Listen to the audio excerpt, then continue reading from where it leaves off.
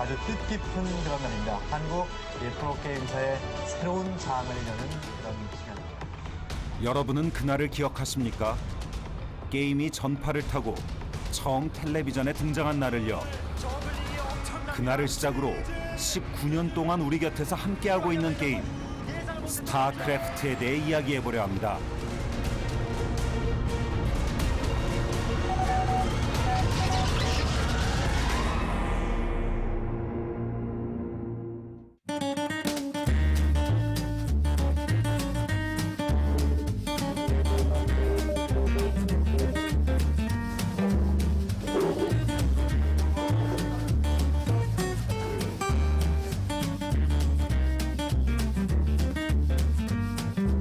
옛날에 그 스타 하던 시절이 참 좋았는데.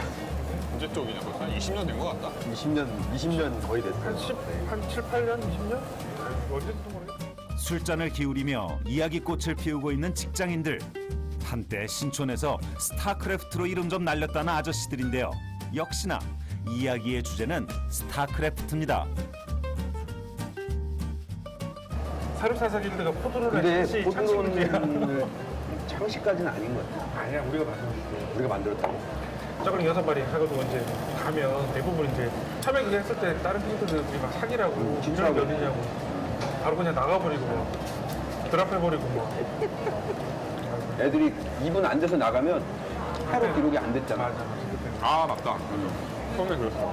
17년? 18년 전에 저희 이제 하숙집을 중심으로 스타크래프트를 밤새도록 매우 자주 했던 길드예요. 매우 자주도 아니고 매일이야 매일 계속. 저녁이 되면 학생들은 만화방과 당구장으로, 직장인들은 호프집과 노래방으로 발걸음이 향하던 시절이 있었죠.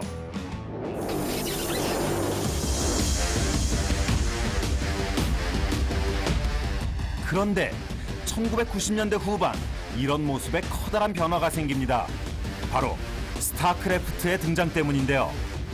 이 게임으로 인해 참 많은 것이 바뀌었습니다. 가장 큰 변화는 오락실이 사라지고 PC방이 점점 늘어났다는 거죠.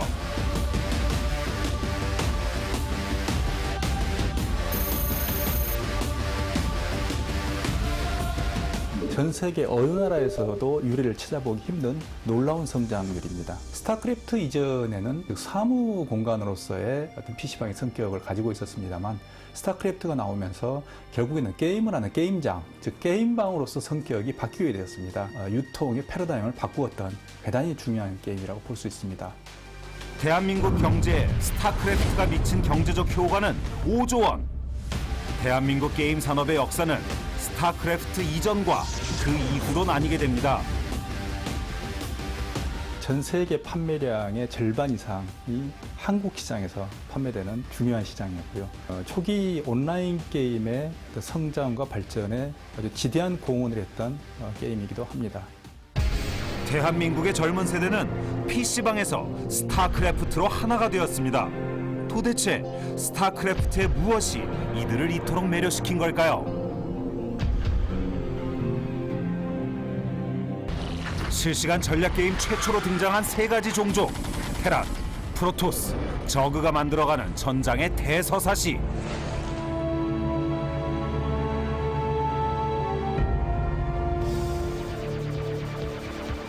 배틀넷이란 가상의 전투 공간에서 세상의 모든 플레이어들과 만날 수 있는 이 게임에 사람들은 빠져들었습니다. 집단적으로 승리와 패배의 기쁨을 맛볼 수 있는 게임 스타크래프트는 젊은 세대들의 문화를 바꾸기 시작합니다. 한국 사회의 특히 청년들의 놀이 문화를 완전히 바꿨다고 할 수가 있는데, 그러니까 1990년대 초까지만 하더라도 우리나라 청년들이 이제 밤에 당구장에 간다든지 낮에는 데모를 한다든지 둘 중에 하나였는데, 거의 좀 사라져갈 즈음에 절묘하게 스타크래프트가 등장한 겁니다. 그러면서 이제 대학생뿐만 아니라 직장인들까지도 우리 스타 한판 할까? 이런 식으로 해서 PC방을 간다든지 스타크래프트가 이 젊은이들의 이 청년 문화에 뗄래야 뗄 수 없는 그런 한 장을 차지하게 됐고, 스타크래프트로 인해 게임은 세상 밖으로 나오게 됩니다. 스타크래프트를 즐기던 사람들에 의해 자생적으로 대회가 만들어졌으며 프로게이머라는 직업이 생겨났고 이들의 게임을 중계하는 케이블 방송국까지 지어졌죠. 바둑을 대체할 수 있는 전략 게임이 무엇일까라는 고민을 했고, 이것이 어떻게 보면 현재와 미래를 대체할 수 있는 최고의 전략 게임이 아닐까, 그런 생각을 했어요. 스타크래프트가. 그러니까 실제 존재하지 않은 가장 강력한 스포츠다라는 생각이 스타크래프트를 딱 보고 하면서 딱 느꼈고요.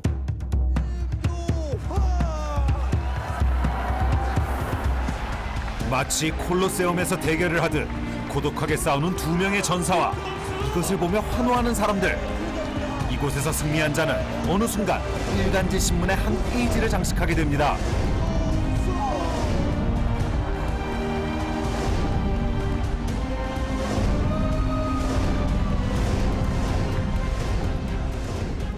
인터넷 시대에 왔으니까 앞으로는 인터넷으로 즐기는 엔터테인먼트가 활성화될 거고, 그건 아마 게임이 될 것이다. 그러니까 우리도 게임면을 만들면은 아마 좋은 계기가 될 것 같다라고 아이디어를 올렸는데 그게 채택이 됐어요. 일간지 최초의 게임면이 만들어졌고, 주위에 스타크래프트 처음에는 그 뭐냐 뭐 이렇게 했던 반응이, 나중에는 이제 이번 스타리그 누가 우승했는데 내일 일면 주셔야 됩니다. 그럼 편집국장이 야, 일면 사이드는 스타크래프트야. 이거는 대단한 거예요. 매스컴을 타게 되면서 스타크래프트 선수들은 스타로 다시 태어나게 됩니다. 모니터 속 전장에서 선수들은 황제, 천재, 악마, 몽상가 혹은 괴물과 투신으로 변신해 폭풍 같은 전쟁의 최종 병기가 되기를 꿈꿨습니다. And after I got to Korea and saw how much support all these pro gamers had, they had sponsors, they had fans cheering for them, they had coaches. I was honestly pretty jealous. Had been born here, I could have had a completely different life and one that would have catered to what my dreams were when I was younger. 아직 끝나지 않은 전쟁, 그 서막을 연 사람이 있죠. 바로 파란 눈의 전사 기욤 패트리입니다. 오자마자 대회를 우승해버렸어요. 그때 투니버스 대회였는데 원래 3개월만 있으려고 했는데 지금 18년째 살고 있습니다.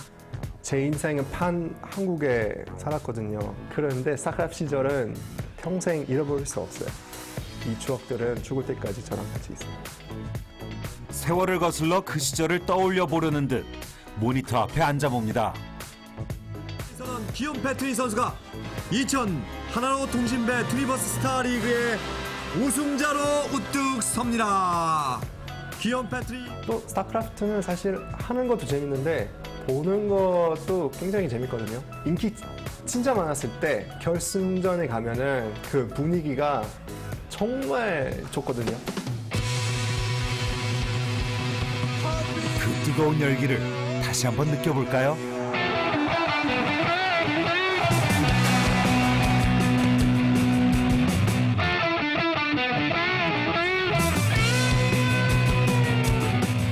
공식적인 공개가 나올 때까지 숫자는 언급하지 않겠습니다. A really big moment for me because the Pro League finals were being held on the beach. Watch it, to cheer on their favorite players, to watch these guys go on stage and perform live. I'm getting chills and shivers right now even describing this because this meant so much to me because it was such an important moment to see how much the Korean people cared and loved about this game. 제 눈을 믿을 수가 없을 정도인데요. 지금 제 앞에 계신 분들 제가 보긴 5만 아니 10만이 넘는 것 같습니다. 여러분의 뜨거운 환호 함성과 함께 시작하겠습니다. 스타크래프트는 이렇게 10만 관중의 신화를 만들어냈습니다.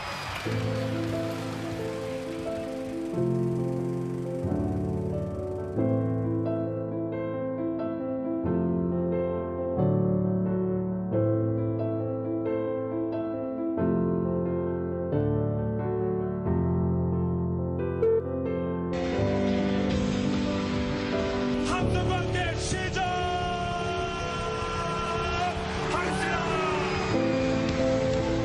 자, 과연 한빛과 SK텔레콤 어느 팀이 첫 번째 경기를 승리로 끝내는지 먼저 경쟁전을 시작합니다. 제가 있었던 그때 제가 중계했던 경기를 보면서 우는 분 보니까 눈물이 나고 그걸 중계했던 제가 자랑스럽고 분명히 저는 여기서 많은 분들이 오신 기록이 쓰일 것이라는 것을 확신을 하고 내려갔습니다. 10만은 말이 안 되는 숫자였죠. 알고 있죠. 어느 정도는 예측하고 있어요. 상대편 던진 게임 작전 이거 의미가 크거든요. 스타크래프트라는 게임을 통해 게임은 e스포츠라는 새로운 문화가 됩니다. 대한민국에서 시작된 게임 열풍과 e스포츠 문화는 전 세계로 향했습니다. PC방에서 시작된 작은 불씨가 이제는 횃불이 되어 19년이란 긴 시간이 지난 지금도 활활 타오르고 있죠.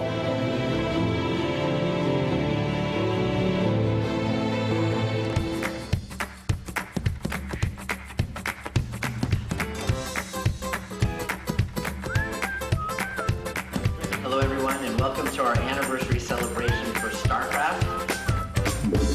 지난 3월 중대한 발표를 듣기 위해 스타크래프트 팬들이 모였습니다. The 19th anniversary of the release of StarCraft. StarCraft was a Korean baby in 1998. One more thing that I have to share with you today. 소문만 무성했던 스타크래프트 리마스터가 드디어 그 베일을 벗었습니다. Talking to the influencers, talking to the pro players, talking to the IGR owners, talking to the map makers, all of the people that really we need to rebuild a connection with. 4K UHD 그래픽, 와이드 스크린 지원과 고음질 오리지널 오디오, 그리고 한국어 지원까지. StarCraft Remastered is still the game you know and love. To look more beautiful, to play with modern systems. 스타크래프트는 또 한 번의 기적을 보여줬습니다. How to announce StarCraft Remastered, there was really only one place to announce it, and that's right here, because we have the best StarCraft players in the world. This is where esports began, and so we wanted to talk directly to all these players who've been playing for 20 years.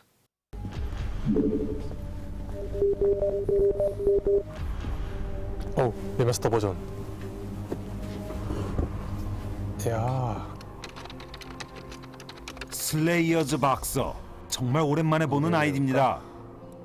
임요한 선수, 한 칸 더 있네. 다시 선수 시절로 돌아간 듯 긴장된 모습인데요. 처음으로 경험해보는 리마스터 경기는 어떨까요? 주문 기능이 있네.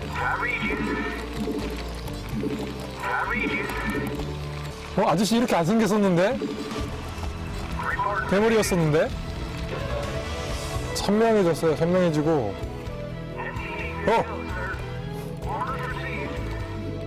와, 원래대로 돌아왔는데 돌아가고 싶죠. 저한테는 이제 스타크래프트밖에 없었죠. 그래서 그때도 당연히 스타크래프트를 택했을 거고 제일 잘하는 게 그거밖에 없으니까요. 네. 자, 저거야 잘 가라. 신세계인데. 오랜만에 마우스를 잡은 황제 임요한 선수. 새로운 옷을 입은 스타크래프트 앞에서 놀람과 감탄이 반복됩니다. 이야, 프로토스 죽이는 맛 나겠다 진짜. 개인적으로 제일 좋았던 건 프로토스 건물이 파괴될 때 정말 화려하게 파괴되잖아요. 제가 현역 때 프로토스한테 정말 스트레스를 많이 받아서 그런지 그 짧은 순간에도 스트레스가 정말 많이 풀리는 것 같았어요.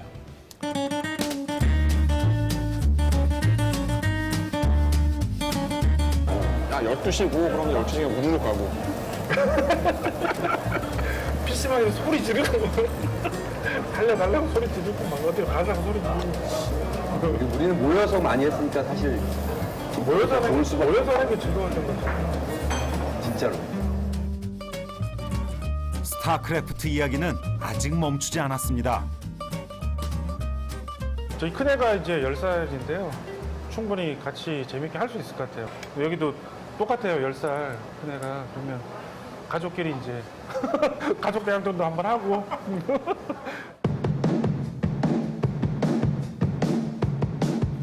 어떤 누구에겐 학창 시절로, 또 다른 누구에겐 치열한 경쟁으로 모두의 가슴 속 뜨거운 열정으로 기억되는 게임 스타크래프트. 이렇게 다양하게 마음 한켠에 자리 잡은 게임이 있었나요? 아직까지 스타크래프트가 끊임없이 이야기되는 이유, 그건 바로 스타크래프트가 갖고 있는 재미 때문이 아닐까 싶은데요. Good Game, GG라는 단어를 세상에 처음 선보인 게임 스타크래프트. 스타크래프트 이야기는 아직 지지 않고 지금도 계속되고 있습니다. 저도 오늘 친구에게 전화 한 통 하고 싶네요. 우리 스타 한 판 할까? 그러니까 누구에게나 20대는 있잖아요. 근데 화려하고 꽃 같은 20대가 있는데 스타크래프트의 이 꽃 같은 20대의 청춘을 다 바쳤던 것 같아요. 그래서 스타크래프트는 임요한의 청춘이다. 제가 지금 가지고 있는 것들의 90%를 만들어준, 제가 타고 온 차도 스타크래프트 중계라는 사고, 제가 차고 있는 시계도 스타크래프트를 하면서 샀고,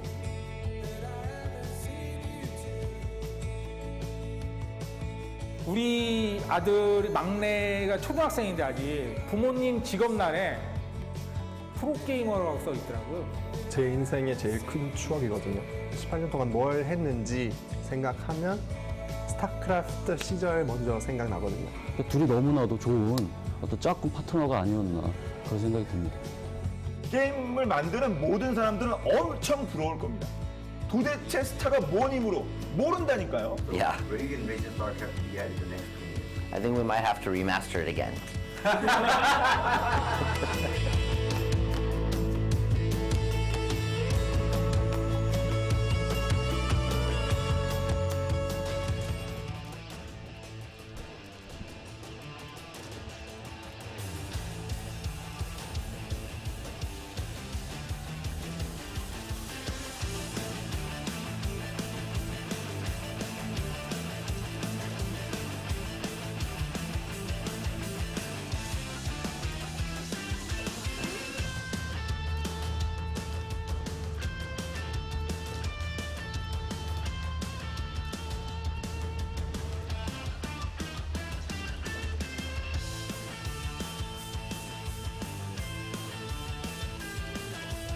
게임 팬 여러분 안녕하십니까? 권용준입니다. Hello, this is Caster John. 이곳은 부산 Here, 광안리입니다. it's Gwanganli Busan 오늘 Beach right here. 여러분들과 And today, 함께할 게임은 스타크래프트입니다. we are going to play StarCraft just like 10 years ago.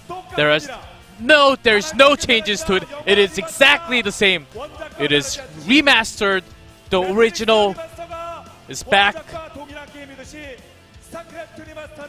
And StarCraft Remastered, it's just like the original StarCraft. But the time went on. 2004, right here on this beach, we're going over all the esports. 즐겁게 뒤집어놨던 스타크래프트. 이제 2017년 About time, 2017, 전 세계 출시를 앞두고 세계 we're going to 최초로 have e스포츠의 성시. the official release date August 15th in Korean time. 최초 And this event 런칭쇼를 will be the 진행하려고 very 합니다. first StarCraft Remastered event in the world. 온게임 넷스타리그는 더 이상 스타크래프트 1으로 진행하지 않는다는 말씀을 드린 We're 이후에 going to repeat the 저는 glory 스타크래프트 of 중계는 하지 100,000 않았습니다. audiences from 의뢰가 와도 2004 고생했습니다. Pro League Finals. 송구스럽기 때문이었고 아쉬웠기 때문이었습니다. 하지만 이제 리마스터로 The burning passion from the fans who came to the venue to root for their plays was the reason why StarCraft could not stop from challenging once more. 이 자리에 섰습니다. 16분간에 걸친 다큐멘터리에 After the 60 minutes 담겨져 of the StarCraft 있어봤자 얼마나 documentary, 많은 내용이 담겨져 있겠습니까? 여러분 you 가슴속에 cannot 더 capture 많은 것이 all the 있다는 moments 것을 in there. 알고 있습니다. I know you 달라진 have 것은 all the memories. 저도 아니고 I 게임도 have not 아니고 changed. The game have not 그때는 changed. 어려서 태어나지도 않았을 아주 어린 Even the younger generations who were not even born back then. 새로운 저그들 And now, 초등학생 starting 프로토스, from 그리고 테란들만 이 kids 자리에 함께 all the way 있을 to the adults, to 달라진 the older 것은 people, 아무것도 없습니다. 자, 그러면 anyone can 10년 play this 전처럼 game. Nothing has changed. 제가 여기서 Just 한번 like 10 years ago, 질러보면 as I'm screaming on the 미친 stage. 듯이 화답해 주실 수 있겠습니까? Can you also follow me as I shout on the stage? 여러분 믿어도 되겠습니까? Can I trust all of you guys? 자, 그러면 Now, StarCraft Remastered, the very first match, launching event. StarCraft GG together. It's been a long time.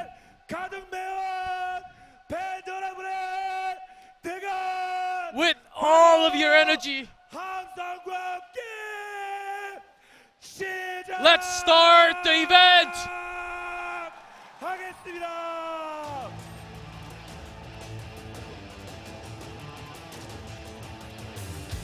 그렇지야. 자, 이제 앞으로 챔피언 시모든 여러분의 추억을 이 싹들이와 함께 할 것을 여러분께 약속드리면서 스타크래프트 리마스터로 직접 시즌 중에도 지금부터 하려고 들어가겠습니다. StarCraft GG together. Let's start from now on. 만드는데 큰 도움을 주신 분들 이 자리에 모시도록 And let's bring 하겠습니다. up. 자, 이곳은 게임의 도시 부산입니다. First, we are in the gaming city, Busan. We'll bring Mr. Seo Byung-soo, the mayor of Busan, on the stage.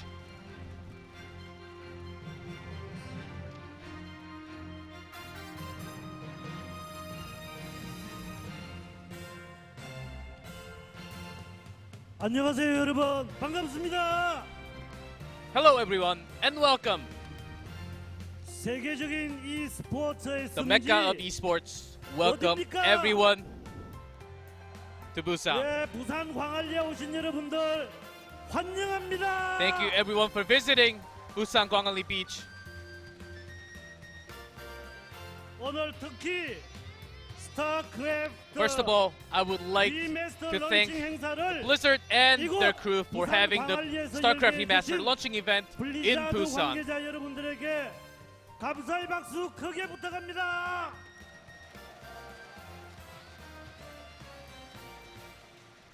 여러분 아까 동영상 보셨죠? You watched the video, right? 2004년도 It was back in 2004. 스카이 StarCraft, 뭐였었죠? Sky, 프로리그 Pro League, 10만 관중이 100,000 fans at the 오늘 이 exact 자리에서 location at 그때의 the 그 venue 열기를 재현해 is still considered 보시겠습니까? as the legend in esports. 돈도 많이 버시기 바랍니다. I wish you guys 네, have 우리 make a 부산시는 lot of 앞으로도 money too. 계속 e스포츠와 As we're about to 게임 witness 업계의 the 활성화를 revival of 위해서 StarCraft 세계의 with all the energy 모든 from the fans, 기업들과 I wish 협력 this is 관계를 the 맺으면서 beginning of a new 만들어 history 나가겠습니다. and a new legend. Our e스포츠의 city will 성지 continue to 부산 work with the gaming industries and continue on to develop the gaming culture in Busan. 네, 여러분 인사 말씀 StarCraft fighting. 감사의 박수를 부탁드립니다. Thank you. 네, 앞으로도 Thank you, Mayor. 부산시가 게임의 도시로 더욱더 자리매김할 수 있도록 큰 도움을 주실 거라 믿습니다. 자, 이번엔 오늘 이 자리를 지켜주시기 위해 아주 멀리서 Now we'll have 찾아오신 another 분을 소개하겠습니다. special person 바로 on the stage who 블리자드 came all the 엔터테인먼트의 way to 부사장이시자 Korea, 클래식 팀 the vice president of Blizzard Entertainment, the leader of Classic Games team, Rob Bryden Becker, on the stage.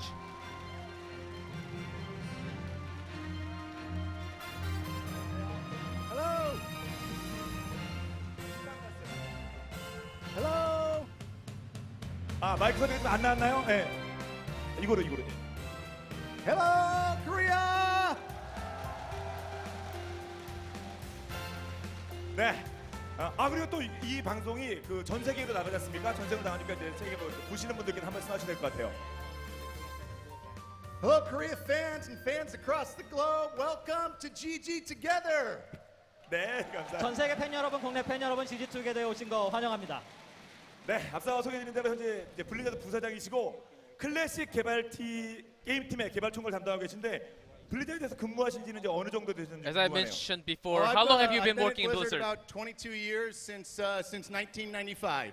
95년부터 일했으니까 벌써 22년 됐습니다. 와, 그러면 스타크래프트가 개발되기 전인데 그러면 was even 스타크래프트 before 오리지널 StarCraft. 때도 어떻게 참여를 하셨나요? 아니면 어떤 일을 Were you 하셨나요? involved in the StarCraft original Yeah, development? you know, we were a really small company back in '95, and at the time, my main focus was really on deploying BattleNet all across the globe. 그 당시에는 회사가 작았습니다만 배틀넷을 전 세계에 펼칠 수 있도록 저희가 당시 개발을 했습니다. 아, 그렇군요. 그럼 스타크래프트가 성공했기 때문에 부사장님까지 승진하신 거예요? And is that the reason why you became the vice president right now? 네, 답 안 하셔도 되겠습니다. 예. You don't have to answer. It's okay. 네, 특히 이제 블리자드 같은 경우 이제 팬들과 함께 소통하려고 이제 애를 쓰는데 한국은 어떻게 자주 오시나 몇 번째쯤? How often do you come to Korea actually? How many times have you been Korea here? probably about 75 times. 한국에 75번은 온 것 같습니다. 와, 75번이 와. Yeah, with all the various esports events and just all the activity with the PC bongs, it's such a vibrant market. And every time I'm here, I always learn something, and I'm happy to be here tonight.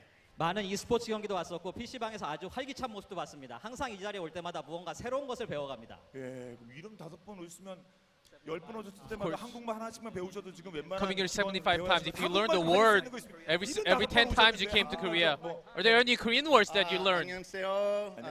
감사합니다. 안녕하세요, which is hello. 여기요, 맥주 주세요. 여기요, 맥주 주세요, which means I need a beer here. I need a soju here. 자, 이 자리에 이제 서신 거는 이제 중요한 말씀을 하시기 위해서 이 자리에 섰는데 우리 한국의 팬들, 글로벌 팬들께도 이제 블레이드 부대장으로 한 말씀 하셔야겠죠. To everybody here tonight and all of those watching across the globe, we want to thank you for all of your years of support for StarCraft. And additionally, I would like to call out the development team of StarCraft Remastered that we flew here for tonight at this event. Team, stand up. 한국 팬 여러분, 전 세계 팬 여러분, 그리고 여러분의 성원에 감사드리고 저희 개발진이 직접 이 자리에 와 있습니다. 네, 블리자드의 네. 아니 저렇게 많이 오셨으면 현재 이거 리마스터 출시 얼마 안 남았는데 They're all 이거 here. 서비스 중단된 개발 중단된 거 아니에요? Who's going to run the service if they're all We've here? got a team that's backstage, that's in Irvine, that's all looking out for the servers, and I got to tell you, it is going awesome so far. 예, 지금까지 잘해왔고 미국 팀도 있고 백스테이지 팀도 있기 때문에 걱정 안 하셔도 됩니다. 네, 알겠습니다. 이제 또 중요한 말씀을 또 하셔야겠죠. 앞으로의 계획이라든가. 네, 끝으로 한 말씀 부탁드릴게요. 네. Yeah, course. after the show tonight, Your we're going to closings, be please. kicking off the PC Bong exclusive. That means you can go to any of the PC Bongs in Korea and you can play StarCraft Remastered before anybody else in the world for the next 2 weeks. 오늘 이벤트 다음에 전 세계 출시 이전에 한국에서만 할 수 있는 PC방 프리미어가 있습니다. 세계 어느 곳보다 빨리 스타크래프트 리마스터를 만나보실 수 있습니다. Have a good time, everybody. Enjoy the event. 네, 여러분 다시 한번 라프사님께 큰 감사의 Another round of 박수를 applause to 부탁드립니다. Rob Becker for all of this 네, congratulations 이제 and 이 celebration 행사 종료와 함께 on the stage. 들으신 바와 같이 전 세계 최초로 PC방을 통해 Of course, as you just mentioned, 즐기실 수 있습니다. this will be the very first one, and after the event, all the people in Korea will get to enjoy for the first 2 weeks. 전 세계 최초로 스타크래프트 리마스터를 펼치는 And StarCraft Remastered GG 대결을 together. This will be the 함께 할 very 텐데요. first 자, 이제 StarCraft Remastered 그 match. 역사적인 첫 And 페이지를 let me introduce 장식한 the legend 레전드 선수를 who will 모시도록 write the 하겠습니다. first 어떤 page of 선수일지 StarCraft 첫 Remastered 번째 history. The 레전드! first legend. 화면을 통해서 Let's meet him 만나보시죠. right now. 저글링과 히드라 리스크만으로 밀어붙이고 있는 국기봉 선수. 한번 밀어붙여 볼트팝니다. 국기봉 선수입니다. 살아있는 히드라네요 지금. GG! GG를 선언합니다.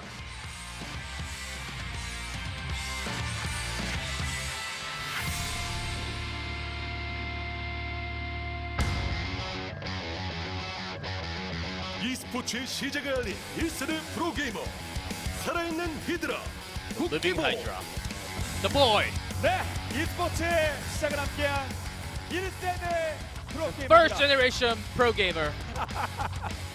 네, 히드라리스크가 나이 좀 먹고 He's older now. 됐습니다. Got some stomach out now. 살아있는 히드라. But still, he's the living Hydra. The boy. 최근에는 블리자드 엔터테인먼트의 직원으로 꽤 높은 자리에요. 큰 일을 하고 있습니다. 뭐 쌈장이 이기성을 무너뜨리고 우승을 하는 등 정말 좋은 모습 보였었죠. 에이스 킬러로도 잘 알려져 있는 일스드 프로게이머. Now he's on the stage. Cookie Bomb. And versus, let's meet the second legend. Of course, we have to have him. Let's meet the second legend. 기욤 패트리 선수가 우승자로 우뚝 섭니다. 챔피언 기욤 패트리. 파이널 2차 왕주왕전의 챔피언 기욤 패트리. 선수자 기욤 패트리. 세계 최강 드르르르 기욤 패트리.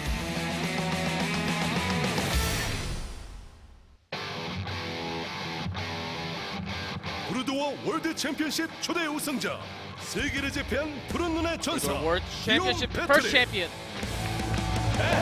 White Warrior conquered the world. Guillaume Petrie.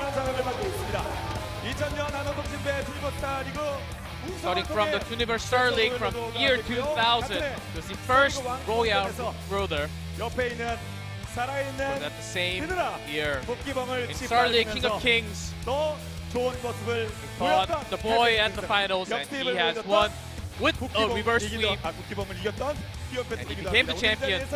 Let's see if he can do it once again on this stage 기대해 보도록 하겠습니다. after 17 years. 빠질 것 같아요. 자, 그러면 이 두 선수들에 이어서 두 번째 매치에 나설 세 번째 레전드를 여러분께 소개해드리도록 하겠습니다. 누구일지 Now, 혹시 let's meet the 화면을 third 통해서 만나보시죠. 우승 임요환.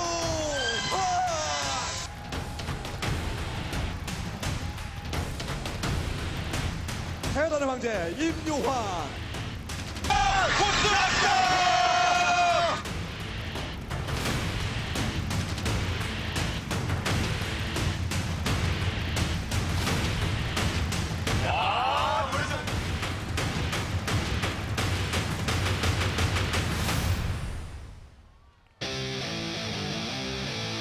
스타크래프트 리그의 살아있는 역사, 전설이 된 테란의 황제 임요환. The king, the emperor of Terran, Slayer's boxer. 2연속 우승자이 됐고요. 최초의 first back-to-back Star League Terran champion. 최다승의 기록도 임요환 선수의 손에 나온 바 있습니다. 강한 무대에서 우승 트로피도 수차례 들어올렸던 임요환. So many histories 책도 많이 썼죠. and records still to his name. 행복한 가정의 가장으로서 Now, 대결을 as a father of a 앞두고 family, 있습니다.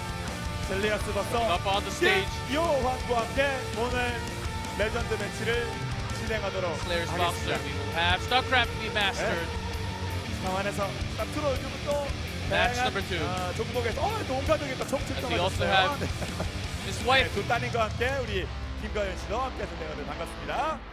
자, 그러면 임요환이 나왔으면 And of course, with boxer on 이 stage, 선수가 또 빠질 수 없겠죠. who do we have 하지만 to 절대 wait for? 임요환보다 먼저 소개될 수는 없습니다. course. 두 번째로 소개해야겠죠.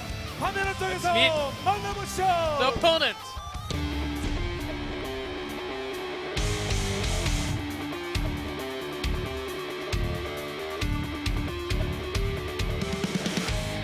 이게 폭풍적 아닙니까? 연승입니다. 홍진호 제재.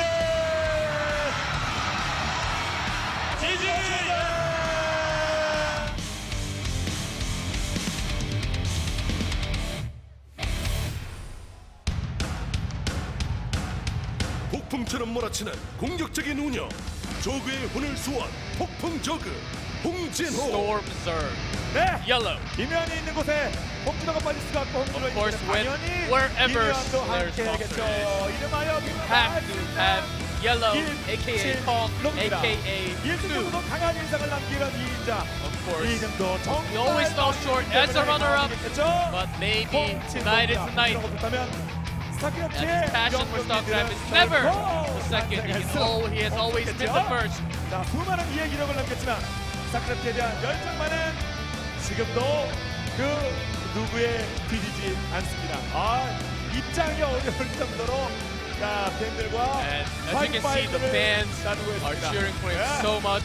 So many high fives and greetings from the fans.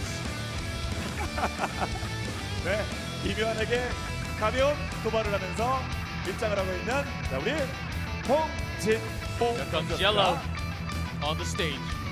자, 그럼 이제 세 번째 매치. And match number 3. 여름입니다.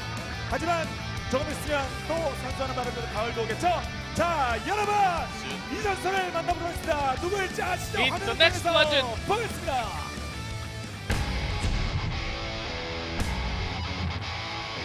멋지지가 무한 상직스톤 마라가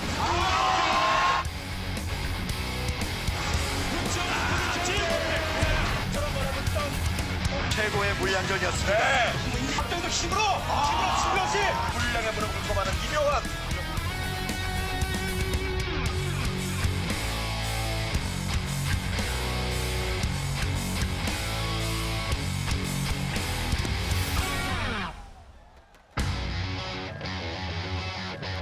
가을의 전설을 쓴 물량전의 최강자 영웅 프로토스 박정석. The legend hero. 영웅 Protoss. 말 그대로 프로토스의 영웅이었습니다. Literally, he was the hero. 선수 자꾸 영웅이 됐죠? 네, 역대살이고 프린서상 최고의 명장면 헤드셋 뒤집어 쓰기. As he is 네. wearing 자, 제대로 the 쓰기를 legendary moment 만들어낸 as him wearing the 주인공입니다. headset. 헤드셋 Still 끝에 카메라를 의지하는 박정석 선수의 one of 모습은 the best 지금 봐도 videos 남자인 still to 제가 this 봐도 day. 쫄깃합니다. 멋진 외모만큼이나 감춰진 등짝 근육만큼이나 실력까지 겸비한 skills, the good 프로토스의 looks, 영웅 the body. He has 박정석 everything. 선수가 입장했습니다. 자, 최근엔 Now on the 사실 stage. 스타 브루드워의 실력을 가다듬고 있기 때문에 오늘 좋은 경기를 펼치리라 믿습니다. 자, 그럼 다음 이 박정석과 best 대결 펼칠 today, of 선수는 course. 누구일지 Let's meet 역시 the opponent 화면을 of match 통해서 number 3. 공개합니다.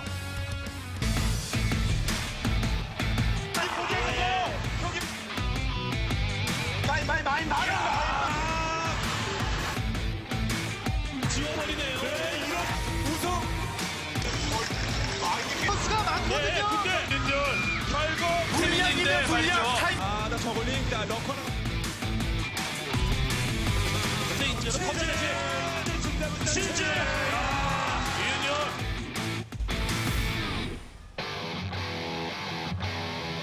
최초의 골든 마우스, 최초의 그랜드 슬램을 달성한 천재 테러 이윤열.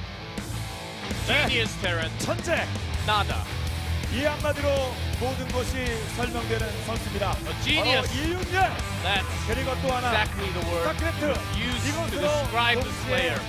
많은 것들이 설명되는 선수가 이윤열입니다. 결혼식도 스타와 Micro, 함께 the 했던 decisions. 이윤열이기도 하죠. 자신의 전성기, Unbelievable. 아이고 He's a living 길게 legend. 데뷔하자마자 전성기. 그러니 Now 천재란 let's see if 말을 he can bring 들었죠. the 자, StarCraft 이윤열도 최근에 자, on 스타크래프트 to revival 프로그램에 once more as 자신의 we have 전성을 remastered. 아직까지 다 드러낸 건 아닙니다만 다시 몸을 만들고 있습니다. 자, 리마스터와 함께 천재로서의 면모를 Remastered. 살릴 수 있기를 Let's see if 스타크래프트의 he 이 can bring 스포츠 up his 부흥기를 이룰 genius 수 있기를 기대해봅니다. 자, factor 이제 in the match 이윤열 number 선수에 3 이어서 today. 남은 And of course we 레전드는 have 3 more 이 waiting. 3명은 지금도 현역입니다. Let's meet the first one 먼저 첫 out 번째 of the 3 for the last 이 match. 선수는 누구일지 화면을 통해서 만나보겠습니다. 기수 김태경 선수입니다. 김태경의 테크닉. 형병가 김태경. 김태경 선수 초반부터 판을 잘 짰습니다. 자, 모여있어요. 김태경의 저그저 하면 달라도 뭐가 다른데 김태경은 완벽해요 현재까지는요.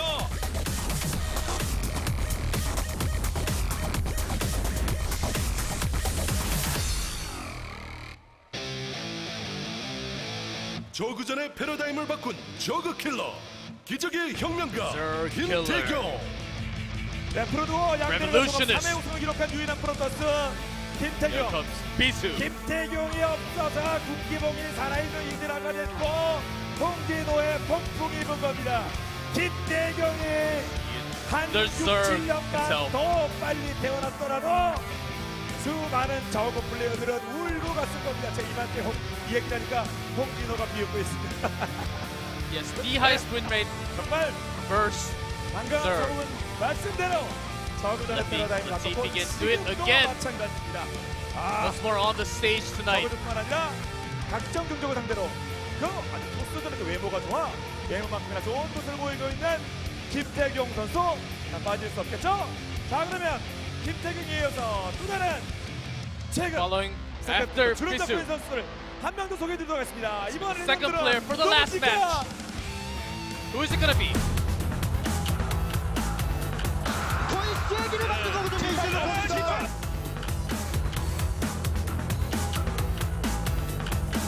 신으로 변화되고 있는 이제는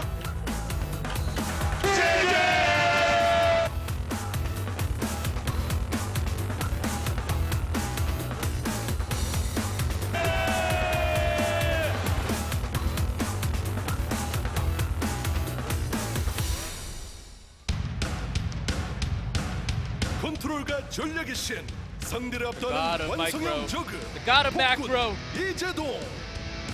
네. JD. 그 동생 AKA J-Dong. 이재동 선수가 입장하고 있습니다. 브루드워 최다 승, 최다 선봉승, 그리고 J-Dong 최다 is 에이스 결정전 승리의 Most 기록을 wins. 보유하고 있습니다. Most 이재동 ace wins also. 특히 저그 He's 종족 holding 랭킹 in so many 1위를 records on his name. Still to this day. 4년을 유지하며 최고의 He is 적으로 held 지금도 ranked first 군림하고 for 있습니다. 42만 네. serve. 정말 시원시원한 And still to this day rated 폭풍 as the best serve in the 그리고 world. 그 뒤를 잇는 폭군 이재동. 이 선수 플레이가 이제 브루드워 리마스터를 통해서 다시 리마스터되기를 기대해 보겠습니다. 자, 폭군 이재동 선수를 이재동. 만나봤습니다. Now on the stage, 이제 we have the final, 오늘 보신 the 레전드 last 중에 player for the 마지막 last 선수를 match. 여러분께 소개해드리겠습니다. 이 선수 당연히 나와야죠. Of course he has to be here. 맞습니다. 그 선수입니다. 누굽니까? Let's see him. 최종 경기 끝판왕 절대 강자 이영호입니다. 앞으로도 이렇게 강한 테러는 나오지 않을 것 같습니다.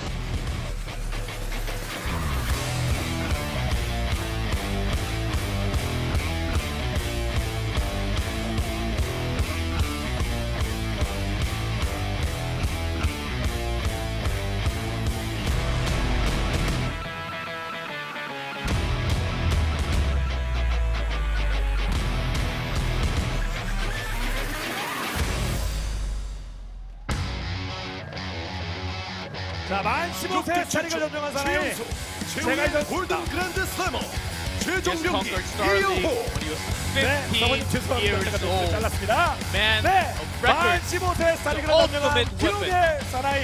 Flash 제가 이영호 making 선수를 his way in. 한 13살 The 때부터 fans 이영호 선수가 그때부터 봤습니다. are waiting for 이제 him, as you can see on the 20대 screen. 중반이 된 지금까지도 이영호는 Still to 최고 this 중에 day, 최고입니다. he is considered 얼마 to 전에 be 있었던 ASL도 the best 아이고 StarCraft player 어린이들 in 오늘 the world 가족비한 right 팬들 now. 앞에서 멋진 우승 트로피를 fourth 들어 golden 올렸던 최종 The 경기 youngest champion. 이영호입니다. 이영호가 오늘 Flash. 레전드 매치 자, 마지막 대결에서 김태경 그리고 이재동과 함께 will be versing 한 경기를 치르도록 J-Dong 하겠습니다. and Bisu with the 4대 last 골든마우스의 match. 주인공이죠. 여러분 그러면 다시 한번 제재 투게더에 참여하는 언덕의 Give another round of applause to all the legends 환영의 on the stage, 박수를 please. 부탁드립니다.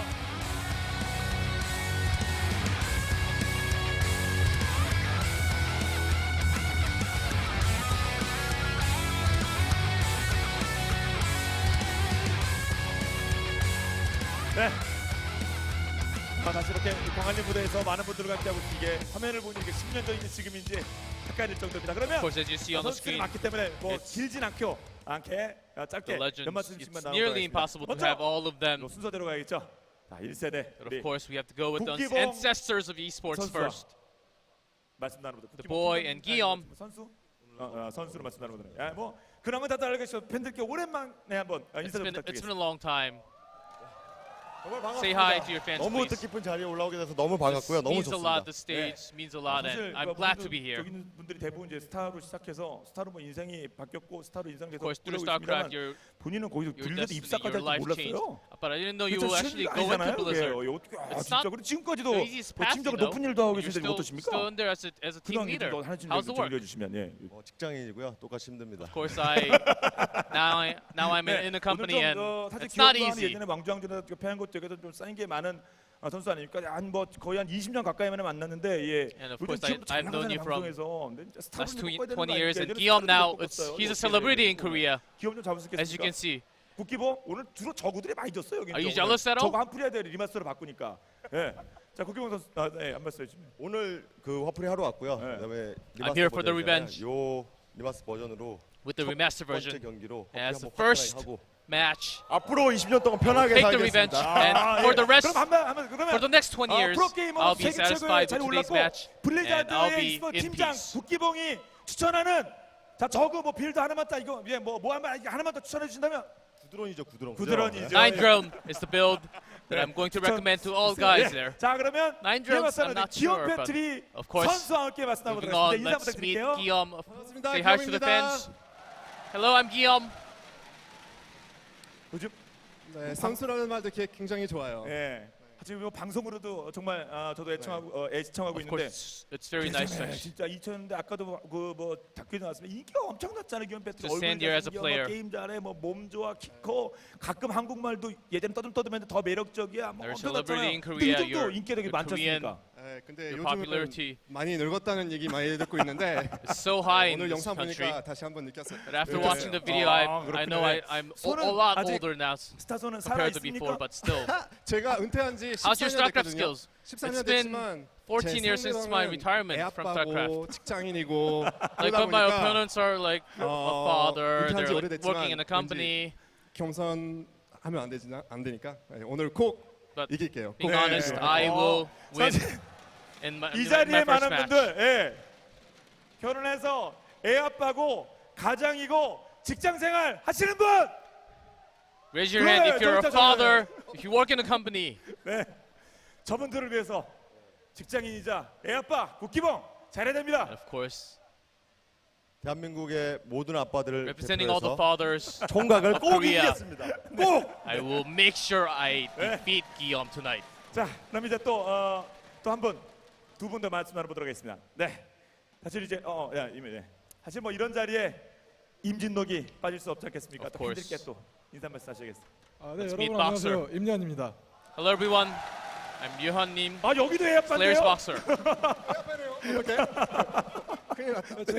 제가 먼저 얘기를 하자면 저도 애아빠고 talk first, I'm 직장인이니까 also 오늘 꼭 이겨보도록 하겠습니다. full-timer and also a father, so I will make sure I bring the victory to myself. 근데 사실 앞서 진짜 빼놓을 수 없잖아요. 이면 선수의 이면 선수 살아온 길이 e스포츠의 길이고 스타의 길이었는데 다큐도 보시고 이렇게 많은 분들 아직 광안리 여기서 우리가 많이 walk the StarCraft road all your life. 예, 가족분들도 함께 하셨는데 Of course, as your family is also here 꿈에 뭐 at the 이묘 venue. 말이 했잖아요. 이제 다시 하신 거 어떠세요? How's it like to be on 제가 the stage? 여기 올라선 지 8년 만이에요. It's been 제가 8년 8 전에 years 여기 since 그 프로리그 우승하고 깃발을 여기다 꽂았던 기억이 있는데 as I just put the flag after 그리고 이제 winning 딱 다시 Pro League 8년 8 years 만에 ago. 올라섰는데요. It's been 8 years. 그것도 이제 공개로 이제 홍진호를 처형할 수 있으니까 너무 기분이 좋고 Now I 또 한 can 가지 진호한테 안 된 건 slay 정말 싫어하는 in a public match. 정말 싫어하는 건물인 벙커를 좀 더 선명하게 보게 돼서 And of 저는 course, 좀 그게 좀 안 된 것 같아요. Yellow will be having a tough time 네, 사실 뭐 looking at all the e스포츠를 bunkers in 대표하는 HD. 이게 뭐 유행어 같은 He's going 게 to have a 바로 tough time. 임진록 그 다음에 삼연봉 아니겠습니까? 예, 자, 그제 근데 사실 임진록은 사실 모래의 맛이죠. 콩은 까야제 맛입니다. Of course, Yellow, you have to beat him up. 네, 사실 홍진호 선수 미안해. Yeah, let's meet Yellow. 저도 자꾸 콩을 까게 돼요. 예. It's the Kong curse. We just have to mention, 부탁드릴게요. 네, 안녕하세요. 반갑습니다. 홍진호입니다. Hello everyone, I'm Jino Hong, aka Yellow. 당연히 홍진호가 빠지고서 뭐 이런 자리가 진행될 수가 없는데. Of course, we have to have you here, Yellow. 또 스타가 나왔고 2 그리고 리마스터까지 나오고 또 이렇게 We had lots of 광안리 무대 또 우리가 많이 legends, and now we're 했었잖아요. here again 그렇죠. on the 저도 Gwangwon 아마 Beach with the StarCraft Remastered. 똑같은 8년 전 그 장소에 있었거든요. 8 years ago, I was also there when he 제가 was 그때 아마 putting the 준우승 깃발을 flag. 꽂았던 걸로 기억하는데 And I think I was the runner-up. 똑같이 8년이라는 시간이 흘렀고 finals. 똑같은 장소에 있습니다. It's been 8 years. We're at the same place. 누굽니까 여기서? 이건 벌써 He's holding up 오늘 the runner-up sign. 북부 서방서신가요? 북부 서방서? 네. 북부 서방서 분들이. 근데 준우승 굉장히 훌륭합니다. But being a runner-up, it's still a 칭찬하고요. very good. 시간은 흘렀지만 very good achievement. 오늘만큼은 But today, 그때와는 다른 결과를 it is 제가 going to be different. 보여주려고 이 자리에 And 나왔습니다. I'm here to show you guys something different tonight. 오늘 이면이 벙커링 할 것 같아요, 안 할 것 같아요? Do you think he's gonna go for the bunker rings? 아무리 그래도 지금 나이가 그래도 나보고 체라면 어떡하냐? 사실 임현 선수는 워낙 Honestly, 선수 때부터 어떤 전략을 쓸지 좀 예측이 불가능한 Also was 선수거든요. literally 그래서 impossible to 오늘 predict 쓸지 which 않을지 strategy that 모르겠지만 he was going to use. 써도 안 되고 Even 안 if he 써도 안 used 되고 오늘은 anything, 모든 경우의 수를 다 맞고 왔기 때문에 I am prepared for every single strategy that he has planned. 사실 임현 선수가 은퇴하고 나서 Honestly, after his retirement, 상당히 오래전부터 임현 선수의 손은 이미 고장나 있었어요. and his hands 그 cannot 고장난 be 손 오늘 fixed 확실히 anymore. 제가 It's been a while. 쐐기를 받겠습니다. And today will be the day that I will make the change. 하여튼 뭐 예전에도 할 것 같다 안 할 것 같다를 3번 연속 틀렸기 때문에 오늘도 한번 지켜보도록 하겠습니다. 어떻게 3번 연속 다 틀리지? 그 참. 예. 하지만 다를 겁니다. 콩가도 죄송하고요. 네. 그럼 Oftentimes his 다음 또 prediction was not the 말씀드리도록 하겠습니다. best. 이번에는 And moving on. 박정석 선수 그리고 이윤열 선수 말씀 나눠보도록 Match 하겠습니다. number 3 with 박정석 Rich 선수 이제 and 팬들께 Nada. 인사 한 말씀. 네, 안녕하세요. 박정석입니다. Hello, I'm Jung-Suk Park. Reach. 아직도 저 이거 이 헤드셋 싹 쓰는 거 보면 야, 나도 소시적에 뭐 그런 Still to 느낌 this 들죠. day, when I see your video of wearing your headset, 조금 들죠. 네. gives me chills. 네. 요즘 또 열심히 팬들께 또 이렇게 그 BJ로서 모습별로 연습 많이 하고 있지 않습니까? Of course, as a streamer, 영업은 지금 how's the viewership and everything? 한 달 가까이 되는데 It's been about a month 저의 좀 자연스러운 since I 모습도 started 보여주고 streaming. It's, I 인간미도 can show all 있는 the 모습도 natural 보여드리고 parts to 그렇게 myself. 소통하면서 지내고 When I'm 있습니다. streaming, I'm 네. communicating a lot with the viewers. 조금 괜찮은 것 같아요. I think it's going all right. 사실 게임을 잘하는 팬들 박정석을 팬들 원하시지 않습니까? 오늘 어떻게 이윤열 쉽지 않은 Of course, 상대인데 against Nada today. 준비됐습니까? Are you ready? 윤열이는 제가 선수 시절 때 Nada. 유일하게 이제 저희 뭐 4대 천왕으로 이렇게 불렸잖아요. We were the top 4 among Nada with Boxer, with 상대로 Yellow. 제가 조금씩 앞서요.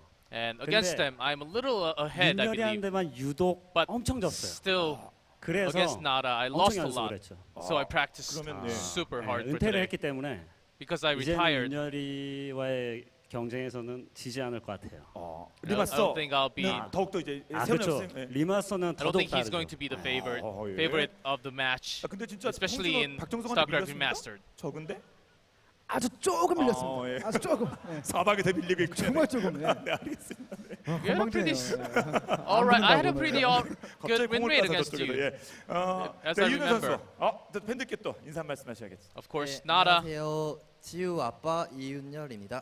father of Jihu, Junior Lee, 아빠 3명이에요? Nada. So we already have 3 fathers on the stage. 기봉이 형 화이팅. 예. 사실 이 Good luck, the boy. 스타크래프트는 뭐 이윤열 뭐자 인생에서 우리 다 마찬가지면 진짜 이거 스타 없으면 우리 인생이 지금 Of 이렇게 course, 안 our 됐잖아요. lives, we won't be here without 스타 StarCraft. 얘기를 조금 해주신다면 본인의 인생과 인생이요? 예. 스타요? 예. 어허. Talk us through 스타라. your 예, 예. StarCraft life a little 그냥 bit. 뭐 제가 34살인데 I'm 34, 19년을 스타를 했으니까 and I played StarCraft for 19 스타로 years. 인생을 더 살았네요. 예. 네. My life. So StarCraft is my life. 심지어 네. 결혼식도 예, 맞습니다. Even your 결혼식도 wedding. 예, 공허의 유산 그 행사와 함께 해서 굉장히 영광이었어요. 네.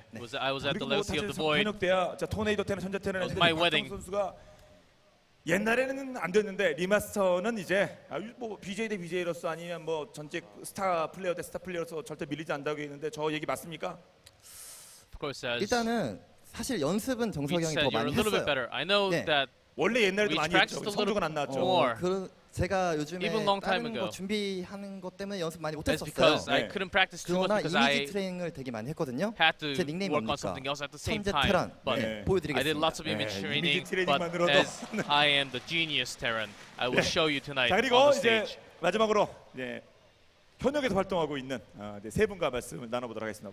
And of 자, 먼저 course, 이재성 still 선수. 네, 팬들께 the 인사. pro gamers. 안녕하세요. 저그 이재동입니다. Hello everyone, I'm Zerg player Jaedong. 네, 현역 선수에게 또 질문 좀 바꿔야겠죠. 리마스터, 자 플레이 보니까 이제 앞으로 나의 저그 플레이 어떨 것 같다. How do you think 생활 it's- 또는 뭐 BJ도 How do 마찬가지. you think Zerg is coming in with the remastered? How does it 플레이하실 수 feel to play? 굉장히 요즘 2017년도에 맞는 그런 새로운 As 옷을 입고 다시 2017, I 탄생된 이번 think 리마스터에 the game 굉장히 기대도 많이 되고 came in 굉장히 together 들떠 with a 있는데요. brand new 여러분들도 suit. 같이 함께 즐겨주시면 And I wish 저도 everyone 재밌게 플레이할 수 있을 것 같아요. enjoys playing game together along with me. 아직 얼마 전까지는 좀 예전만큼 좀 플레이가 좀 안 됐잖아요. 특히 저그 내에서도 좀 뭐 그러고 팬들께 이제 리마스터 하면서 화이팅 한번 끝으로 말씀 부탁드릴게요. And 선수로서. another fighting for remastered. 앞으로 리마스터 많이 사랑해 주시고 Keep loving 저그, Remastered. 저도 이재동도 많이 Of 사랑해 course, 주세요. Zerg, 감사합니다. please keep loving me, Jaedong. 자 그리고 김태경. 네. And Bisu. 인사하셔야죠. 네, 안녕하세요. 김태경입니다. Hello, I'm Taekyung Kim, Bisu. 오늘 이 세 명의 대결 리마스터인데 어떻게 될 것 같습니까? 보통 때처럼 진행될 거 아니면 여기서는 택신 모드가 발동할 것 같습니까? It's a match between three players. How do you think it's 오늘 한 going to 명만 be? 이기려고요. I'm just gonna beat one today. One 누구를 player. 이겨야 조금 더 Which 맛있죠? one? 제가 There are two. 프로게이머 때 많이 졌던 상대한테 좀 이기고 The one that I 싶어가지고 lost 좀 a lot before. 지금도 제일 잘하고 Still one 그런 of 상대 한번 the 이겨보고 best. 싶습니다. I do want to beat him. 그럼 이재동은 뭐가 됩니까? Then what about Jaedong? 그죠. 홍진호가 그랬어요. 은근히 재동이 무시하는 애가 아니라 대놓고 무시하네. 예. 이재동과의 대결은 I know you're 어떻습니까? referring to Flash 이거만 there. 저도 그만 나라혔지 이재동 많이 이겼으니까 그겁니까? 제동이는 오늘 즐기러 온 것 Well, 같아가지고. Jaedong, I think he wants to enjoy tonight. 재동아, 이거 갑자기 너 어떻게 된 거냐 이거 한 말씀 하셔야겠습니다. 저는 오늘 Shots fired, 이승하겠습니다. Jaedong. I will make sure I get my two victories 자, tonight. 그럼 이제 마지막으로 최종 병기 이영호 선수와 더 말씀 나누겠습니다. 네, 인사 부탁드릴게요. And 네, 안녕하세요. the ultimate, 이영호입니다. the final weapon. Hello, I'm Young-ho Lee Flash. 13살 때 제가 처음 본 거 맞죠? 그때 스타막 시작했을 때 13살 본인이 그때쯤 됐죠? 예, 맞아요. 지금 네. 나이가 20, 네, 26살입니다. And now you're 26. 절반 좀 Started when you were 됐네요. 15. 브루도 때도 그랬습니다만 지금도 세계 1위 Since Brood War, you're 누구? still 예, the world's best. Who is it? 네, 어쩌다 보니까 열심히 하다 보니까 I tried hard and 너무 네. 감사하죠. 최근에 And I'm really thankful that a lot of people call me 이제 with 오늘 that title. 레전드 매치하면서 이제 리마스터를 하게 되는데 네. 이제 계속해서 이재동 선수는 최종 병기 세계 최고가 돼야 되지 않겠습니까? 리마스터를 해보니까 좀 어떠세요 느낌상? How did it feel like to play 리마스터 remastered? 굉장히 기대했던 작품이고 I 너무 진짜 was very 하게 excited. 돼서 이런 자리에 올라선 것도 너무 And 영광이고요. just being on the stage is of 오늘 course 벌써부터 an 예전 honor for 생각도 me. 나고 떨리는데 It brings a lot of 오늘 memories 마음 and it's 먹고 kind of 온 게 nervous 있어요. at the same time. 현존하는 최고의 스타 경기력을 오늘 보여주러 왔기 But I 때문에 am 오늘 here 경기력을 to 보여드릴 수 bring 있도록 you the 하겠습니다. best StarCraft Macro Micro on the stage. 네. 김태경 선수 분발하셔야겠습니다. 하지만 우리는 김태경을 믿습니다. 자, 그러면 이렇게 9명의 레전드들과 말씀 we have 나눠봤는데 9 legends on the 좀더 말씀 stage. 나눠봐야겠습니다만 뭐 준비된 경기가 Of 많기 course, we 때문에 want 여기서 to 만 talk 정리하도록 more, 하겠습니다. but we have lots 멋진 of matches 경기를 happening right after. 펼쳐주실 9분의 레전드들에게 내 전도들에게 여러분 다시 한번 큰 Give a big 감사의 round of 박수를 applause to all 부탁드립니다. the 9 legends who are about to go into the match and face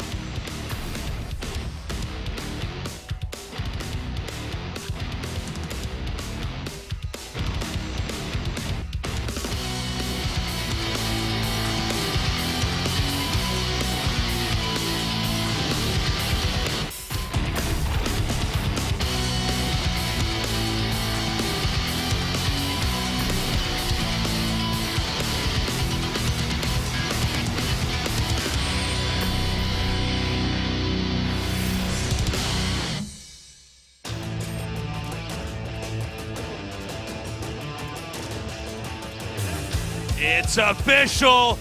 Esports has been saved. What a very special night we have here.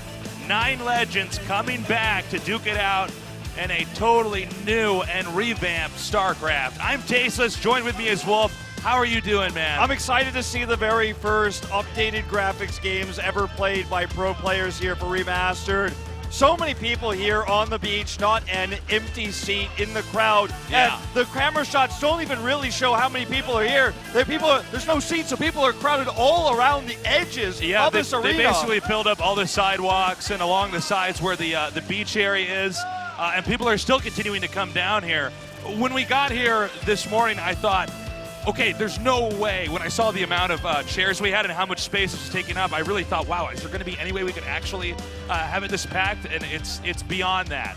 People are still having to wait on the edges. So this is so cool to be down here, and we're going to be seeing for the very first time StarCraft 1 remastered with the new graphics, and we have this cool timeline we're going to be following where we start out with the very first best players and then graduate to another generation and another, and then we're going to finish it up with a round robin with the 3 best players with each respective race. That's Flash, right. Jaedong, and Bisu. So it's following the eras of this game that essentially became the biggest game in Korea, then led to be the biggest esport in the world, and led to what we know as esports today. Started here, and this beach is a place that's so famous for Korean esports. Every year of Pro League for so long, we had players coming here, playing on this beach, thousands upon thousands of members in the crowd. And tonight, it feels like the old days. It feels like the height of StarCraft as we leap into this new chapter. It's crazy coming down here and seeing everybody back together again. It's completely packed.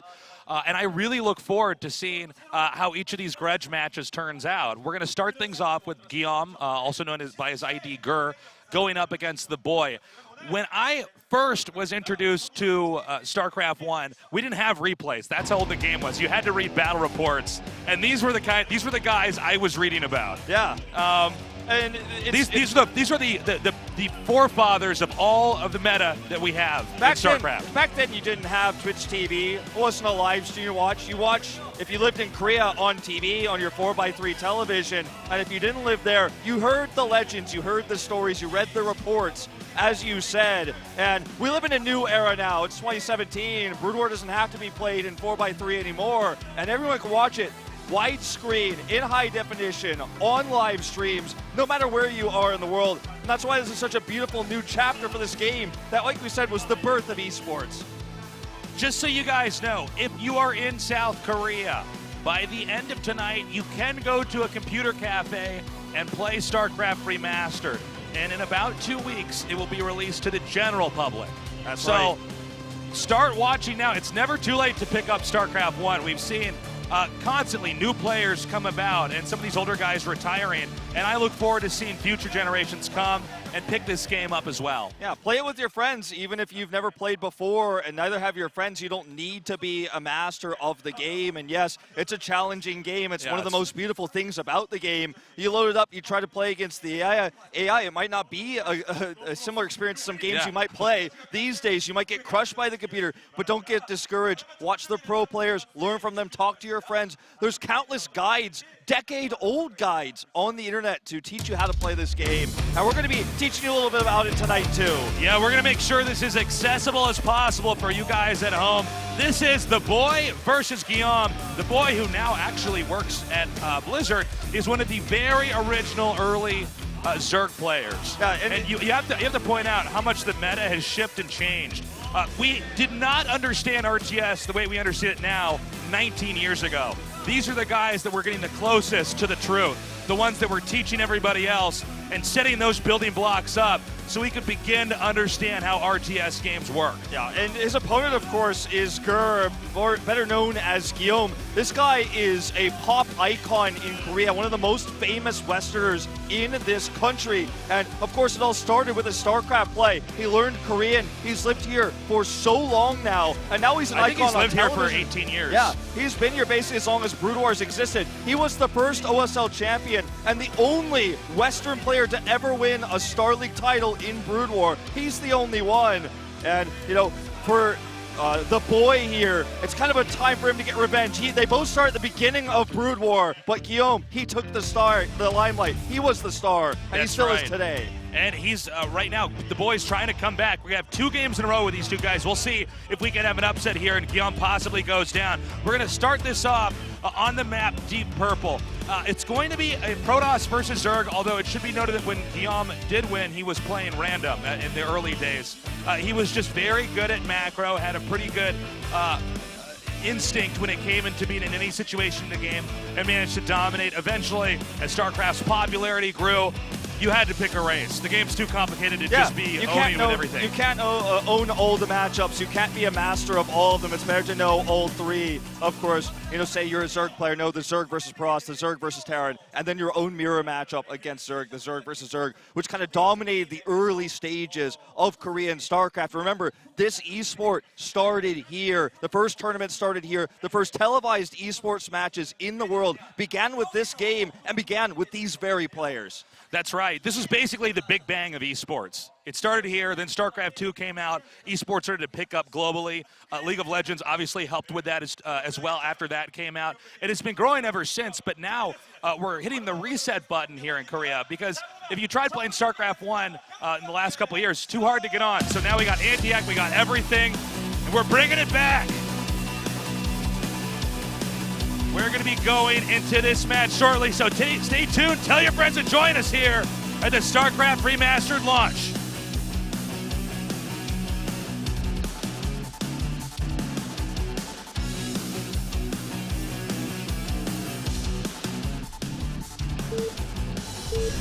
Wolf, get in the DeLorean. We're happening. Going back to 1998.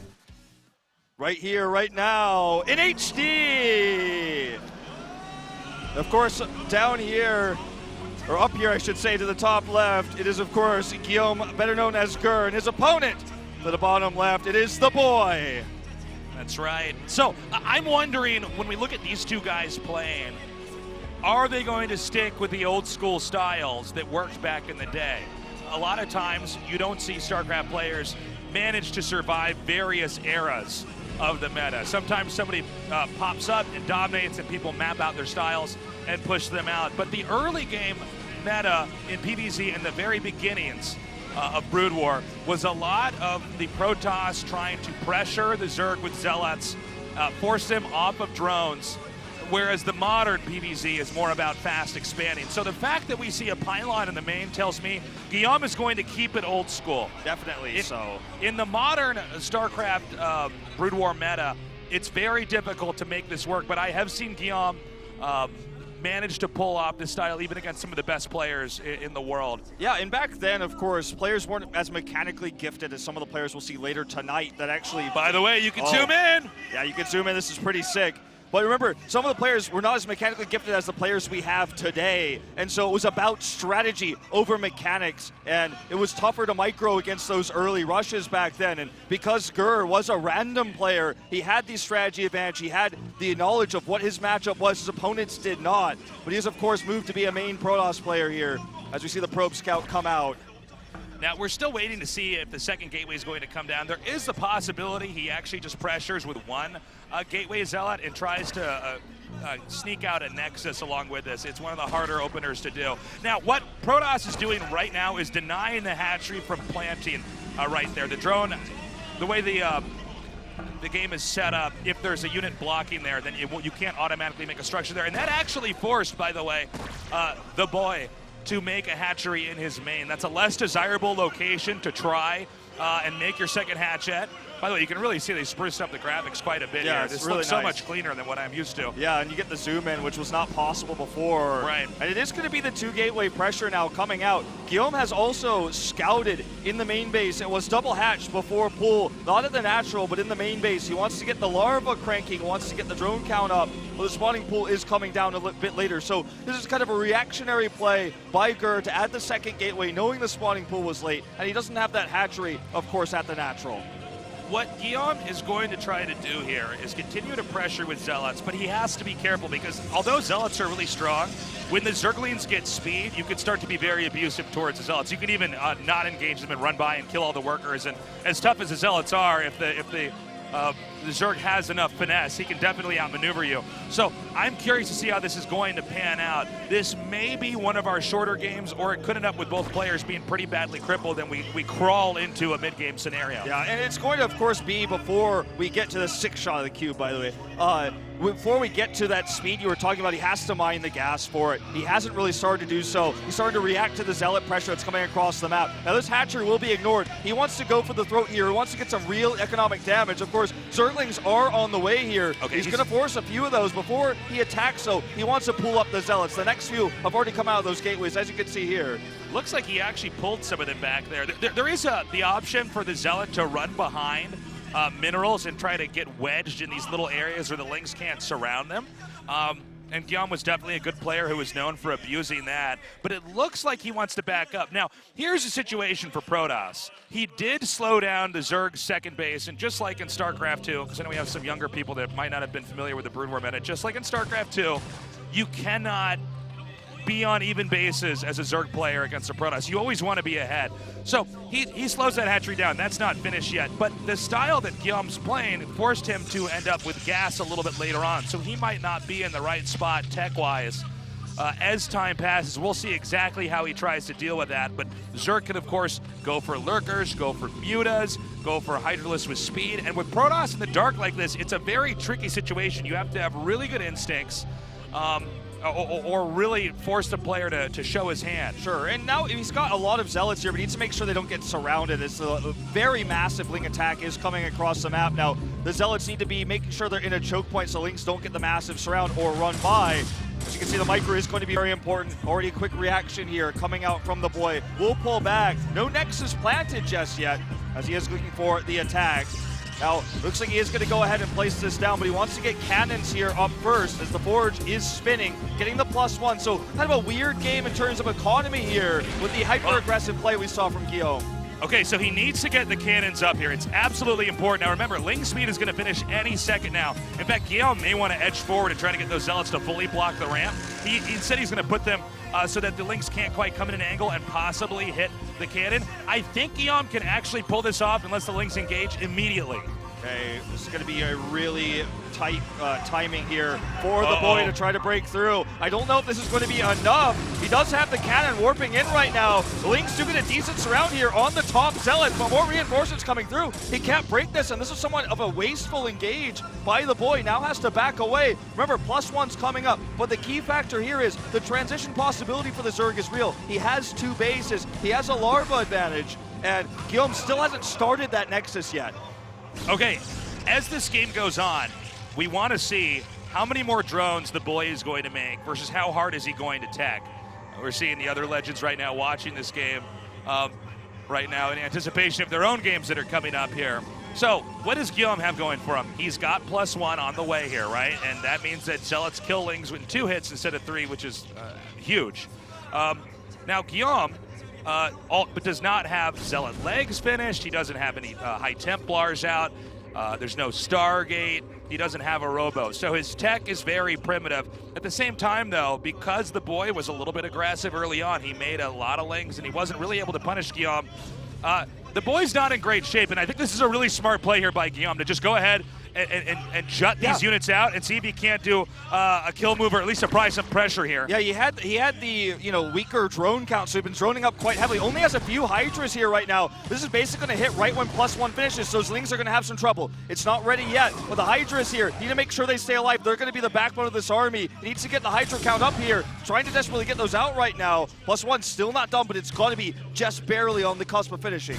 Keep in mind, the Sunken Colony is going to finish. Now, Guillaume can always turn around here.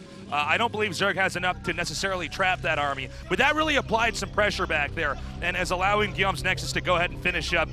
The boy did not opt for a counterattack back there, but it looks like with Hydra's speed finishing up, this may seesaw in the other direction. There's actually a very high chance that with Hydras with speed, he can run up there, gun down the cannon, and if Zealot legs aren't done, the Zealots really can't combat the Hydras. Like, Hydras can kite away from them for a long time. Yeah, just very important that Guillaume gets his units back behind this wall. He has the photon cannon to back this up. Static defense, so powerful. +1's finally finished here. You have to imagine he is researching the Zealot leg upgrade back at home as well, because he has the Twilight Council up. He's actually rushing to the High Templar tech off of just 2 gateways. This is greedy, but he feels with the 2 Nexi and with the aggressive commitment here by the boy, if he holds on here, he'll have that tech advantage. Okay, now the Hydras are probably going to come up here and try to carve away this gateway that is set up as part of the wall. I think the positioning here for Guillaume is pretty good, but you have to be very careful against Hydras. It's a really volatile situation. So we may see him try to poke up here. If Protoss can get to Psionic Storm with some Templars, then they feel okay, then they feel safe. Yeah, that's kind of the seesaw for this matchup here. It's the Hydras versus the wall, trying to buy time for that Storm. And in this situation, he didn't get Zealot legs fast enough to do any counterattacking. He kind of just has to turtle up and take these Hydra hits for a little bit longer. That's why he's making a massive amount of photon cannons, knowing that if this wall goes down, Lings could stream through. The Hydra's going to Okay, Zealot legs is done. The Zealots are just slightly faster than the Hydras. This is very hard for the Zerg player to try to micro this. Even with the Lings in front, +1 attack means these Zealots are going to shred through that. The boy has to retreat. While he is retreating, we should note that there is a 3rd base being acquired now down here in the bottom center. If I had to give somebody a lead here, I would give it to Guillaume. Guillaume seems to have momentum on his side. He's expanding at the same rate as the Zerg. The boy needs to come back, and I think the fact that he picked a very basic tech, which was just Lings and Hydras with speed, not backed by a really powerful economic engine, he's going to have a hard time segueing into lurkers, into anything else. I think there's a chance that Zerg may have to try turtling and trying to last for a really long game. I mean, here. he's not going to be able to break the back of Gur here if he has Sidestorm. This is not an engagement, though, that Gur wants to take here. This is only half of his army. He needs to get it back towards his main base. A few reinforcements could get cut off here. But again, the backbone is the Psionic Storm. He has 3 Templar. He's got enough energy to fight. And what we're going to see from the boy right now is that turtling, but in an aggressive fashion. He knows that if the tech army units aren't there, he can poke a lot. He can get that 3rd base up. He's taking a 4th base now as well. Just wants to put the pressure on when the Protoss army is weak to turtle to buy additional time. Okay, so the pylon and the gateway are going to go down. I'm waiting for that Psionic Storm to happen. I'm assuming the upgrade is probably almost finished. This is a little bit dicey here by the boy to try to come in like this, because one Psionic Storm clicked right on that Hydra that was just selected a second ago, and these are gone. Yeah, they basically just erase, they disappear.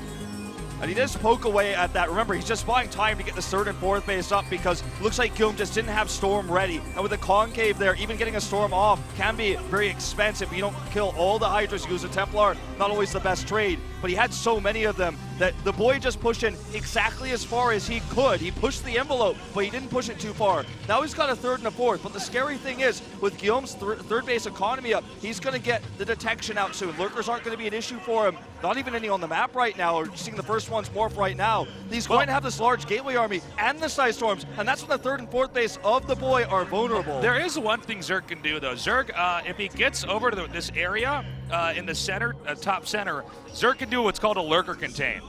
He can actually set that up. First person view, by the way. Right here. So Zerg can set up a lurker contain out here, and that's going to be very difficult to bust out of. And that's one of the reasons why we see Guillaume's already moving out. Oh, and it looks like the boy's going to try to set that up now. Look at this, holding onto the Storm, saving it here till the last moment. Okay, he's going to use it just to kill this lurker. He doesn't have detection, so Storms are going to have to be used to remove these. So it's 1 Zealot hit plus a Psionic Storm hit to kill a lurker. So if you do it just right, you could chuck 1 Zealot out there and they'll punch the lurker once while you shoot the Storm down. Usually the lurker's burrowing in this process, and you can get the kill. So the Robo Bays, we don't have observers out yet. In some cases, Dragoon range becomes incredibly important here. And you can see you can also use 2 Psionic Storms. Yep, just getting control there. And this is actually just trading energy for units. Oh, smiley face coming out here. The smiley face is real. You know, that's actually a pretty embarrassing moment, though, there for the boy to lose that lurker like it's that. Actually he got it out in time and then ran it back to the Sidestorm. It's funny because there are some famous moments with the boy where actually chat was used against him before that was banned in professional play by the Boxer, especially a few famous moments where Boxer called him out for his playstyle, called him weak straight up in chat that made the boy angry. In fact, he was one of the people to complain about using chat in game as one of the reasons why today it's professionally banned. Now, of course, these are show matches, so different rules here, but it's just always funny to see chat in a situation like this calling your opponent he's out. actually, he might be going for Reavers here, or possibly shuttle speed. We don't normally see a Reaver just for the way this game's been developing. This is not the most normal way to do this. And he's actually going to try to gun by here. This is a huge mistake here by the boy. This is super greedy. Even with that lurker, yeah. That, now to hemorrhage those lurkers instead of keeping them outside here, it means he's risking giving up the contain. And basically when Protoss has the Psy Storm, the Observers, Dragoon range, and of course, ideally +3 attack, a Protoss army that's not controlled can barrel out on the map and run over all these expansions. Yeah, and I think the idea there was maybe he gets lucky because he knows there's not very many observers. In fact, there weren't any with that army. Maybe he just skirts around the cannon, gets a good line shot off on the Zealots and the High Templar. A risky move, though, and you have to feel like perhaps he should have realized that with this many photon cannons, he wasn't going to skirt around. Now there's observers out. Risks like this don't pay off. It's very expensive, and Gur's very happy with his 3-base economy now, and finally the observer tech, and we'll likely see observer speed coming out from that robotics bay to deal with these lurkers. He's actually going to be aggressive. Oh, man, and the that boy, was... no reaction. Okay, great storms there. And I think this army might be thinned out. Now, keep in mind, it's tricky to move out with a maxed out army. Remember, guys, in Brood War, you can only have 12 units in a control group. So you have to have a huge number of hotkeys set up and bound. And if you ever overstep, it's hard to retreat, right? You have to then input everything retreating. And this is the comeback mechanic that was accidentally not implemented. It just, we discovered there was a comeback mechanic inside the game because the more bases you get, the more of an army you get, then the more tasks you have to juggle, and it becomes more difficult. It's almost like a rubber band mechanic, but look at this. Hydra's here not being protected. He's going to go for the engage. He has the concave here. There's no high tempo with this army, so a bit of a risky engage here, but here come the storms, and that's going to turn the tide. Yeah, he wants to try to snipe the High Templars. It's tricky because the Dragoons and the Zealots are doing a lot of damage, but if you're controlling the Hydra as well, you can really outmaneuver a lot of times what the Protoss is trying to do. Now, it seems like map control is going to go to Guillaume, but that only means that Zerg is going to turtle, and in this case, start abusing drops.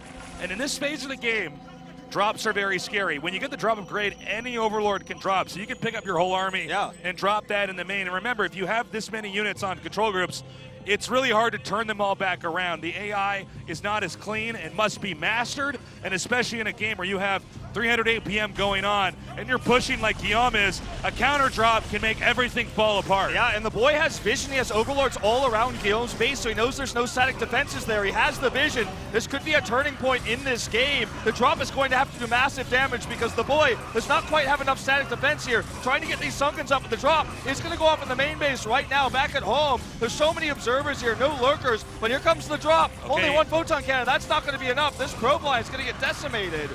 Okay, so the main is going to take a heavy hit, and by the way, the gateways are not far off from that location. Meanwhile, Guillaume is pushing down, and he will be able to split off the two main bases in the bottom left from the two very center bases at the bottom. And this is going to cut off circulation.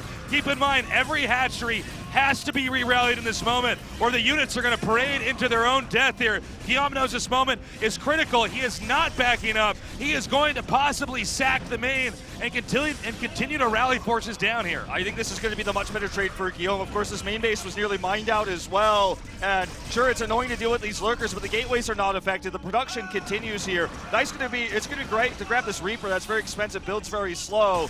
The Reaper will go down, but he is going to attack now this bottom base. If he gets two bases for really just one mineral line, this is definitely advantage Gur. Okay, so the way that Guillaume or Gur has played this so far, he's managed to push out, and even though he's giving up a lot in his main, he's going to go ahead and keep expanding over to the right. And this is how Guillaume managed to become the great player that he was and ultimately a champion, is he was always good at this mechanical aspect of the game. He just keeps trucking through, dragging out expos to locations that Zerg doesn't have access to. And in some ways, if you look at the minimap, and you didn't say who was what race, you would assume that the yellow player, just looking at the minimap at least, was a Zerg, and it was actually the orange player who was the Protoss, but not the case. Gur is a macro machine.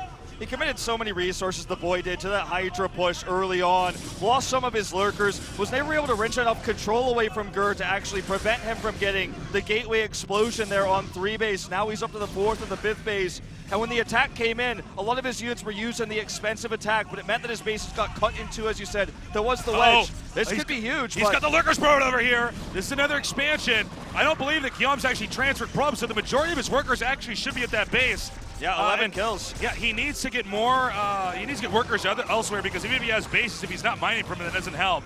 He's still got a decent amount of money in the bank. That's pretty standard for this phase of the game, especially at the momentum he's had for the majority of this game. He's pushing out pretty well. I don't think the boy can stabilize, but I'm also not clear on what exactly Guillaume has back at home in case the tides could shift here and we see the boy beginning to push forward in the center. He's going to clean this up here finally in the center. He saves the 6 o'clock base, of course, which, by the way, in Remaster, we do have the first-person mini-map view there, so what you see in orange is exactly what the boy is looking at any given time. That's right. While we're observing. So you can see what he's focusing on in all the action here. But, in fact, he doesn't clean this base up. It's going to go down, and this might be the last group of units we really see from the boy, as there's just so much of an economic advantage for Guillaume here. He's got 2 extra bases. And what can really the boy hope to do here but focus on game 2? The observer coverage has been really good. Never really been stumped by the lurker play. There's never been spore callers to shut them down. Just didn't have the flexibility to do so when the pressure was on. And it looks like this might just be lights out in game number 1, as this eventually will be cleared up. This is a pretty clean way to finish the game up. Notice that Guillaume's not overextending. He's basically shut the Zerg down, and now he's going to rely on shuttles with Reavers. This is not the most orthodox way, by the way, to play the game, but Guillaume was very famous for just using Reavers a lot. He was a very strong Reaver player. He may try to come in here and just start dropping the worker line, or he may try to push with this, but this is a really clean way to finish this out. By the way, guys, we will have a game number 2, so a rematch here between these two players, assuming that the boy does tap out. Yeah, it's going to be the wave of units coming across, and that should just be it. DTs even here as Overlords are getting killed by Dragoons. A rare scenario as we see the zoom out here. The field of view now much larger in widescreen, and we're going to watch this first game come to a close in new and updated graphics. As he wants to fight to the last breath here, the DTs come in, and that might be when it's time to tap out. Yeah, the DTs is insult to injury. It's totally unnecessary to get him, but he is letting him have it. GG, game 1 goes to Guillaume. Let's see if the boy can come back in the rematch. It feels reminiscent of old times for Guillaume to take it. Smart strategical play, blocking the hatchery, having the zealot pressure in to force the Lings. This forced then, of course, the boy to have a weaker drone economy. Use the Lings for the counterattack. Guillaume, he played it safe, didn't make the Nexus immediately. Focused on getting the wall up, getting that photon cannon up. He had the worker advantage, and then eventually when he had the Nexus up, he had the better economy. And the boy tried to take a 3rd and 4th base using those Hydras. Didn't work out for him. The counterattack was real. The Psy Storms were good, denying those lurkers that were trying to siege up. Guillaume looks to be on point tonight. Yeah, Guillaume is looking very solid. Since I moved to Korea about 9 years ago, I've actually had the opportunity to watch Guillaume play and play with Guillaume several times, and I have to say, even when he hasn't played in a little while, he always looks pretty solid, and it certainly makes sense why he was able to dominate in the very first StarCraft tournaments here in Korea. The boy, look, some of what happened back there was the Hydra tech, the over-aggression with the lurkers, and I think getting a little bit too greedy with the Hydras right in the mid-game. Guillaume was definitely the more patient player, and it seems like he was able to parry basically any attack that the boy threw at him, and in the end, Guillaume just had a bigger army. Yeah, it feels like the turning point was when those Hydra armies got stormed. He put a lot of pressure on, it allowed him to take the 3rd and the 4th, but he got greedy, being aggressive, and just could not keep up the pressure after those 2 Hydra clubs were stormed and killed. So we're going to be jumping into the second game here in just a moment, guys. This is already just a great start to a beautiful evening. It is packed out here in Busan. I cannot believe how many people are down here. Look at this. Again, the camera doesn't even show it. Yeah, we can't even catch it all on the camera. Try to find the last person in the back of the shot. You can't even see him. The prophecy has come true, Wolf. StarCraft 1 is back. Better than ever. I love what they did to clean up the graphics, and the zoom feature is really nice. I was definitely somebody who was like super old school. I wasn't even sure about how I felt about the widescreen, and then when I got a chance to play it before it was released, I thought, okay, they did a good job. And I will not be able to play it because I've hurt my hand for 6 more weeks. Rip tasteless. Yeah, I'm Jamie Lannister right now of esports with my golden nerd hand. I can only cast, I can only watch, but I am excited when I do get a chance to play. For real. Yeah, and you know, you guys should check it out. You talk about the graphics, it's widescreen now, so you can play it on any monitor. I know as Windows and other operating systems evolved, it was hard to always get your brood order to run correctly. But now you just press F5, it goes widescreen. And the cool thing is, if you're a purist, you want to play your 4x3, you press F5 again, you're back at 4x3. And it doesn't matter if your opponent's playing in HD graphics or not. You can play the exact same game. It feels the same. So sure, the graphics are different. They look a lot crisper. They look a lot better. They look very 2017, but you don't have to use them. And the game feels exactly as it did back when these guys were in finals. Yep. The classic gameplay is still there. We are moments away from moving into game number 2, which will be the last game between these two players, because we move on to the next show match no matter what. Can the boy get his revenge, or will the original first best StarCraft Brood War player, Guillaume, come out triumphant once again?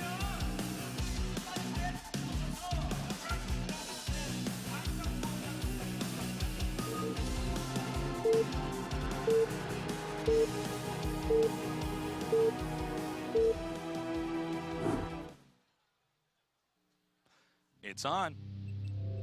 Here in the bottom right, in the purple, our Protoss player who won game number 1, it's Guillaume. Using a pretty old school method, the Zealot pressure. That's very hard to pull off in modern StarCraft. His opponent here in the upper left, the green Zerg player, here for revenge after their tournament match about, what was it, like 17 years ago? Yeah. Or 18 years ago. It's the boy, one of the first best Zerg players. Yeah, 1999, he was second place in the first ever big StarCraft Losing league. to Guillaume. And in 2000, Guillaume took the title of the first OSL. Of course, beating who was famously, years later, the coach of KT Rolster, HOT Forever. And it's cool to see how these two legends, going back to the first OSL, changed and grew as human beings, right, in and outside of the game. Gur, of course, becoming a celebrity in Korea, going on to television, still, of course, talking about how basically over the last 15 plus years, the thing he remembers most, the thing he cherishes most is the game. And then HOT Forever going into coaching KT Rolster for StarCraft 2. And it's cool to have these legends back, and we're going to be talking about the eras here, right? Because this is the first era of many we're going to be talking about up until the modern era of Brood War at the end of the night. Yeah, this is a bit of a history course here for StarCraft 1. Now, let's keep our eyes peeled here for if Guillaume once again goes for double gateway. This map is perhaps even more difficult to pull this tactic off, but at the same time, this is how Guillaume managed to become the dominant player he was. He likes to get in your face early on. When it comes to Zealot pushing, there's a lot of mind games that go on that may not be clear to a casual observer. How far you want to move out. Do you split the Zealots up and go for workers, or do you wedge them in between certain mineral patches and nooks on the map and force the Lings to engage them there? Or do you show a lot of Zealots early and then back off, force the Lings, because that's essentially just denying drone mining? There's a lot of different ways you can use Zealots, and it's one of the reasons why this game became such a sport here is, sure, the units have the same hit points no matter who builds them, right? They cost the same no matter who pays for them, but it's how you use them, which is what makes the game so beautiful, how you control them, and the mind games that come into play. Remember, this game largely unchanged by balance patches over nearly 2 decades of professional play, and yet still we see meta shifts even in the modern era, and it's a beautiful thing to see, and we can even see older tactics, like you said here, from Gur find success in 2017. Okay, so Guillaume, you're using the ID Gur, but I'm just going to call him Guillaume here. Sure. Saying play-by-play with Gur. And it's also his in-game name, yeah. right? So, Guillaume is going for something that is a more modern approach, but not standard in the current meta. He went gateway gas with some Zealot pressure, and this was the middle era PvZ style of play. Is you get a handful of Zealots, basically the bare minimum. Tech up and either go for a Reaver push, which can possibly end the game right away, or you go for a Stargate, sometimes with Corsairs, sometimes with Zealots with legs. There's a lot of different variants of it. Now, as we're watching this game, it's equally important to point out what the boy is doing, because this is also not normal. Yeah, one base layer. Yeah, one base with 2 hatch, but no additional expansion into layer, and that's in part because this map is a little bit wonky. The natural expansion is far out enough. He may have been intimidated by a 2-gate pressure. Now, Guillaume didn't do that, but I think it was not completely unwise for the boy to stay back and go for 2 Hatch Layer, which can beat a 1 base scene Protoss here if the Protoss doesn't handle themselves perfectly. Yeah, the hatchery is also put in such a safe location at the back of the base. It's not vulnerable, so it's like he gets the extra macro, the extra larva for free. It's not in a vulnerable location. Now, the drawback, of course, is that he's not going to have the extra mineral mining, so when he holds off the pressure, he still will have to invest the extra 300 minerals to take another hatchery, but it's a safe play here, and it's strong against the 1 base. We'll see what he has planned exactly. Here's what you want to watch for, especially, is that with both players are doing this, which is not orthodox, it gets really, really hard for either player to expand. It's maybe a little bit easier for the Zerg, but it's not comfortable. And by the way, Guillaume is going for the more risky branch in this build. It's Corsair into, I believe it's going to be Reaver, which can be tricky to pull off. Oh my God, it's not blocked perfectly. Oh my God, he needs to get the Dragoon over there to block that off. Okay, he does block this off just barely. This could have been devastating to the probe line. He's going to try to scratch this Dragoon off the map. Looks like the Dragoon micro will be good enough here for Gerd to keep it alive. Can he do it? 2 health. 2 health left on the Dragoon. He gets it out. Good crisis management here. And already now, we're seeing the boy seize the Corsairs. Will have to respond at home and pull his Overlords back. One of the cruxes of this strategy is to kill the Overlords to take map control. And also, unfortunately for the boy, he's chosen Spire Tech here. Perhaps he was hoping to go for 2 Hatch Mutas here as he takes a hit in third base, but the Corsairs will shut this down. If he can get 1 more Overlord in the next few seconds, then Zerg's going to be supply blocked, and this can actually snowball. Now, ideally, the Protoss is continuing to make Corsairs. We see it, in fact, Guillaume... this is an island base. Yeah, this is an island base here. So the reason why he's doing this build is because he can sneak up an island. But at the same time, even though Guillaume has the answer to Mutas, because he has Corsairs, if he doesn't know the Mutas are coming, he might neglect making enough Corsairs to actually combat this. And don't forget, Scourge can crash right into a Corsair, and that's it. Yeah, that's more Corsairs likely. Are out. Yeah, it's more likely I think we will see the Scourge here as the response. As now the Overlords are cleared up, you have to imagine he is going to fly over that main base. The Scourge are out now. If he was planning on going Mutas, it's not on the table anymore. Now these Scourge are going to try to protect the Overlords. Could get a nice hit here. It's going to take 2. He needs to run. The Mutas actually coming out as well. He's got to dodge well. Navigating so far so good. If he can do it just right, he might be able to arc the Corsair over here on the right and reset the pathfinding for the Scourge, but I don't know if he's doing it. He may be scrambling back at home to try to get some defenses because the Corsairs alone are not going to be enough. The Muta's now headed southbound. Let's see, back in Guillaume's main if he's ready. Got a few Dragoons. Remember the first one earlier did survive, and sure, Dragoons are not always the answer for Mutalisk. Smile on the boy's face as he arrives here, but still, Dragoons will help stave this off as he gets a 3rd Corsair out from that Stargate. The island expansion here has been scouted. Okay, so he's going to have to do a little bit of back and forth there. The probe getting picked off is huge here, too. He can't make the Nexus anymore. Yeah, he probably can get a shuttle over here and set that Nexus in a little bit, but I think if he can combo the Corsairs with the cannons, he will drive this out. It looks like Guillaume does manage to have a foothold in that expansion. As you were saying, he cannot make the Nexus till he gets another probe over there. There's a lot of things to note about how this game is going too. The 3rd base expansion, we haven't really been talking about it. Guillaume's not aware of it. So while he may think he's going to get this sneaky, fast island base and maybe take an economic lead, it's not in fact the case as the boy has that 3rd base. Now, air control is going to be of the utmost importance when you take an island. Yeah, but the thing is, with the boy on 2 bases right here, oh, you know what? I think he has to do this because that cannot plant correctly. The pylon's actually in the way of the Nexus. Oh, yeah, you're right. But yeah, the problem here is that if the boy is just on 2 base and the Protoss is on 2 base, and I mean, basically Protoss is fine with that. They're not losing any sleep over that. So that minor error there by Guillaume is fixed. I think if the boy is in this position for a little while, he may try to once again blindside the Corsairs and stream in with a bunch of Zerglings. It's not clear that the Protoss has enough on the ground to combat the Lings. The Corsairs are essentially useless when a ground army is engaging. You can get Disruption Web.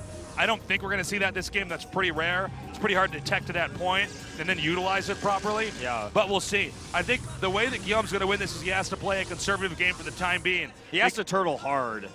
And, you know, the thing is, this base is so much later now than the Zerg. And of course, the Zerg is supposed to be ahead in mining. Sure, they're even on bases 2-2 now, but he has the extra hatchery. He has the extra larva. And he should feel confident to take his natural now, take a more safe base towards his main. And, you know, he has air control. There's no pressure that Guillaume can put on the map right now. As you said, he has to sit back. He has to play conservatively. Even moving out with Corsairs right now, very far on the map, can be risky.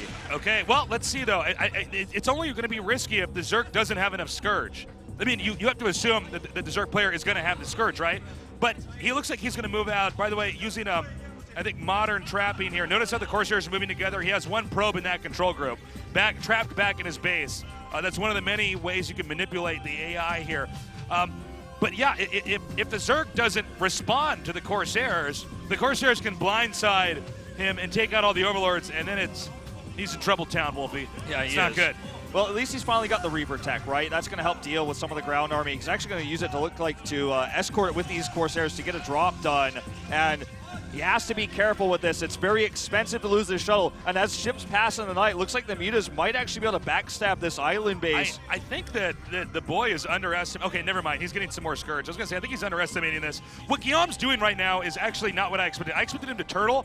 This is a very, very tough thing to pull off, and no matter what era of StarCraft you're in. Is Corsair Reaver, every unit matters. You lose the Reaver, you lose a shuttle, you lose any of the Corsairs, it's really, really bad. Okay, here we go. It's double Reaver in this drop. The Scarab glitches here, so he's only going to get a weak first shot. The second one's going to try to take out the Spore here, and very, very quickly the Mutalisks are responding here. The Corsair might needs to be good. He's coming up. The Corsair split was good, but is it enough? The Mutas now continuing to come in here, and I think Guillaume has overplayed this a little bit too much. And in fact, I think the Mutas can take out these Reavers before the hatchery goes down. He's out of Scarabs, it looks like, doesn't get the final shots off there. The split was much better for the Mutalisks there, for the boy as well. Of course, remember, Corsairs do AoE damage. He had the +1, but there was an arc there for the boy. He was prepared. He knew what he was up against. Had the Scourge count. He respected the Corsairs, as you mentioned. Now he's got that third base coming up, as we said. There's not a lot of extra pressure that Guillaume could put on the map now. Now he himself is kind of stuck and trapped on two bases, taking a third base against the more mobile Zerg army. Once the Corsairs are defeated, he'll never be able to regain air superiority. And like you said, it was a risky move. It's very difficult to pull off, and the reaction there was quick enough for the boy. And because of the buggy nature of the Scarab, the first Reaver shot didn't get much done. Maybe if it hits a few more drones, a little bit different of a trade, a little different story, but not in this case. It seems like Zerg's actually committing with air here. We see he's gotten the armor upgrade, which it makes him a bit more effective against the Corsairs. When you see Corsair Reaver, this style of play, it's important to note how expensive the combination of Corsairs and Reavers are, that you don't start, especially if he's going double Robo and triple Stargate, so he's not backing up. There are versions of this build where you just stick with a small number of Corsairs and Reavers, and then on the side, tech through to a proper Protoss army. But this is a hyper committal, so in this case, I think we will possibly see Disruption Web in this game. What you can do is you have enough shuttles with Reavers in them, you drop them down, you can blanket Disruption Web everywhere, and the Corsairs and Reavers just end up killing everything. Yeah, the Disruption Web, to describe what that means for a newer viewer, is an area on the ground where basically you cannot attack as a ranged unit, so static defense as well, just not very effective. You put it down, and so that's how you actually gain you have the air advantage and the ground advantage, even with a small group of units that do a lot of AoE damage. They just can't be killed by the larger Zerg army because of that Disruption Web. And we'll see if that gets researched here or not. A very rare tactic in modern Brood War play, but not so much. It was much more common in the older days. And these are older players, so it would make sense why we see it here. It's interesting to see Corsair Reaver here, because this is actually one of the hardest unit comps in the game to pull off. It looks really simple till you actually try it at home, and you realize how delicate everything is. But Guillaume, being pretty bold here, is going to once again push out. He's looking for stray, anything in the air that he might be able to chip away at. The boy appears to be transitioning into proper ground play here with some Hydras in the mix. Right now the Corsairs headed southbound back over here to the main base for Guillaume. And Guillaume is not stopping with his tech. He's going to continue to try to build up and really bust out here. And it can be frustrating for a Zerg to deal with this, because there's not a lot that you can do until the Protoss decides to move out. And it seems like that moment's now. Oh, catching these Mutas on move command. He gets a lot of extra damage here. Not the splits that he was looking for. This is a great engage for Guillaume, just catching these Mutalisks completely off guard here on move command, wasting the DPS. And this is a huge opportunity now. The air control is taken away, and this means the shuttle could just freely move across the map. Okay, so he's going to try to go for the main, but the Hydras are out. If he loses the shuttle, then the push is basically done. Now, while this is happening, Guillaume's scrambling to get a third base up and running. The drops are coming right there in the main base, hoping to target down some of these workers. Corsairs doing a good job gunning down the Scourge. We see the Hydras now rotating around here. This is so crazy for me after playing this for so long to see this zoomed out. But we can see the Hydras trying to come through to catch up with the rest of this army. The drones are being evacuated, but even when the Hydras get here, if Guillaume handles this properly, he can pull out and get away unscathed. Yeah, gets away, doesn't even lose a single shield on, or sorry, a single hit point on this shuttle, only shields. Now, the cool thing about this, sure, it didn't kill that many drones, but it killed a lot of overlords, and also on top of that, it forced the Hydra army back. This allows him to take a third base now. The Hydra pressure isn't there. This all goes back to the nice lucky catch there for Guillaume on the Mutalisk. He was looking for that fight, and the boy wasn't ready. So he had to pull drones too, so he lost some economy there in the main base. It wasn't about killing the drones, it was about taking the third base, forcing that lost mining time. So finally, for the first time in a long time, he can leave his base freely and take that third Nexus. I have a little bit of sympathy here for the boy, because this is one of the less common unit comps that you ever really see in Brood War. Even when you see Corsair Reaver, a lot of the best players will try to transition out of it. But Guillaume actually doubled down, and I think that's why we saw not enough Mutas, not enough Scourge. And the boy is just now realizing that Guillaume has actually acquired this third base. And there is a chance still the boy can run him over. There's not that many Reavers, guys. Yeah. He's got to control this perfectly. If the Hydras just move up there and gun down the shuttle and then the Reavers, this base is going to fold.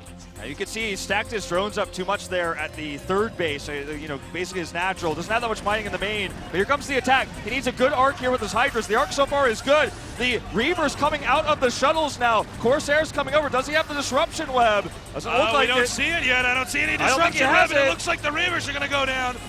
And even though Guillaume's had some brilliant play, he does not have enough on the ground here. And even if he had disruption weapon, they would have had to be perfect. He's transitioning into this Dragoon army, but Hydras are going to be very happy to fight against this directly. He needs more AoE damage. He needs more Reavers. He's got double Robo here in the main base. But the big win for the boy is he is able to kill the Nexus flawlessly, freely here. He's bringing his economy back online in the main base, transferring those drones back over to where he was losing so much mining. And he stabilizes here. And it's all in an instant, right? The Hydra, the arc came out. The Reavers were in the shuttles. He didn't expect this attack. Didn't really have any observers on the map. Didn't have vision. It just wasn't set up properly. And as you said, it didn't look like he had the disruption web ready. It wasn't finished researching if he was researching at all. I don't even know. Did we see a fleet beacon here? I mean, normally when you see people going hard into Corsair and Reaver, it only makes sense. But I don't know if Guillaume had enough gas to support that just yet. But it seems like he's in a real dilemma now. Now, I think this is a smart move by Guillaume to try to move out and start shutting down Overlords in the hopes of a supply block here. He does have the supply block currently, in fact. Now, Dragoon Reaver is a unit composition you normally see in Protoss versus Protoss, but there is a way that you can transition from Corsair Reaver into Corsair Reaver Dragoon and try to make it work, and it's got a lot of push potential. Look at the sandwich! Oh, nice sandwich attempt here. He's going to kill so many of these Corsairs. And nearly every single one of them goes down. Okay, this is not going to be a fight he wants to necessarily take, though. Needs to back away here. The Reavers do have the AoE damage, but there's just so many Hydras here. Scarab shots are decent, but not good enough. It doesn't look like the boy just has really too much. Pick up. He's managing to juggle the Reavers pretty effectively, but at the same time, the sheer number of Hydras is actually just too much. Yeah. And I believe we're almost a checkmate. There it is. GG. So we end up with the 1-1 here. And so cool to watch the clash of old styles here. And as you said, very difficult to pull off what we saw attempted by Gur there. But the Nexus, he couldn't hold it. He didn't have the proper setup there with the Reavers. As you said, not enough gas for the fleet beacon. And when the attack came in for the last one, he had really good pickups on his Reavers. The micro was good, but the AoE didn't land there, didn't hit the big Scarab shots he was looking for. Perhaps not the best targeting, but the Zerg army was just so massive. Really nicely done there by the boy. That was a very unusual opening for both sides. I think ultimately the crux of the loss there for Guillaume was possibly trying to stick with Corsair Reaver. I think he might have wanted to transition into gateway units a little bit more quickly, because that's a tough one to pull off, even on a map like that. Very hard. As the Zerg takes more and more of the map, there are so many opportunities to try to surround the shuttle or the Corsairs as they're returning home. So risky, too, because when you're up against mutas like that, you have to make sure your Corsairs are there perfectly. They have to get the good fights. They didn't have those fights, of course, at the hidden base that we saw from the boy. It was just basically shut down completely. The mutas came over, had a bad engage, lost all of his Corsairs. Then to keep up the Corsair Reaver, had to go triple Stargate, which he barely had enough money to afford. The gas area that he needed, he was only on 2 bases. Very difficult to kind of keep up with the Zerg in that situation. And you could see that, whenever you lose the Reaver when you're doing that build, you don't have any assets on the ground. Just to sum that up, we're going to go to a short break. When we come back, our second show match here at the launch of StarCraft Remastered.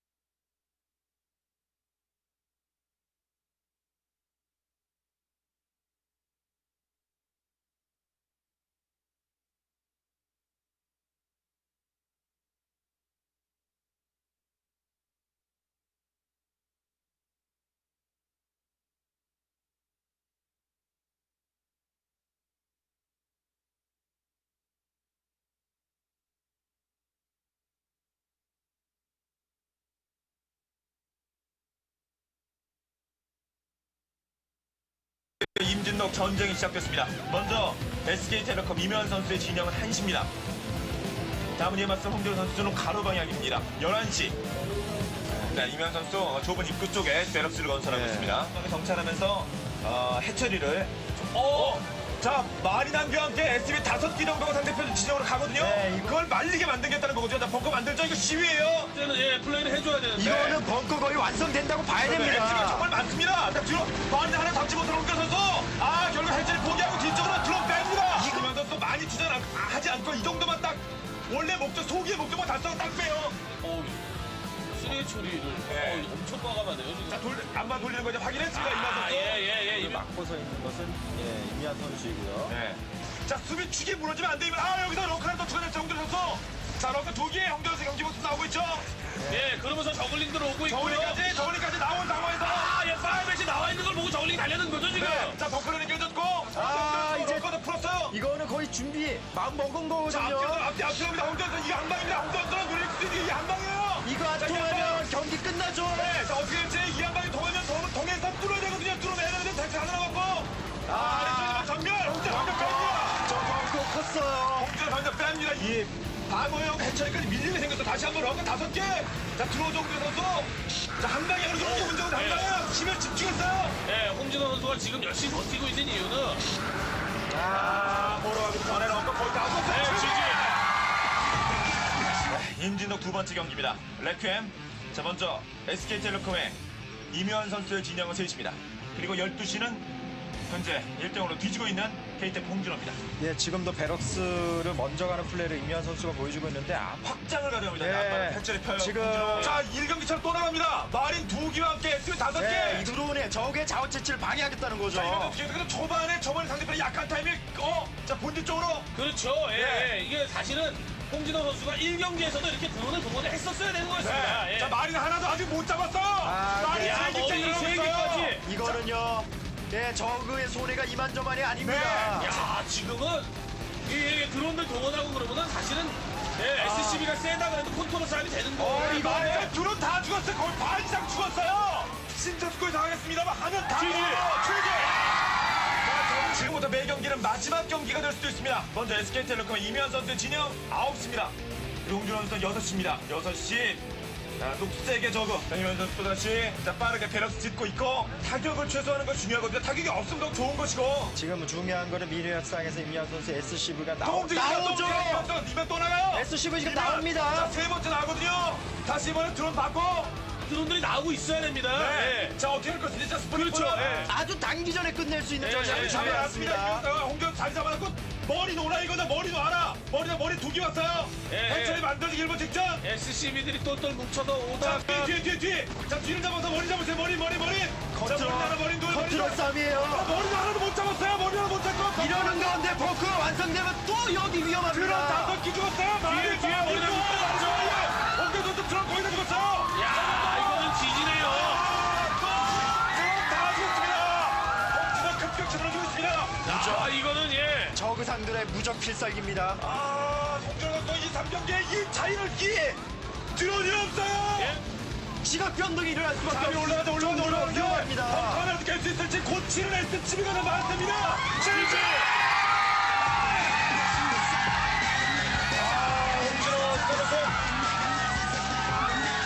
아무것도 못했어요. 홍진호 선수. 이번에 4분 10초 만에 결국 같은 작전에 3번 연패했습니다. 홍진호.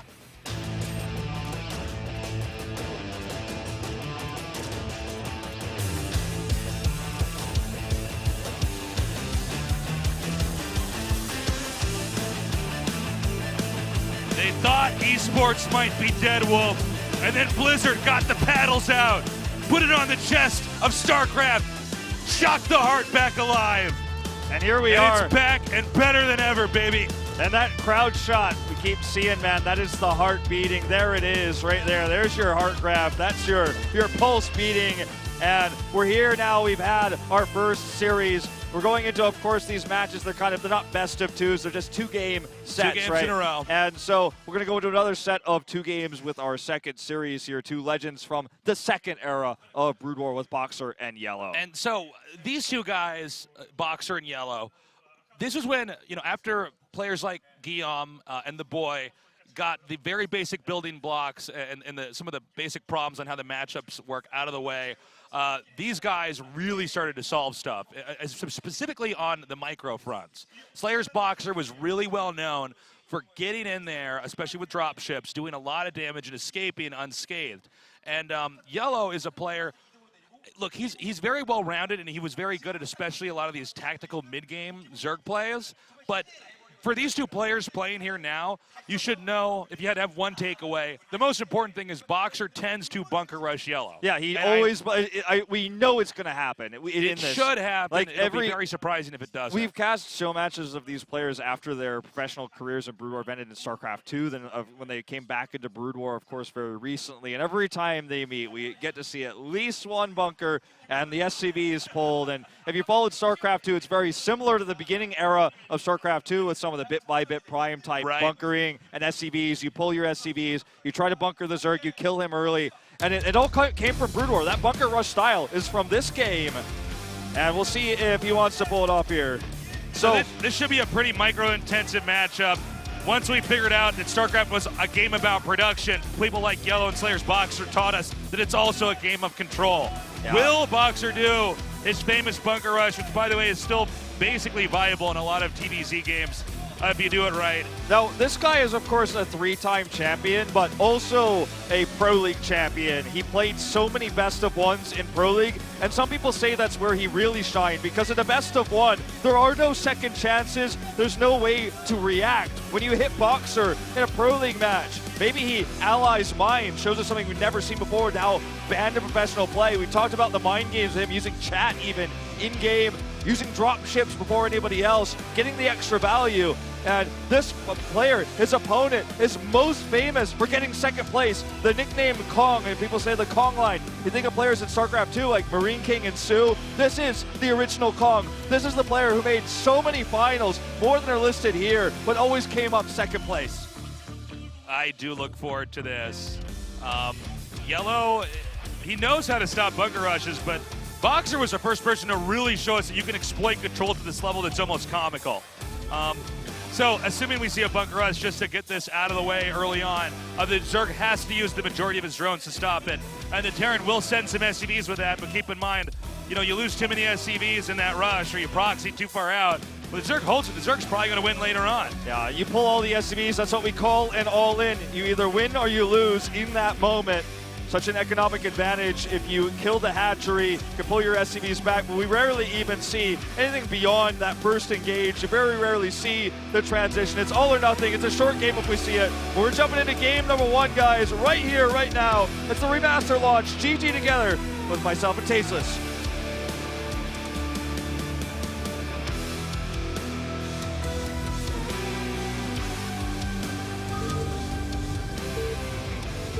Esports necromancy. Here we are. We're going to Fighting Spirit, by the way. One of the most famous maps to this day. But Tasteless, introduce the players. Alrighty, in the upper right. In the blue is Slayer's Boxer. And by the way, we have, in this game, we have the effects turned on, so you can see some of the, I'm probably going to butcher this, like 3D lighting? Yeah, it's lighting. The way the lighting's worked. So this is a cool upgrade they had here, which you can use when you're playing StarCraft Remastered. In the bottom right is Yellow, his opponent. Yeah, we talked about the modes you could do with the new game, and you and I have had the pleasure of actually playing it and messing around with it. You press F5, when we're talking about how easy it is, you press F5 to make it widescreen. You can put it back to standard definition graphics of the 4.3. But I believe it's F7 you press, which opens up these cool lighting effects, and it just makes the game have an extra detail it never had before. As you can see, the SCBs, little thrusters as they return the minerals back and forth. And we talked about how Boxer was the player who kind of defined early rushes, doing dropship strategies. He was kind of a pain for a lot of players to deal with because he had so many strategies. He was so popular in Pro League. But he's also the first icon of StarCraft. He's the player who was the legend, who got the big sponsorship. He was the first StarCraft player who was on billboards across the city. He still is today, and many people consider him to be the father of esports and the first real legend that people looked up to as a player. Okay, so we're definitely most likely going to have a bunker rush. There is the option for Terran to try to fast expand with this, but just because he's putting this here and it's Slayer's Boxer, I'm going to go out on a limb here and deduce that it's probably going to be a bunker rush. With Yellow here now going for Hatch first, this could be favorable for him. I just want to point out real quickly here, guys, this new observer interface is so cool. StarCraft 1 was so old, they didn't have an observer feature initially. In fact, if Terran couldn't have lifted off the command center, we wouldn't have been able to spec games. Yeah, wouldn't have had esports as we know it. The way they started when the game was televised is they'd have a third player in the game who's Terran, who lifts off and hides his SCVs. Then both players give him vision, and the game continues. Yeah. And I'm sorry if I sound like an old person here. Like, back in my day, we didn't watch TV. We just stared at the flames in the fireplace. But that's how it was back then, guys. So this is very cool to have this here now. Yeah. All right, second SCB coming out here. Going to try to deny the drone. We'll be able to do it with the depot. But it is going to be a tight wall here. So looks like he wants to expand behind this. Yeah, I think he still might make a bunker. Sure. Oh, no, you know what? I might be totally wrong here, guys. Let's see. The Marine's coming out now. Now, this may just be a feigned pressure build. We'll know how much he's committing to by how many SCVs he sends. Sometimes you see 2 bunkers planted down And here. look at this, even the respect from Yellow, he knows he pulls 2 drones immediately. And even if you just start a bunker, it can force a reaction like this. Drones off the line, so much more drones here pulled here for Yellow than are for Boxer, so he gets an economic disadvantage as a result, and this bunker, of course, can always be canceled, so he's just going to back away. And this is one way you bunker rush. You don't commit. It's not the all-in version where you pull a ton of SCVs. It's just a few here, just the 2. Gets the cancel, gets most of the money back, and now he can transition back at home to the CC. He has the factory tech available as well. Yeah, this is kind of cool because it looks initially like it's a pretty aggressive bunker rush, but the Terran can safely retreat. And what the Terran's doing now is teching up here to a factory. If I was a Zerg player, I would have assumed there's a command center being planted down here behind this. But to get the quick gas is quite interesting. This may throw Yellow off. Sometimes in StarCraft, the Zerg has to constantly react and monitor what his opponent's doing until the Zerg can take a certain form based off the tech they've acquired, the macro engine they've worked up to then begin to punish the other player. And especially in a TVZ, that can start very early on. But every time Terran takes a risk or deviates from the norm, and a lot of more Terran players have a more orthodox approach to this matchup, the Zerg can end up very much so ahead. Yeah. And well, right now, we see the tech in the main base. We don't see the CC coming up just yet. He could, of course, add that later, but there's just no vision here for Yellow. He didn't want to send Overlords out early because he knew it might be that heavy commitment to Marines and a bunker rush, so his Overlords could have gotten caught on rally. He just doesn't have a lot of vision. As you can see on the minimap, StarCraft is a game of limited information, and it's dark there on the right side because he just simply doesn't know what is coming. This is going to be the first real double check here with it looks like just a Zergling coming across the map to see what he can find, but there's just no way he can know if there's a command center there, a starport, or hell, could be 2 starports in the main base, could be an all-in follow-up here from Boxer. There's just no way he knows, so he has to play carefully here. He's even adding that layer right now. And there's no CC. Just going to be the tech follow-up here, just the single starport. And in fact, that machine shop is researching. Yeah, let's see what exactly he goes for here. The fact of the matter is this is not a standard approach to a TVZ. So Boxer's trying to play at him, whether it was the meta of the past or the meta of now. This is not what you normally see here. And if you could throw off a player like this, for instance, getting Vultures here with Spider Mines, I'm assuming, or Vultures with speed can also be viable, and dropping them the Terran may perhaps be assuming there's going to be a push, and therefore his main is absolutely safe. Speed Vultures can outrun Lings forever, as long as they have enough surface area to maneuver around. And with a layer tech on the way here, this may heavily punish Yellow, who is only just now going to find out that there's not been a command center at that expansion all along. Yeah, it's going to be this first glimpse of it. Just making a Hydrogen and a Spire here, so both forms of tech.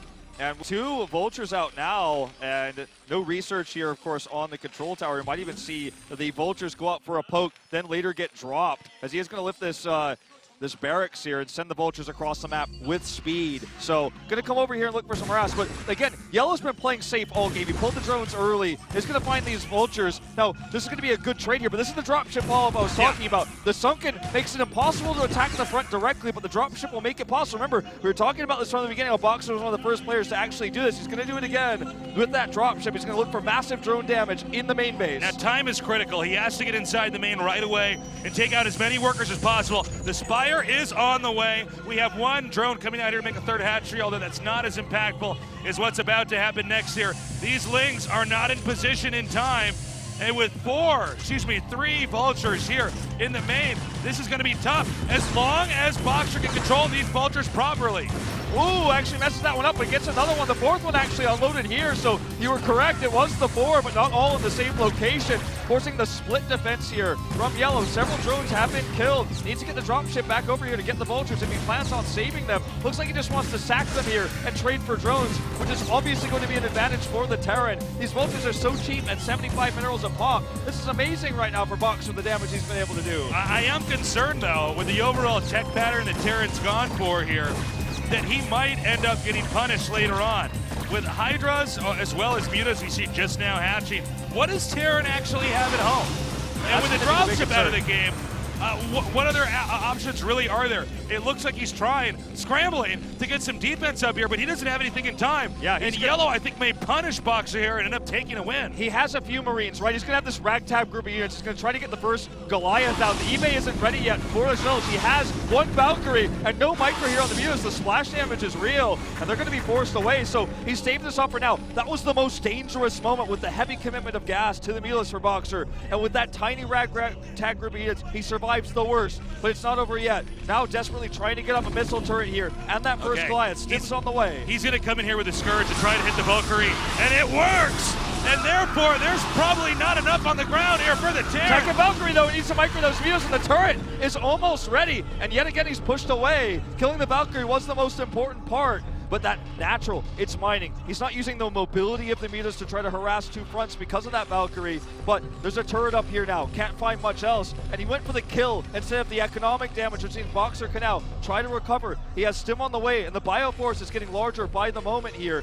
May even have a Goliath out here in just a moment to help stave off the next attack. Yeah, I think even if he gets the Valkyrie here, he might end up with another Valkyrie popping out. Now, the turret's there, but the Mutas do not have to engage, and in fact, they're going to be taking out a lot of these SCVs. Second Valkyrie here. Again, it's about the micro. Using the Scourge at the front here. Boxer has to be very careful with how he pokes this down. Oh, the pain is real. That was great control. I can't believe he actually kept that alive. It's insane. He almost actually lost it there, but looked to get the greedy kill onto those Scourge. And Yellow has taken this hit in 3rd base. This is common, of course, for the Zerg to take a base to the bottom left. It's hidden per se, but it's what Boxer's going to be expecting in terms of 3rd bases going on till later stages of this game. Okay, Yellow may be a little bit too ambitious here. With the Valkyries actually out, 2 of them. By the way, the Valkyrie is a very difficult unit to control. There were whole periods in the StarCraft 1 meta historically where it wasn't really used because it is a buggier unit. But hold up, he was safe from the air, but what about the ground? The Lynx can now spill through here. The Muta's going for the kill move here on the tank. Okay, he needs that tank. He doesn't have siege mode yet, it doesn't look like here. He has the comsat scanners, but this is not a tight wall. Link stream through. He's looking for the siege tank. Doesn't find it here. That's the crux of this defense, along with that comsat scanner here. Medic's buying some more time. He needs that siege mode desperately to repair here, but just a single SCV. He's going to save this off for now. Now, is he going to try to leap forward here? I think he's hemorrhaging too many Zerglings. But let's see. There's a possible follow-up attack. Is he going to go for it? He's going to go for it here. Here we go! Turret's in position. He needs that siege mode. He doesn't have it yet. Stim is used on these Marines. Doesn't actually get into position. He's just trying to use the range of the siege tanks here. Great micro by Yellow, repositioning that first lurker. Now this going in. The scanner is in the way here. If the turret's taken out and the scanner goes down, I don't believe he has a science vessel yet. At least we don't see it because it's been focused on Valkyries. He needs a scan here. There it is. Siege mode is ready. Good micro here by Yellow. He saves every lurker. And now he's got the third base economy. This ended up being a pretty good trade for him. The follow-up attack is moving across the map, getting macro hatcheries up as well. He's actually, he might be able to fish the Terran forward and then dive in with the next group of Lings and Lurkers. Needs to not lose any more of these, though. 3 more going down. He saved them initially. This is going to be an expensive cost here. Just wants to brute force it here. Siege tanks in the front lines, very vulnerable. Scans go down. Gets both the lurkers, though. And now he's just bleeding units at this point, Tasteless. A pretty ambitious play there from Yellow. I see the idea behind it because of the wonky tech path there from Slayer's Boxer. Even though there are threats woven in to that style of play from Boxer, there's also an obvious lacking amount of core Terran units sometimes for these when you get to a certain point in the game. So Zerg can try to come in there and kill him, but with Boxer's great control, he's basically weathered that storm, and he's now in a pretty comfortable position to continue to macro up. He has a decent number of barracks. He's making tanks.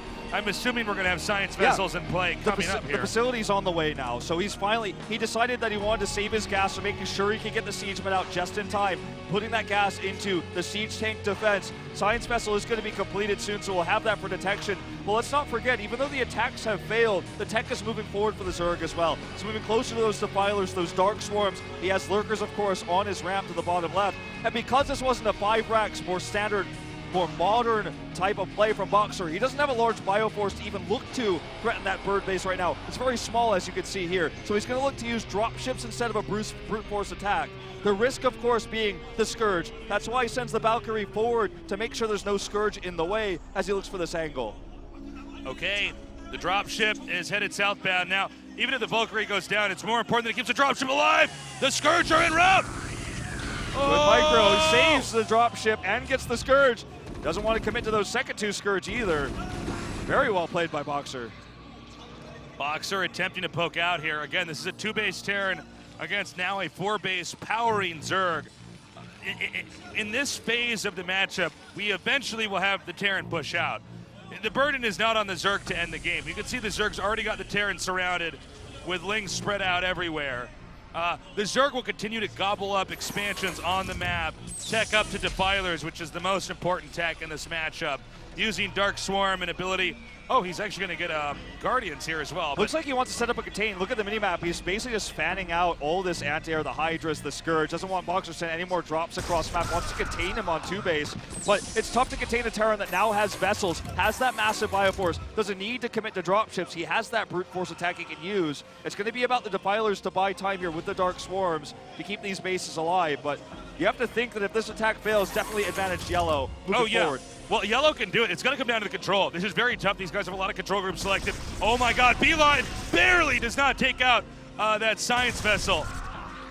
Tank's moving forward here. It looks like he's going to send some Lings in with us, and Yellow's going for the throw. The vessel's down here, but he just can't commit into this bio. Gets the vessel at least with that brute force attack.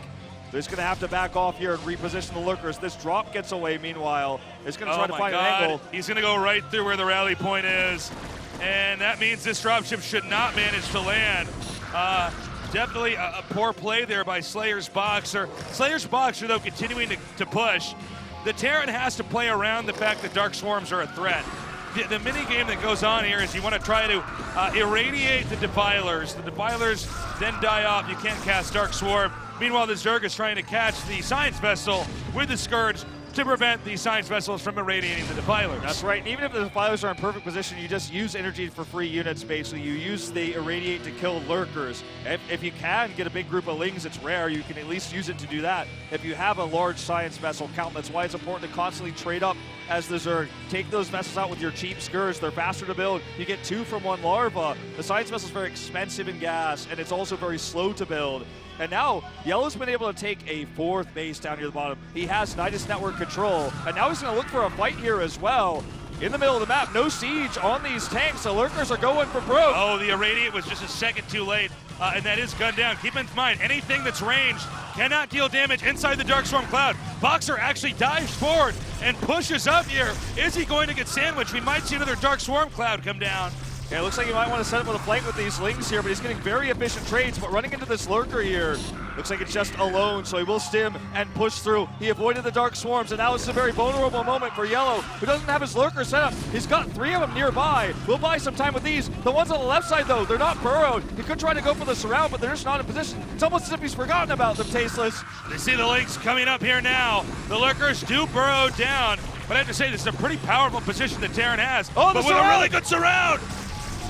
He's going to have to run through these again, and now the Marines are just getting totally trashed here. Well, does have to scan. You know, he's got just enough medics. It seems like Yellow's not quite doing the damage he needs to do, but he's regrouping. It seems like Yellow should have shut this down, but the second push is inbound here. I'm not clear on how many more Defilers Zerg has at his disposal, but with a few more Dark Swarms, I think he can definitely hold this position.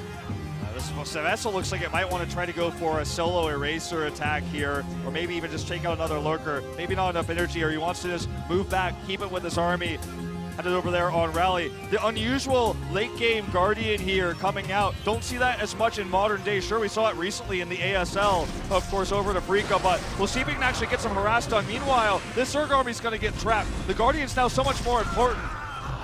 Doesn't have the target here. He's got mostly medics with this army. In fact, it's not a lot of DPS, yeah, just the healing. It's a flimsy army.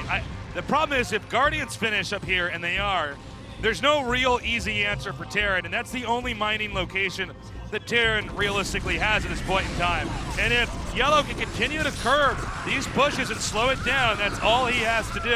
Oh, the sound of a lot of dead medics here, but he does gain some ground. Yellow moving back half of his lurker army, buying time again because he knows the Guardians may be able to bring him into a very strong position here, because Boxer just simply doesn't have, at this current moment in time, any answer for them. They're going to start chipping away at these SCVs, and they're just so high superiority range fighters. Turrets can't save these SCVs. He needs answers with air, perhaps Wraiths or Irradiates, but he just doesn't have them.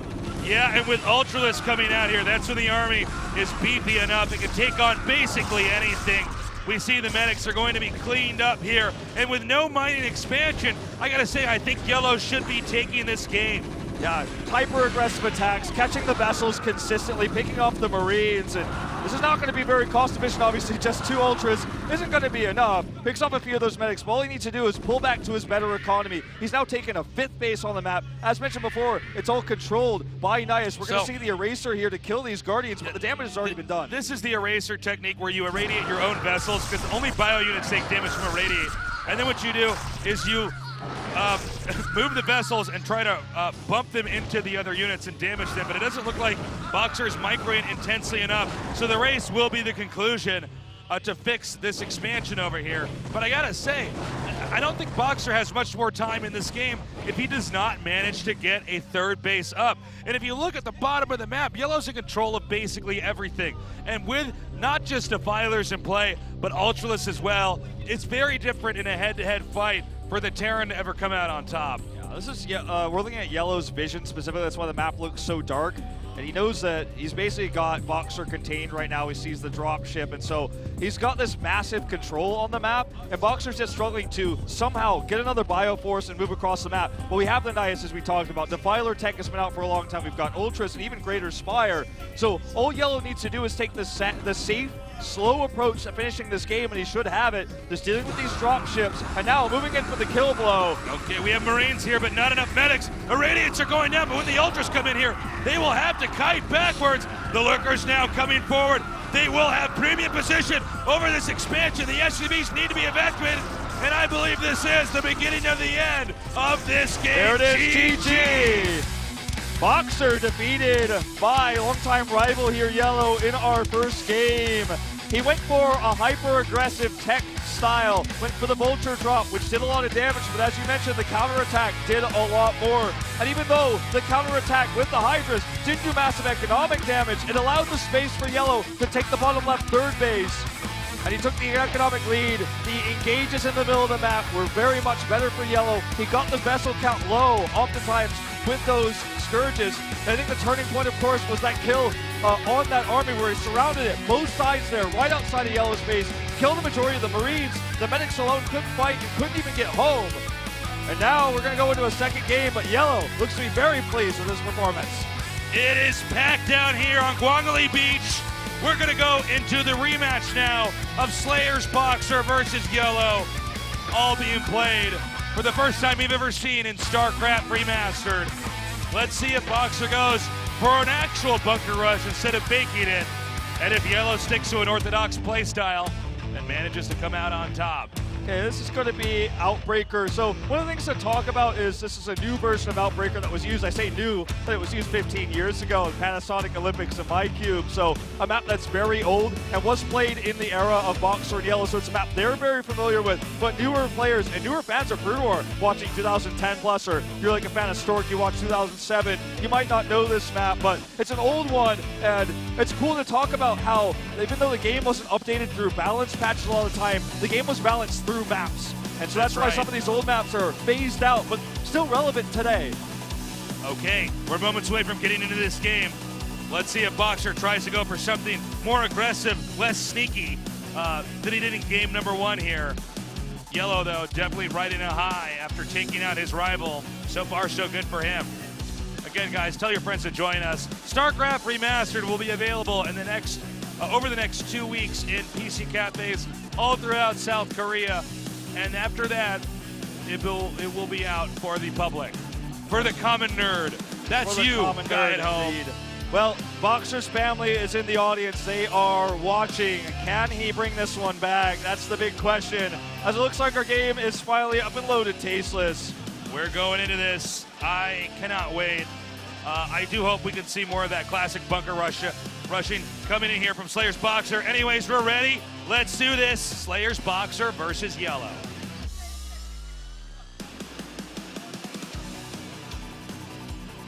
Oh, I guess we're not going to go into it yet. We got the call, we were jumping into game, but perhaps there was a glitch in the matrix and we were told the wrong information. But still, I'm really enjoying the play that we're seeing. It feels reminiscent of these two, their old rivalry.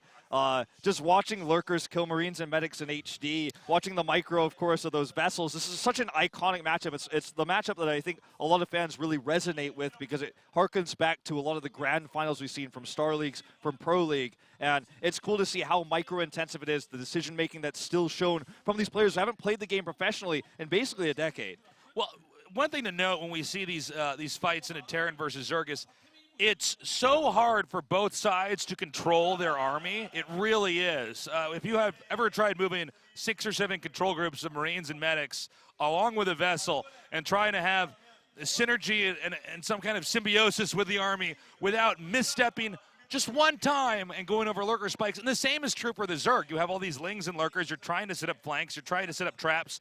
You have to get this clunky defiler over there and get the Dark Swarm set up. It's so frustrating when you're trying to chase a vessel with Scourge, right? You feel like you just almost got it. He takes the slight angle. Your Scourge miss it and do the kind of patrol animation where they go to the side. You just barely miss it. And you're so close, you're on the chase, and the Marines gun down your Scourge, and you're like, oh, I was microing this so hard, but he was on top of it. I've lost these units now. Whereas a Terran, when you feel like you finally have the flank, you use those 6 control groups, your 1A, 2A, 3A, 4A, 5A across the map, and suddenly a Dark Swarm comes from an angle you didn't expect. There's hold position lurkers under there. You lose all your army. You're so focused, but still, everything changes in an instant.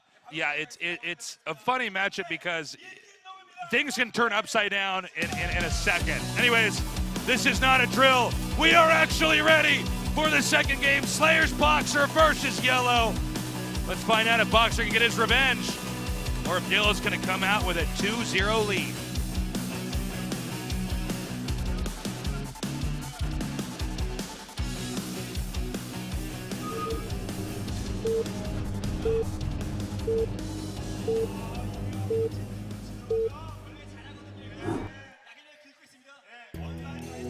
All right, we're on. In the upper right, in the yellow, our Terran player, Slayers Boxer. And his opponent down here in the bottom right, in the purple, yellow. Well, you know, we started this game at exactly as a joke that Korean commentators made at 22-22, 10-22, and Yellow taking the lead. He's known for being number 2. read that in 24-hour time, the 22-22. It feels like it's all favoring Yellow. The lines are coming together for him. But we'll see if Boxer wants to bring us out with a aggressive 2-racks proxy, or some sort of more aggressive bunkering, pulling more SCVs here, because just historically speaking, he's always done this.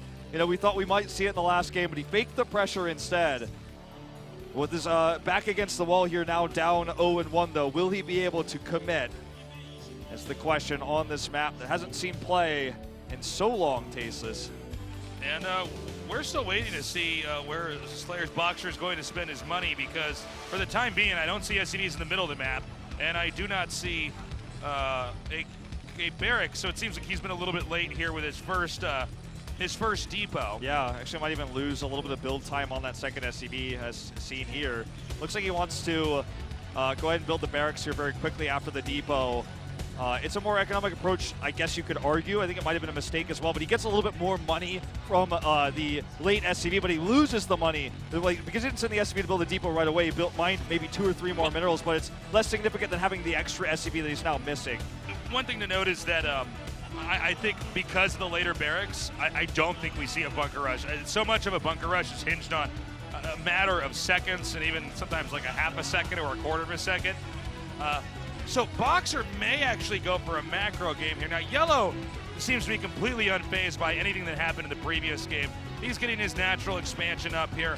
We'll see a spawning pool go down next, and then either a third hatch or Vest being gassed, depending on what rate he wants to tech at. Notice he also sends the drone scout across, so even though he's unfazed about what we saw in the last game, he plays safe. Both games, he sent the drone scout out. He had drones to protect against the initial SCV, was not willing to allow Boxer to even phase him with the bunker rush, and respected it heavily. Now he's going to have the early SCV scout. He sees where the SCV is coming from, doesn't even have to commit his Overlord, so Boxer is going to proxy a factory, not the barracks in the middle of the map. Okay, so this is not particularly normal, but the idea is centered around the fact that the Overlord may try to come in here and take a peek at what's going on, and because of the scouting paths that the Overlords usually take, they don't really cross the center.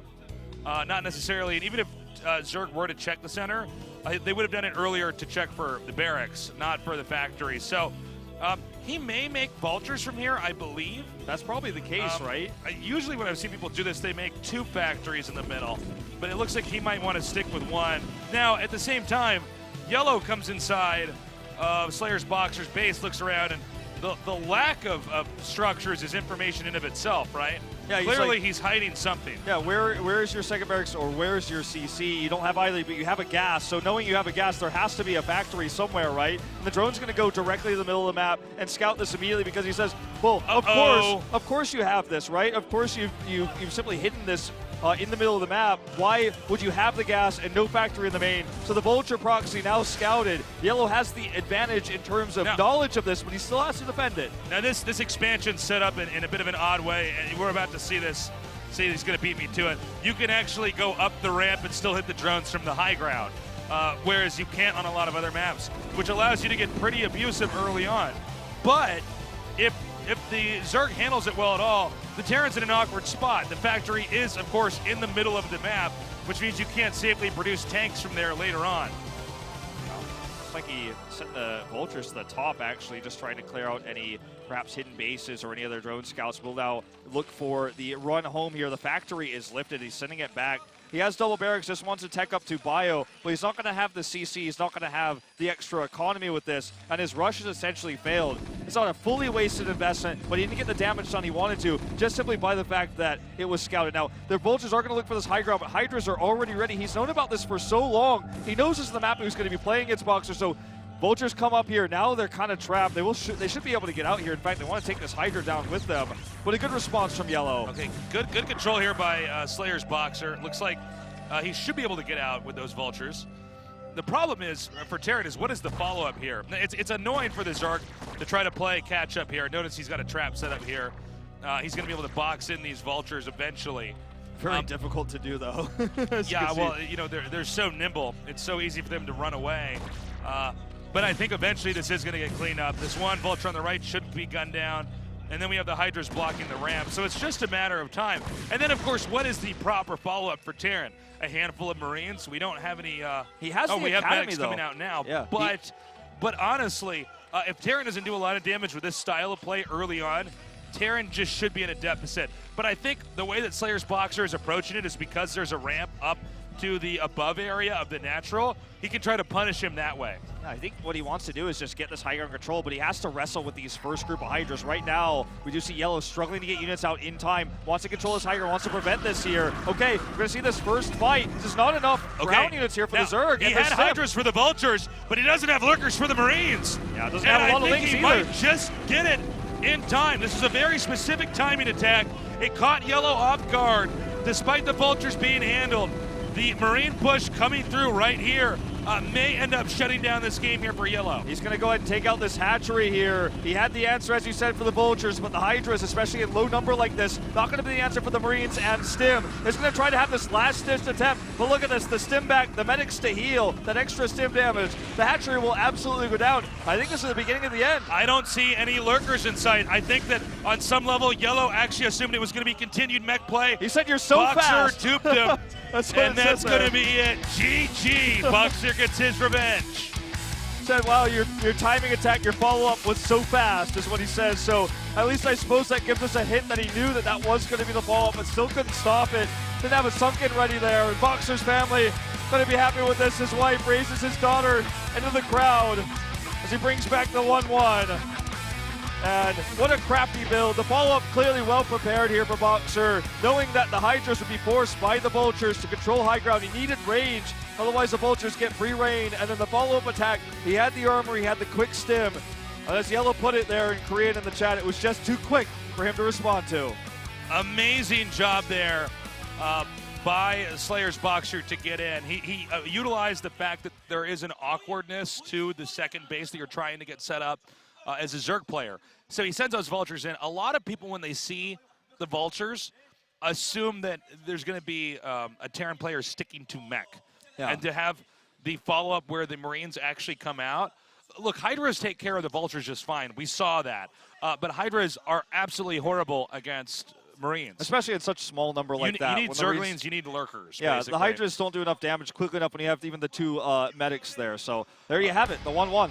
We'll be back in just a little bit, guys. Don't go away. Here at the launch of StarCraft Remastered.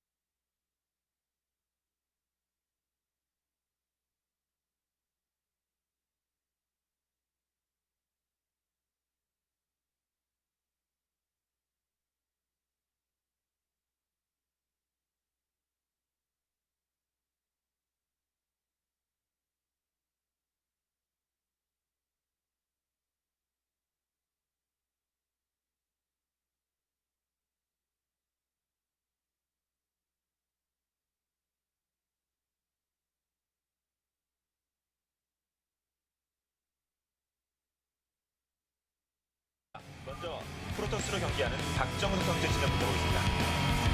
박정석 프로토스. 그리고 이에 맞서는 이윤열 선수의 진영은 11시입니다. 이윤열 테란.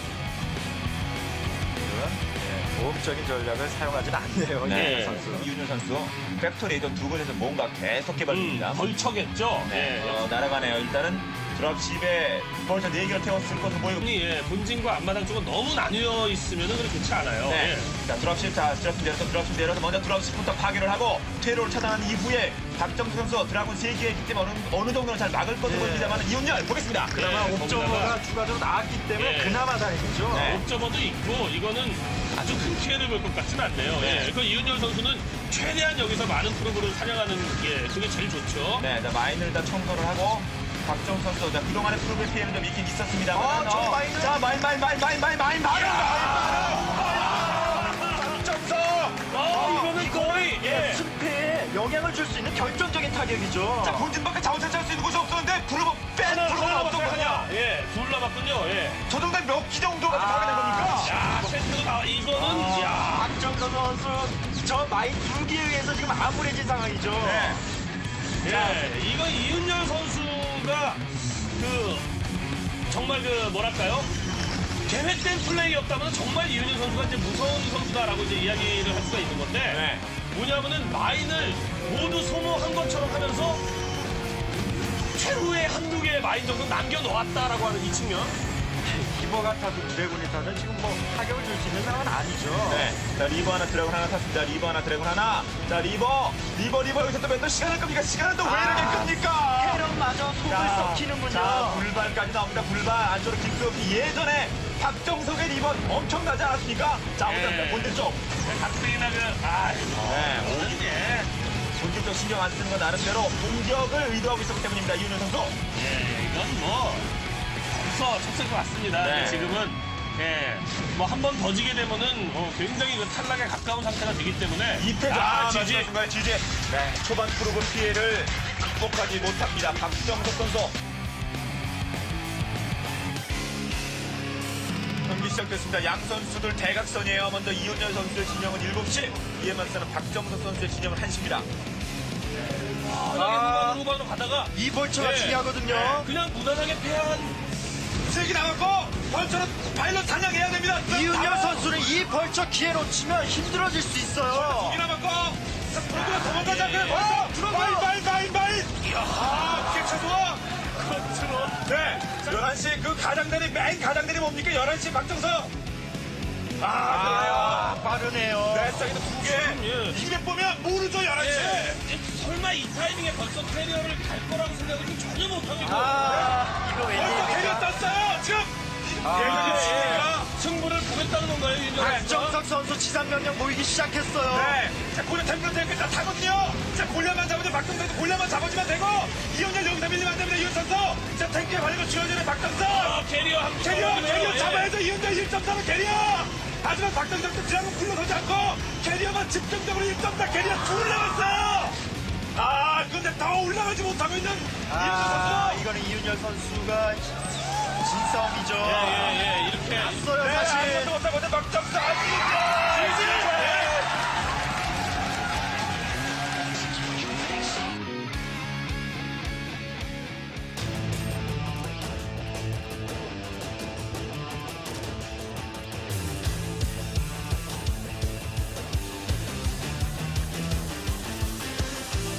And so the arc of the universe does indeed bend towards justice. StarCraft Remastered is launching here in South Korea tonight. We've already had 2 great show matches with 4 players.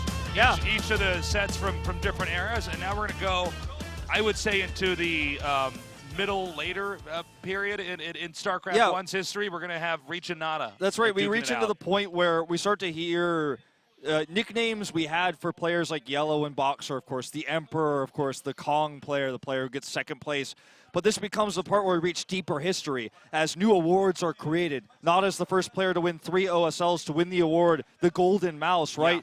Reach is a Protoss player who does so well along with other Protosses during the fall that there becomes this legend of the fall term, which means that Protosses always do best in the fall, right? This is the period of time where there's been so much Brood War history up until this point that we start to see these special trophies, special awards, and really new terms coming in. So this is where we get to kind of like the middle era, as you say, of Brood War, where it starts to be like, this is now the national icon. Everybody knows about this. And even the West is starting to pick up on Korean esports. That's right. We're going to have Reach versus Nada. These are 2 guys that then continued on the meta shift in StarCraft Brood War. We saw Slayer's Boxer and Yellow, very good micro-intensive players, very good at pulling off tricks and fights. But both Reach and Nada showed that you really could incorporate even stronger macro builds, including getting very quick, fast expands up, something that was considered very hard to do in the early days of Brood War. These were the kind of players that managed to figure that out. Tactically, they're brilliant. Their control is very good. They never miss a beat on production, but they also get their bases up very fast and prove that you can do that consistently and ushered in a new era for Brood War. Yeah, and these players are not as old as the ones we've seen before. Nana, for example, just recently came back from his military service, which is of course required here in Korea. And the second he got back, the first thing he did was sit down in front of a computer, load up Brood War, and stream to thousands. His Korean fans, they're still with him many years later. The first player to win 3 OSLs, one of the best Terrans of his era. I cannot wait to get this match started. Anybody who is competitive in Brood War at all knows these players very, very well. And what a great map to have this match on. We're going to go on to the map Nostalgia. Very fitting for where we're doing today. Yeah, exactly. Let's see what these guys got in store for us. This is going to be, this series with these two players is going to look a lot more like a modern Brood War series. And after we get done with these two players, guys, we're going to be going into the final round robin with Jaedong, Bisu, and Flash. Yeah, players that are still relevant in 2017 in professional games that are played as we are now, as the Brood War has continued on since its beginning. But now we're going to the new chapter, Tasteless, with Remastered. I cannot wait. Again, this is a matchup where Terran basically has to go for mech against the Protoss. There are some moments where you can avoid that, but generally no. Generally you have to do some kind of mech style, getting vultures out, getting tanks out. The Protoss operates a lot like how you would imagine a Zerg to operate. They continue to expand, try to secure many bases, eventually get a really powerful macro engine and try to overrun the Terran. With that being said, Terran mech in the long run is stronger than a Protoss tier 1 infantry army. Even with Arbiters, you basically need the Arbiters to freeze chunks of the mech army so you can actually engage it and maybe hope they don't get scans up or have science vessels that can detect your army. So a lot of times if the Terran turtles up hard enough, the Protoss need to start recalling into the main as the Terran pushes out and try to whittle the Terran down. It's basically the impossible to destroy workhorse of the Terran if positioned correctly versus the more mobile Protoss army that has the recalls in the late game to bounce between bases, warping entire Protoss armies, for example, into the main base. The mech army, it's strong when it's all together, but it's immobile, so the mobility advantage goes to Protoss. And even throughout the mid-game, you'll see that as the Terran struggles to shut down Protoss' bases, he's going to have to be using vultures, running around the map, using harass, using spider mines to control vision. And it's a very different matchup than what we've seen today so far. That's right. Also keep in mind that there's a lot of neat tricks that Protoss can exploit early on to basically stop the Terran from getting to the place they want to be with mech. And that can vary from Reaver drops to Dark Templar, drops or harass to just trying to rush the Terran early on and throw them off. There's also the fact that as Terran tries to tech up and get that mech army, the Protoss can completely shift gears and go into carriers. And if the Terran isn't privy to that and doesn't catch on to that in time, can end up getting run over in that way as well. Just like in StarCraft 2, the Protoss arsenal is vast, and knowing what tech the Protoss is choosing in the early game, and as you mentioned, sort of in the mid-game with the carrier switches, can be the end of a Terran. As he's trying to get the strong siege tank army, he wants to get the brute force army that deals with the gateway units. Suddenly the Protoss invests in the carriers, and you don't have that anti-air to deal with them. So surprise tech switches do happen, and the late game is so fun to watch because, as I said, it's mobility versus this Terran army that's so difficult to attack. As you said, you're going to need perfect stasis. You're going to need to have shuttles dropping zealots on top of siege tanks to break those lines. If you make any mistakes, the Terran kind of just sits there and destroys you. So it's on the Protoss to try to find an angle to break through. Yeah, and a lot of times Protosses will stay back and then wait for the Terran to try to push out, and in between planting mines and trying to siege up, they'll jump on top. Keep in mind as well, if the Terran player loses the mech army, primarily if they lose all the tanks, it's like the reset button has been hit. They basically spend most of the entire game building up those tanks, and if that gets whittled down, when you compare that to Protoss making just zealots and dragoons early on, maybe a shuttle, obviously some observers in there, the Protoss can trade more effectively. Yeah. But of course, if Protoss missteps, if they trigger a bunch of spider mines and lose everything for free, if the siege tank shots manage to do enough damage on top of the dragoons, the Protoss army is whittled down very quickly. Yeah, it's kind of a factor of how the Protoss race is designed and always was in StarCraft. It was to be more expensive units that are more cost efficient, right? A Zealot is twice the cost of a Marine, but the Zealot, if the Marines do not micro, could take down so many of them just because it does so much damage so quickly. It's heavily shielded, so just about knowing your advantages, and I'm bringing it down to the most basic of building blocks here, but that's the idea, right? That's why the Terran has to be defensive early game, trying to build up this army that the Protoss with expensive units can't break through. Of course, in the late game, the Terran needs some science vessels in the army because Protoss are going to have arbiters. You pretty much, unless it's a weird carrier game, you pretty much will see an arbiter tech eventually come in. The arbiters, if you're not familiar with Brood War, because I know we have some younger viewers who are watching, the arbiter cloaks your army that's underneath it. The arbiters, they don't cloak each other, but they cloak your army underneath, and they have this ability called stasis, which freezes. You can freeze your own units, but usually you're freezing other units. And you can do that to hit clumps of tanks, to disable them, and then have your army come in and do damage. Also, there's recall, and this is basically the equivalent of a Zerg massive drop. Yeah. You know, when you see all these overlords fly into a Protoss's main, drop in there and start destroying buildings, you can recall your army into the Terran's main. And especially if you consider a lot of times siege tanks are in siege mode, guarding the front. If you go into the main, you can destroy so much of their production. So if this game goes on for long enough, you most certainly can expect to be seeing some of that as well. Absolutely. And remember, the recall doesn't function as it does in StarCraft 2. You warp where the Arbiter is, so you can teleport units from anywhere to anywhere. So straight into a Terran's main base on top of an army. But it looks like the game is ready, guys, finally here. Reach needed a little bit of time to finish his settings, but we're ready to go. All right, let's do this. Game number 1. I cannot wait to see these two guys duke it out. Reach versus Nada. Two gods in Brood War. This is quite a blast from the past. You got any predictions, Wolfie? I think Nada's going to take it, man. I think probably 2-1. He's been playing for so long since he got out of the military. We're jumping into it. Nostalgia here for game number 1. The crowd is going wild. Let's jump into this one. Let's see what happens. In the upper right. In the orange, no, in the bottom right, in the teal, or in the white, rather. I think it's Excuse white, me, yeah. It's white. This is our bumpiest intro yet, guys. We're gonna get through this. In the bottom right, in the white, is Reach. In the upper right, in the orange, is Nada. The white got a little bit more off-white with the HD rework. Yeah. You know, maybe it can be a bit confusing, but let's see how this one plays out. Remember, this is kind of a rivaled story in the past. Reach is so famous actually for his good looks, right? It's one of the things that he's been known for. The headphone intro they talked about in the interviews on stage that Caster John, the MC for the Korean broadcast, of course, mentioned. Every time he watches that OSL intro, he gets chills. You could look up Reach headset, you'll probably see it as an intro where he's kind of the focal point of this tournament. He puts the headset on in the middle of the intro, and he's got a lot of female fans for this, but Nada's been more successful overall. Remember, the golden mouse, right? And he came out of the military recently. He's been streaming a ton and has done really well in these legend matches we've had recently. So I favor him going into this one, but I hope Reach shows us something really cool here, and I hope that we at least get to see one of those late game PBTs here we were talking about, where we see the recalls, we see the maxed out mech army.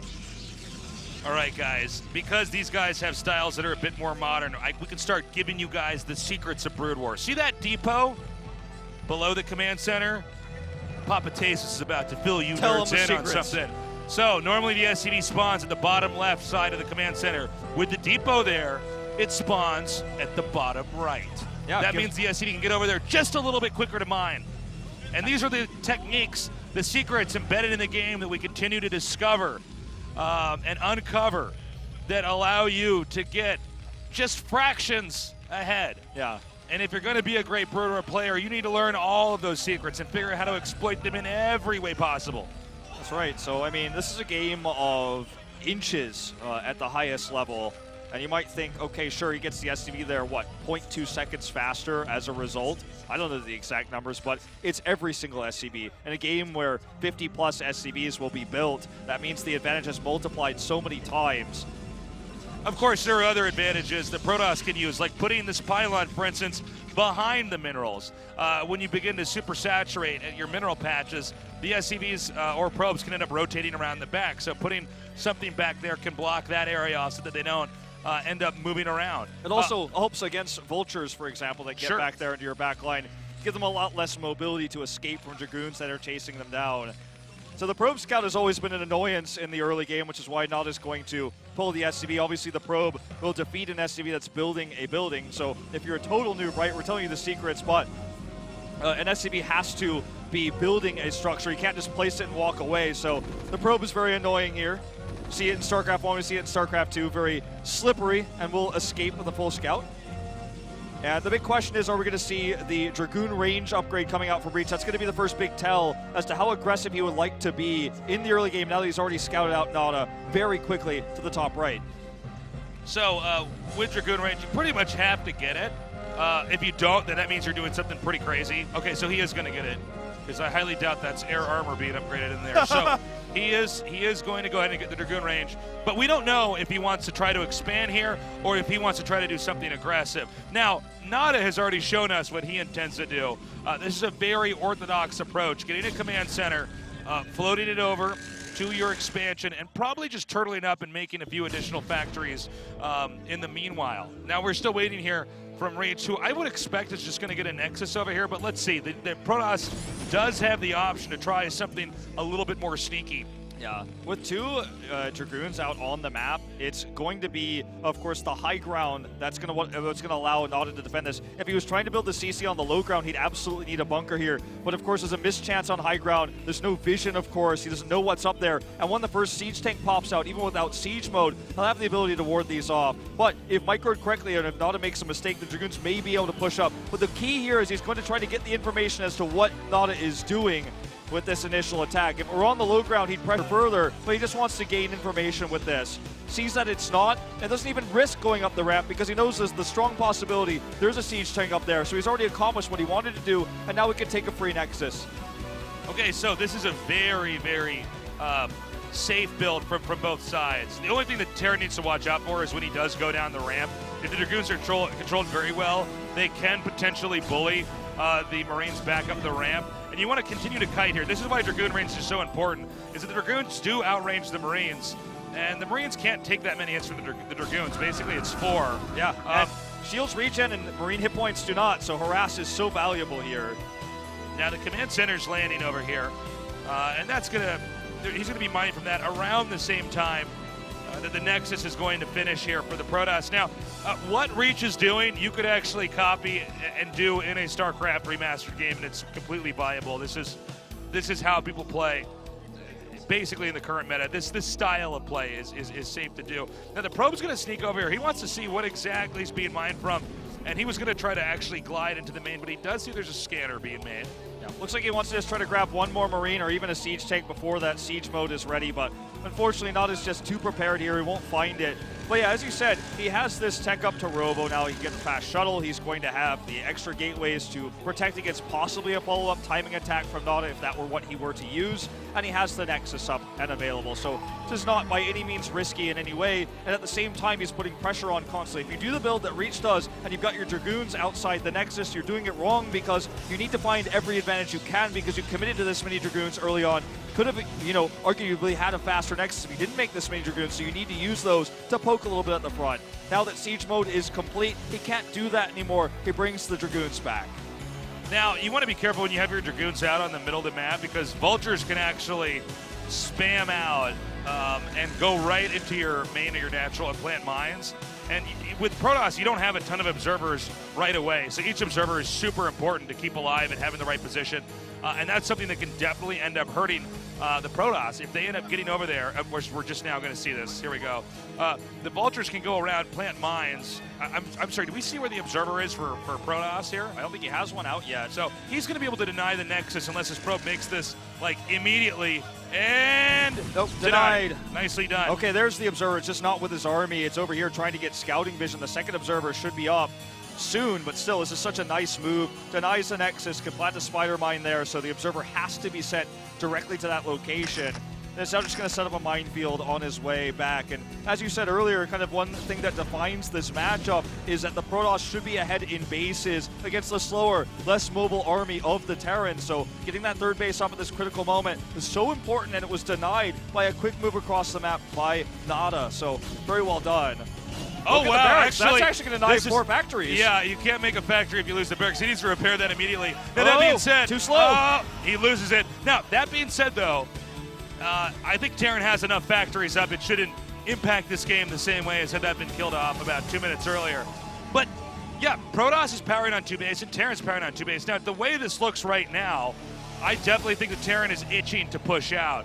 He may try to get a third command center up here, but it's also very possible he does a very aggressive push while the Dragoons are trying to clean up the map. And in fact, Wolf, that's going to happen right here, right now. Let's see how well Reach can control this army. It's going to be about the control, as you say. We're going to see a mine flank potential with this Vulture. Doesn't actually get it off here, so Micro really good here for Reach. He's actually getting a lot of these Vultures. The siege tank's unable to connect. Sure, they siege up here, but the army's already away. An Observer's following this, and whether he planned on doing a heavy commitment after grabbing some Dragoons or not, he's definitely going to transition away from that concept if that was his original plan, taking the third base. I think that Protoss might try to pounce on this.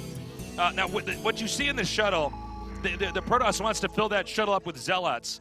Drop the Zealots on top of the tanks, and occasionally there's a mine that's too close to the tanks and it pulls it in there and blows everything up for the Protoss, or for the Terran, excuse me. Also, siege tanks will automatically fire at that Zealot if that's the first unit they see, and the splash tag from the siege tanks can kill another siege tank. Yeah, and it's fire. completely worth it to lose a Zealot to kill a siege tank. Yeah, always. friendly fire is absolutely a thing in Brood War, you know, and most RTS obviously, but a big factor in this matchup is the Spider Mine drags, the Zealot drops on top of tanks we were talking about. And now we're just going to see this kind of split map occur with the splitting up here with the siege tanks. There's not really an angle for Reach anymore. He knows the mines are not on top of the tanks. He's going to split his Dragoons to make sure Vultures can't run by and harass his satellite bases. I don't really know if Terran's going to push out much further. This map's kind of funny. It's subtle when you first look at it, but when you play a couple games of Protoss vs. Terran on it, you realize there's this awkward building right there. Looks like a strip mall in the middle of the map. And you can see that if Terran has siege tanks there with spider mines and turrets, how in the hell would Protoss ever breach that, right? Yeah. It's really tough. Now even trying to pick off some of these Vultures is not a good idea, as shown here. Yeah, and so it puts the Protoss in a bit of an odd spot. Now, this has been handled pretty damn well here by Nada. He got his base up. We see Reach has been slowed down a little bit from teching into Arbiters. The Stargate and the Templar Archives are just now finishing up. That should be the Tribunal there.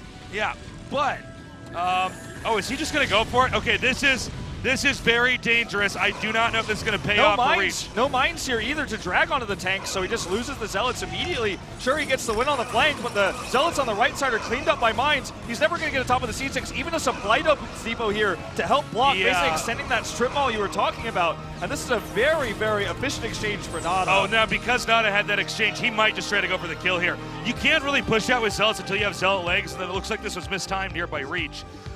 So I believe Nada can actually just try to seize the moment. Basically, when Terran's turtled up like that, you just don't want to attack into him. You want to attack somewhere else that's not there. And with these tanks and Vultures coming in here, especially with these Vultures able to hit these Zealots before they can really do that damage they need to do to the tanks, I think Nada's going to win this game. Yeah, just in tank mode straight up. Didn't need to siege up. Saw the Zealots on the chase. Used the tank mode to clear them faster. Now he's going to try to get this high ground advantage. Sure, there are pylons here to block, but it's not going to stop this third base from taking fire. And this looks like this may be the beginning of the end, as right now Reach scrambles to get to position, but his own pylons work against him now. He can't get over here to defend this base, and that is just a forfeited probe line. Nada starting to take the map, knowing that even if this attack somehow miraculously gets cleaned up, he's going to have the massive advantage in army and the economy advantage to go with it. And Nada, yeah, expanding at this incredible rate here. A lot of this actually comes down to those Vultures that denied the third base early on. And now, as Reach is spilling out more and more Protoss units that just simply cannot match the mech muscle coming here from Nada, we should see Reach tapping out as we are forced to then go into game number 2. Nada, just from start to finish, overall had better control of this game and a better understanding of this matchup. Yeah, the turning point with the drop there was just never going to work. Perhaps he thought there were spider mines next to the tanks, but Nada was too careful. GG! Reach taps out here, and you know, there was this, not only did he have perhaps the misunderstanding that there were mines there were mines near the tanks before. The Observer was pushed away because Nada had a turret set up. he also had that supply depot. The strip mall formation you talked about there in the middle was why attacking there was very unlikely to succeed. The one tool he could have had to make it work was his zealot legs that he didn't have. And from then on, as you said, seizing the moment was the plan for Nada. And unfortunately, we don't get to see any Arbiters. We don't get to see that late game I was looking forward to. Well, but we might have it here in game number 2, but the problem for Reach, and I feel for the guy, because once you see on that map specifically, the Terran gets set up in that spot, Protoss immediately thinks, oh no, the map's going to be cut in half. Obviously, if Terran has half the map and you're going mech, they're going to make a line of turrets across the whole thing. They're going to get 3-3, and eventually they're just going to slowly edge out of there and cut off circulation. It's really important that for Protoss, they need to keep a proper contain. On that map specifically, they need to have a setup where they can actually deny Terran getting out there and doing that. And let's say that the Terran does set that up, you either need to go right into carriers or right into arbiters. And because Nada's third base wasn't up in time, he wasn't able to do that. And that's where we really saw Reach panic and fall apart and just engage in a situation where anybody who's played enough Protoss knows you're probably not going to beat a Terran in a situation like that. Yeah, and I mean, if you try to, even with the Zealot legs, it's still not going to be very easy to do. If he waits longer to get them, then Nada has a better position anyways, has more spider mines set up, and still, desperate situation there for Reach. He tried to make it happen, but we're going into a second game now. Redemption is an option here. He could bring it to a 1-1, as Boxer did, as we go into this second game.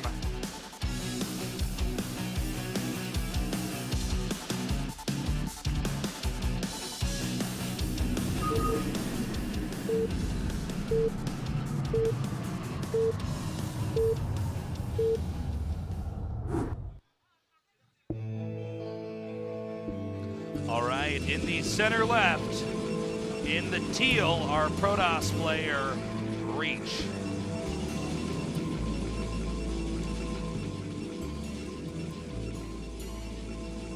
And his opponent here in the center right, in the purple, our Terran player, Nada. All right.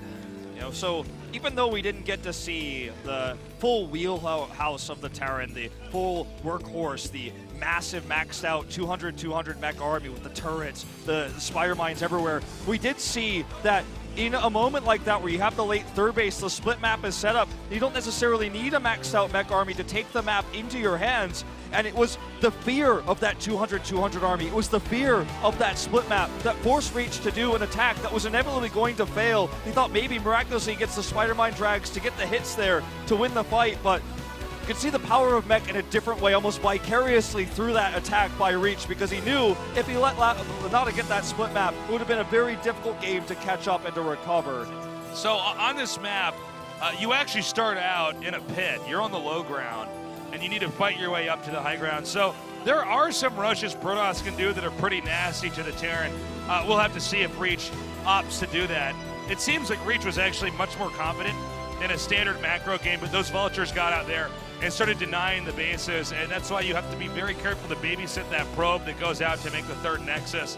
Because sometimes, even though you see a big battle happening and you think, okay, that's what decided the game, a lot of times in Brood War or in StarCraft 2, something very subtle happened early on that then caused another, like a butterfly effect here, that caused another series of events, and ultimately you end up with a loss later on. Yeah, definitely so. Well, see what he wants to commit to this time. He did the Dragoon pressure, but it wasn't, to massive effect. Nada played safe on the high ground. And if he wants to just poke out with the Dragoon and do another safe build leaning towards the macro, maybe he gets a little bit more damage done if Nada plays greedy with the CC, but you have to imagine with the pit-style base, the low ground, that he won't do so, because then he's vulnerable to just simply dying to the Protoss attack should that occur. Let's not get ahead of ourselves, though, as it's just the probe scout coming across the map now. So I'm still waiting to see if Protoss just tries to get a Nexus up here, or tries to do something a little bit crazier here. So now Protoss will have confirmation of where exactly the Terran's going to be on the map. Going to be a factory here, actually, but put right in the face of the probe as he comes over to scout across the map. So one Zealot's been sent out here. Now, Wallens are funny in Brood War. That actually, I believe, is a complete Wallen. It looks like it's not, and that something could fit through. Definitely, before you start practicing and laddering, get acquainted with a few Wallens for each race, what you need to have set up, because it's tricky, but once you get it mapped out, you're going to win a lot more of your games. Okay, so the probe actually did get through. Yeah, once this so Marine... perhaps that is not completely airtight. Yeah, let's see if the Zealot gets through here. Yeah, let's see what happens with this as the Marine is about to pop out here. Zealot's just going to harass. The Dragoon follow-up is going to be the scarier part here as the factory is finishing up here.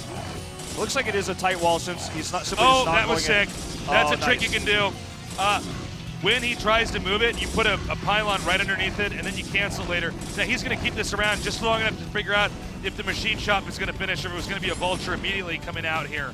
But that's a great way you can abuse a player, especially if the Marine's not chasing you. You just keep the probe underneath the factory, it doesn't get to land, and then your Dragoons are too good. Yeah, and also remember the Zealot, sure, it's not going to break through. The value of keeping it here at the wall for as long as he did is it forced a repair, and that's just basically trading shields for money. When the Marines come over, he backs off, loses only shields, goes up onto the high ground. Now, when the Dragoons arrive with range, the Marines aren't going to be able to protect this depot as well. And maybe if he's lucky, maybe if he targets just perfectly, he could take an SCV or two with him, maybe even a Marine, depending on how the scenario comes out here. The SCV is going to be the first target here. And remember, the Dragoon's just going to use its superior range now to poke at these Marines. The Dragoon can get shields back, the Marines will not. And now with 2 Dragoons here, he's desperately trying to rush out the siege tank. This is really, really scary right now for the Terran. He needs to get a tank out immediately. Now the Zealot is doing so much damage to the depots, and once the tank's out, look, the Dragoons go on the high ground. Okay, now he's just going to go to look to pick off these SCVs, actually targeting the depot. A little bit odd here. Okay, now starts its end. Look, it must have been macroing back at home. Now you have to remember that these SCVs are not mining, and some of these that are picked off is really going to hurt the Terran's economy. Siege mode is up, but Reach backs up just in time. Perfectly done. Takes the Hidden Nexus actually down to the 6 o'clock. So if perhaps Nada gets the starport up, thinks he's going to go and find massive probe damage or break through the natural, not going to be what he's expecting here with this down at the bottom. And Reach wanted to get a little bit more done here, but the siege tank range is just too much. We'll have to back away. Can't poke that depot anymore. Okay, so what Nada's been trying to do here is quite ambitious. He's going to go for a drop off one base, which is very unforgiving. It either pays off big time or you don't do any damage at all, and the Protoss grows out of control pretty quickly. Now, the funny factor with this for the Protoss is that Protoss actually took the main at the bottom. We don't know which way the dropship's going to go. It seems like if it's at the top of the Terran space, why is that lifting off? Okay, it's going back over there. That's more like it. If it's at the top of the base, he might go around to the top, which means he can't get to this base down here at the bottom. He might not find it, but if he does go through the bottom and get the probes, he's going to get a ton of damage. Yeah, and you have to wonder if the Forge is going to be the next structure here for Reach to maybe build some cannons. They're very expensive, of course, if you want to commit to that, but when you're risking already so much to build this Hidden Nexus, you don't want to spend any more resources on that. You just want to hope, you want to bank on this being unscouted. I think what he might end up doing is just trying to rely on Dragoons with Robos, just like their mobile cannons almost, and staying back here. Now, it's also... I was actually taking a drink of my water. That was 2 tanks, right? Yes. Those are not blood. Okay, yes, 2 tanks. 2 tanks jump inside the dropship. Now, think of the price of 2 tanks and a dropship. This is very expensive. With 4 Dragoons in the main, he could absolutely gun this down. And if Terran loses this, man, it's going to be really hard for Nada to actually acquire a second base, and Reach is going to get out of control. So much of this game is going to come down to this drop, and oh my God, are the Dragoons leaving? They are leaving. He doesn't see it. Here it comes down here. Tanks actually. He thinks there's a natural. He doesn't know, and this is why the hidden base can be so strong. We thought it might be vultures to harass. He's going to fake it out. It's going to look like it's a vulture drop here. He's coming through, but then no base. There's no base there because Nada took another main because Nada basically preempted this. The dropship's going to have to go all the way around the map clockwise. And right now there are just 2 tanks completely isolated, unable to be utilized at this point in time in the game. Yeah, wow. No way he could use those unless he rescues them later. Might be found by the Protoss first. So Reach has this 6 o'clock base. He's mining. He has that economic lead. Nada had the great follow-up. It was really smart, really intelligent, but he just didn't scout. He just assumed that Reach would play standard, which did not end up being the case. And now he gets the second base up. He's getting the additional factories. But these tanks going to be picked up. He does save Here's what's them. funny about this, Wolf. Yeah, he gets the Nexus up right after he The leaves. Nexus is coming up, and the dropships just got picked up because the rhythm of this game has been so unusual. Now, I don't know we don't have confirmation right now to whether or not Nada truly knows about this bottom main. He may suspect it, though. Well, you should suspect by now, right? He knows that the Protoss isn't just on one base for this long. Now, Terran, on the other hand, has been one basing it for a very long time. And we don't have a command. Oh, I'm sorry. We do have a command center. Just not mining yet, though. Just barely lifting. He's going to try to scramble to get up here, but right now I'm really feeling like Reach is in a pretty good place. Unless he makes some kind of major mistakes, he should manage to maintain momentum this game. Oh, ironic, he finds the dropship here with the Dragoon, trying to chase it down to get the kill. Good reaction here by Nada. Will send that dropship home. Does get out without a hitch. But he's just struggling now to get over and take this natural. So much lost mining time. He has a massive tank count, so it's going to be difficult for Reach to, say, end the game. But this means his third base can't be assaulted. He has no mobility, no vultures on the map, no vulture speed or anything like that to go and harass. And only thing that he had to find damage was the dropship, and there wasn't a base to damage. So thought it just kind of caught with his pants down a little bit here. And recovery is going to be a long path. By the way, guys, there's a man in the turret. Look. Oh, my God. There's a little man. In HD for the first time. How dizzy will he be by the end of this game?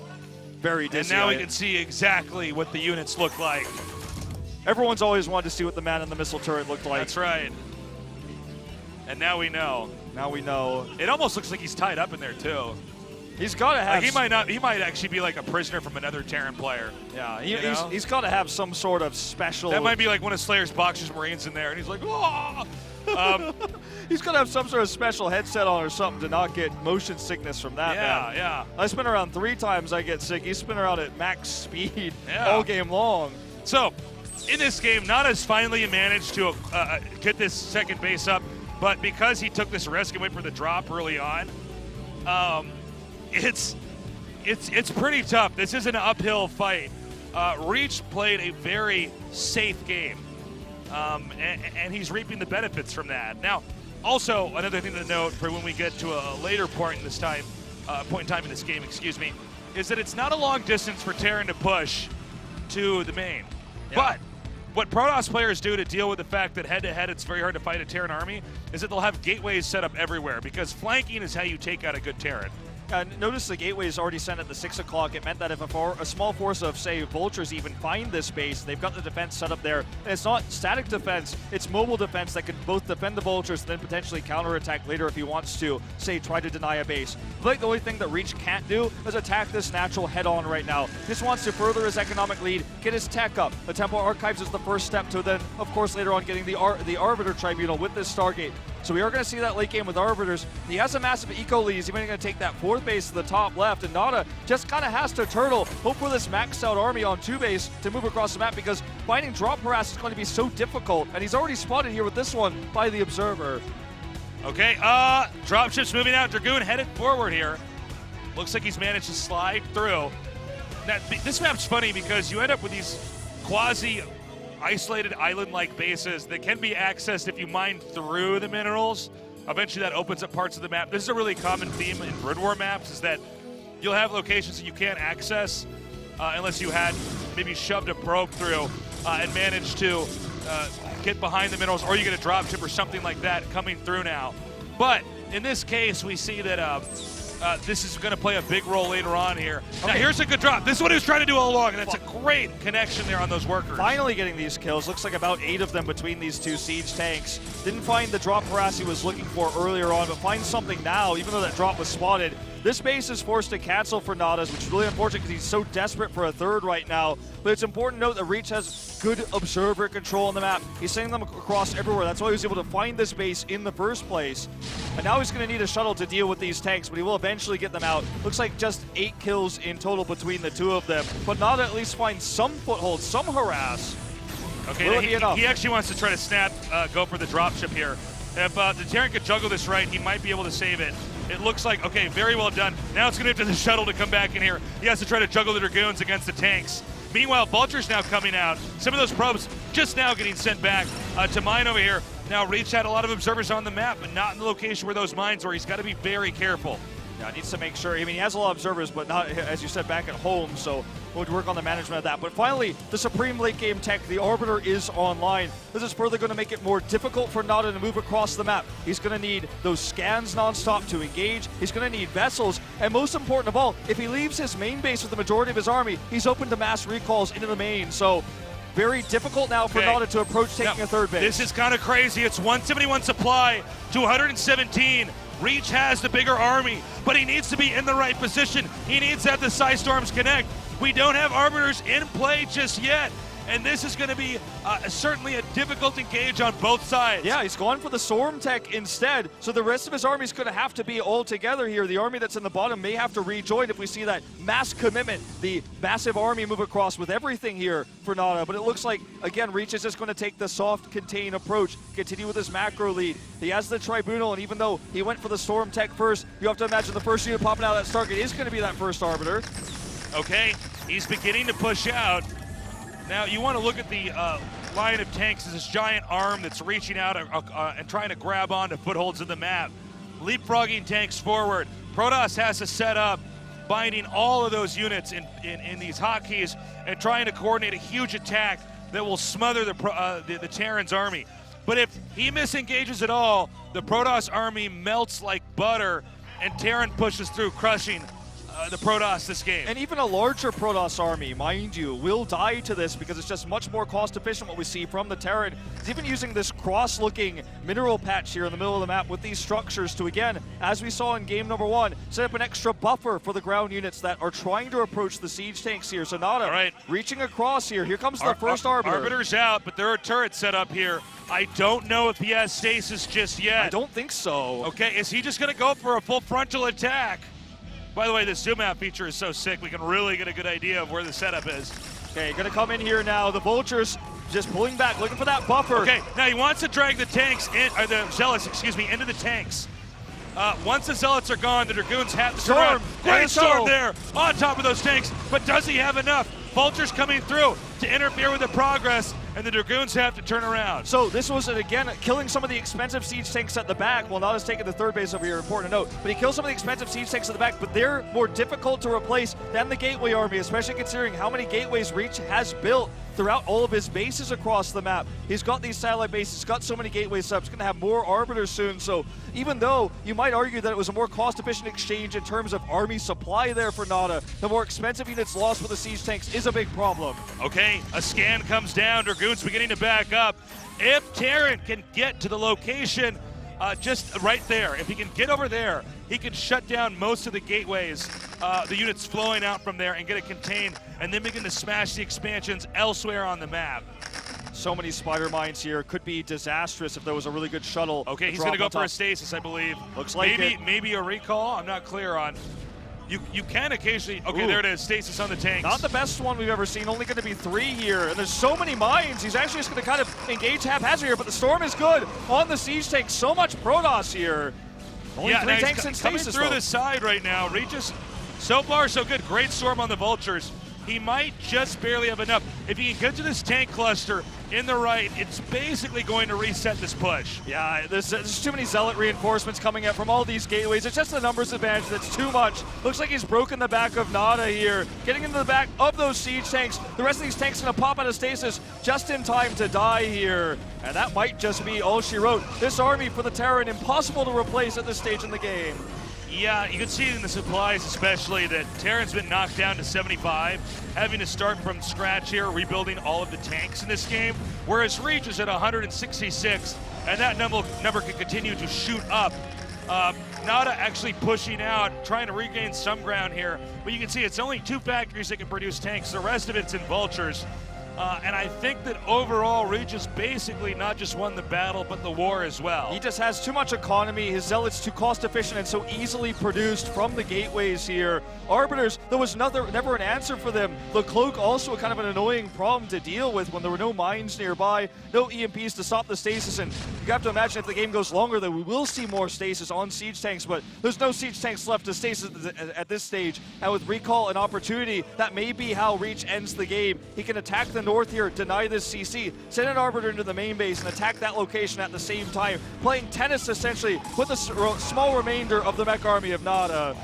Yeah, the fact that he's going to get this base up here, I mean, look at the map, guys. Where on earth is Terran going to expand from here? And I think you're right, Wolf. If he does a recall, he can come in here and completely obliterate the main, and Terran is just slowly but surely going to get drowned out. Looks like this may be the beginning of the end now. This CC can't even lift to get it away. There's no way out. Does have, if you look at the map, it looks like there's a large Terran army there. It's a small force. Here comes the exact recall we were talking about, heading towards the main base. He takes the safer approach, assuming there'll be turrets. Wants to defend this first. But this is such a small group, a ragtag group of Terran units. He can use a lot of gateway units to now attack the main. No answer, only the turret. Okay, and this should be the breaking point here for Terran. There's too many fires that he cannot put out at once. GG. GG. Nada taken out here in game number 2, so we have the 1-1. Is playing the better game there in the mid-game, denying that CC for so long. Nada mistakenly believing it was a normal natural. Had the dropship hit a normal natural expansion there, the back with the siege tanks would have been a totally different story. It looks like Reach was thinking one step ahead. Had the base there to the bottom. There was no way it could be harassed by vultures unscouted, and less likely than the vultures even was, of course, the siege tank drop that did nothing. He saw it early, shut it down, and Nada was just behind as a result. Never really was able to stabilize and take a third base. That was shut down by the Zealots as well down there. After the observer coverage from Reach, scouted it out early. Very few drops he could use. The last-ditch attempt for Nada was to try to get a cost-efficient engage in the middle of the map with that line there of the minerals, the cross shape. It wasn't enough, though. It is packed down here at Guangli Beach in Busan. And coming up here, Wolfie, we got the big league players. That's right. Bisu Flash. And Jadon. The players of the modern era, the latest era of Brood War. Of course, they were dominant at the end of the Caspa era, the Pro League era, but now with the resurgence of Brood War, by the way, before Remastered, the already resurgence of Brood War is really rising up before this even happens tonight. That's right. They're coming back into full form. Flash looks as good as ever, and this is going to be great, man. Don't go away. We're going to be cutting to a short break. We come back, Bisu Flash and J-Dog here, and the launch of the StarCraft Remastered.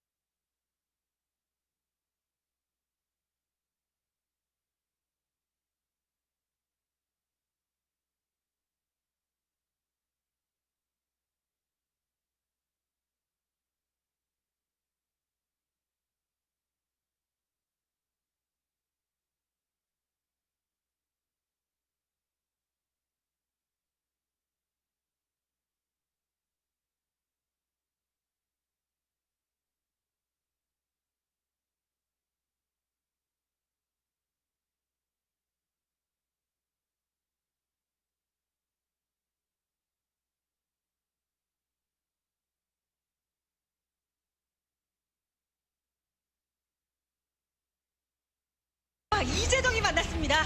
진짜 별과 별들의 만남인데요. 자, 김태경 선수의 모습이 보입니다. 이 맵에서 12승 2패. 현재 다승 순위로도 1위 김태경. 자, 그리고 앞서 정명훈이라는 산을 넘어내면서 팀이 올킬 당하는 것을 저지했던 이재동 선수입니다. 자, 시작에 있어서는 어쨌든 이재동 선수가 9호버프를 갔는데 아무래도 러시 거리가 있다 보니까 김태우 선수 바로 이제 넥서스 먼저 가져갔죠. 네. 자. 이런 대결에서는 김태경의 힘을 빼는 건 바로 커서를 줄여주는 거예요. 격추가 짝짝짝짝. 자, 근데 아래쪽에서 거리가 또 대기하고 자, 있고요. 둘 다 잡을 수 있어요. 하나는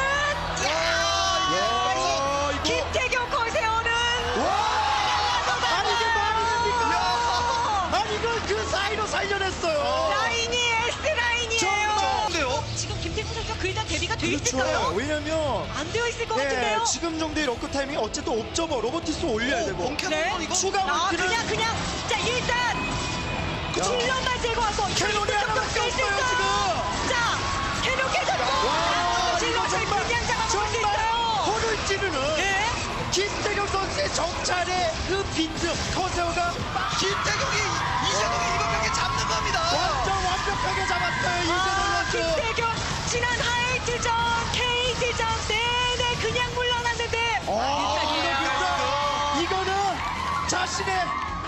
자신의 상징을 보여주고 사실 조금 전에 이렇게 무기력하게 무너지는 모습이 없었거든요. 자, 커세요. 떨어져요. 떨어집니다. 할 수 있는 것이 없어요. 우리 가야 돼. 히드라들이 지금 되게 정말 짧지만 굉장히 놀라운 겁니다. 왜? 김태경이 가장 자신 있어 하는 벤제메나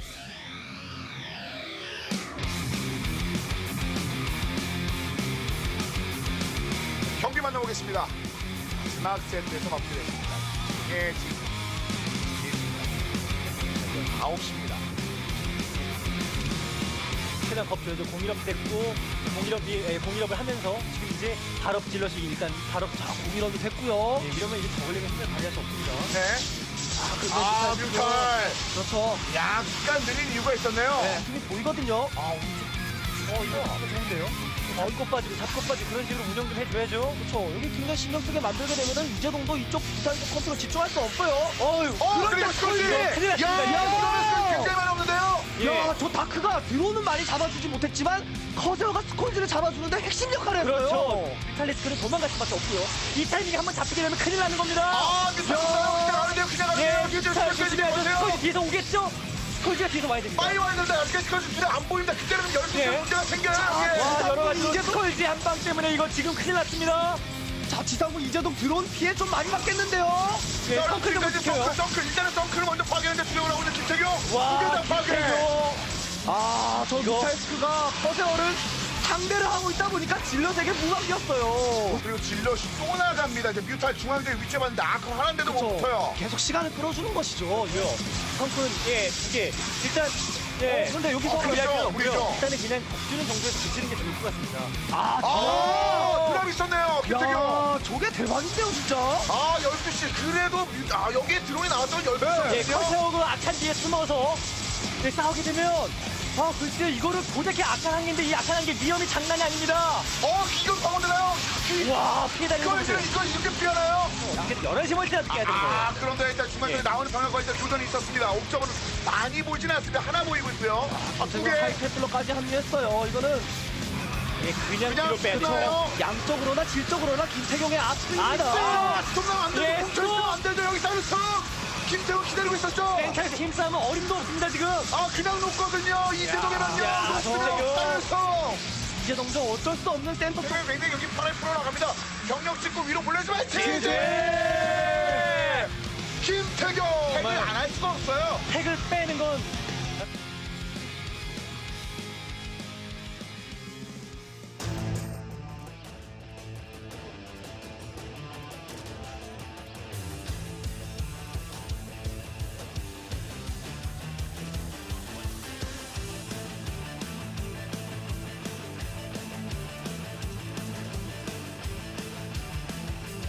As you guys can see here, this is a StarCraft Remastered development team on stage. That's right, because it's time. We're going to actually have the countdown before we go into our modern era players, Flash, Bisu, and Jaedong. But we're going to reveal and, of course, unlock the ability to play Remaster in PC box.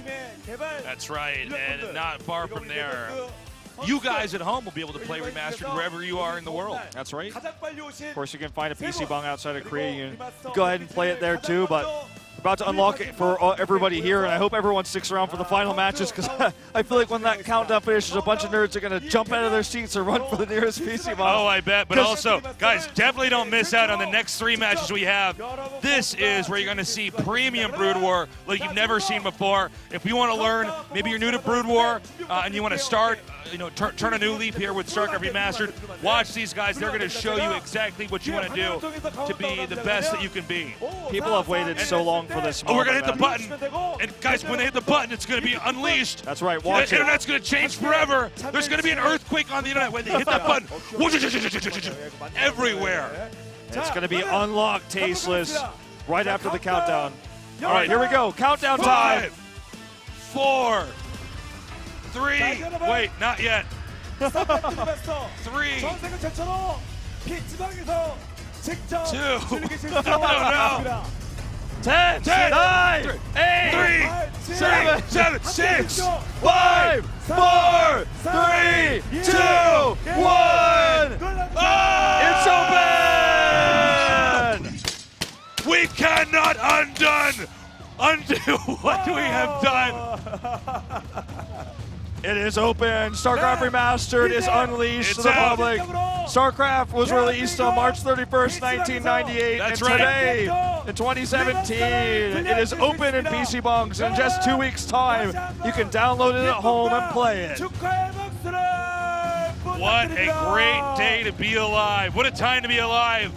Your favorite esport, no matter what it is, never needs to go away. Blizzard continuing to support classic StarCraft Brood War, giving it a facelift, giving it a ladder, giving it anti-hacks, all that good stuff. And I look forward to another 20 years of it. Yeah, me too, man. I think everybody is with us on this one. And the team that made it all possible right here on stage in front of the fans that have loved the game for nearly 2 decades. It's going to be a great feeling. Well, that's it, man. It's unlocked, but we are not done tonight, as we're going to go into the best matches of the night just after this. Stay tuned, guys. We are going to be hopping into that in a little bit. Are we going to be going to break, Wolf? I'm not 100% sure, but I get the feeling. I know the players are actually ready, and I think we got to get the Blizzard staff off the stage. We'll keep talking until they cut us off or tell us to close it out here for a second. But guys, you do not want to miss out on these next matches. They're going to be so good. For all the great plays that we saw, and it really was like a time capsule of Brood War. Starting out with the boy versus Gur, then following that up with Yellow versus Boxa, then Nada versus Reach.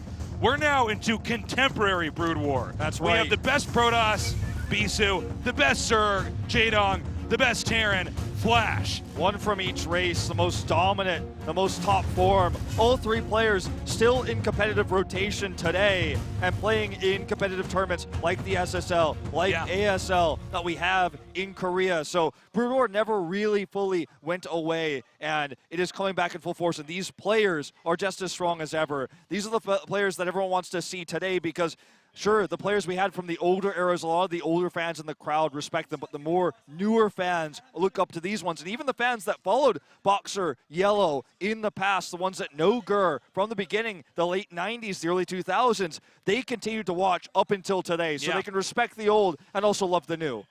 I'm very curious to see what kind of strats they're going to be using this time around. We have so many people watching this right now on so many different streaming platforms.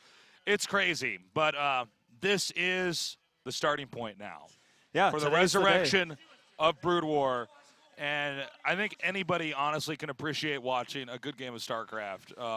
All the mind games going on. Anybody who's played, for instance, a little bit of Brood War would say, okay, you can't do what these guys are doing. And the fact that they're so fast, able to macro and micro at such an incredible pace while still able to outthink each other and outmaneuver each other is really a beautiful thing. And I think that a lot of people watching this, especially people watching Brood War for the first time here with the remaster coming out, are probably thinking, all right, well, this looks really cool. I wonder how hard it actually is to do this. So when I definitely do recommend when you have the ability to either, if you're in Korea, go to a PC bong or download the game, try it for yourself, because after you play even 3 games against the computer, you're going to have a further respect immediately in those moments, how difficult it is what these players are doing. And if you're new to Brood War and you start playing and you're thinking, wow, this is really hard, or I don't know how to keep up, that's actually what it's like for everybody playing Brood War. Always remember your opponent has the same problems you do, but it's a very rewarding experience when you manage to get your expansions up, when you manage to control your army properly, when you manage to macro right.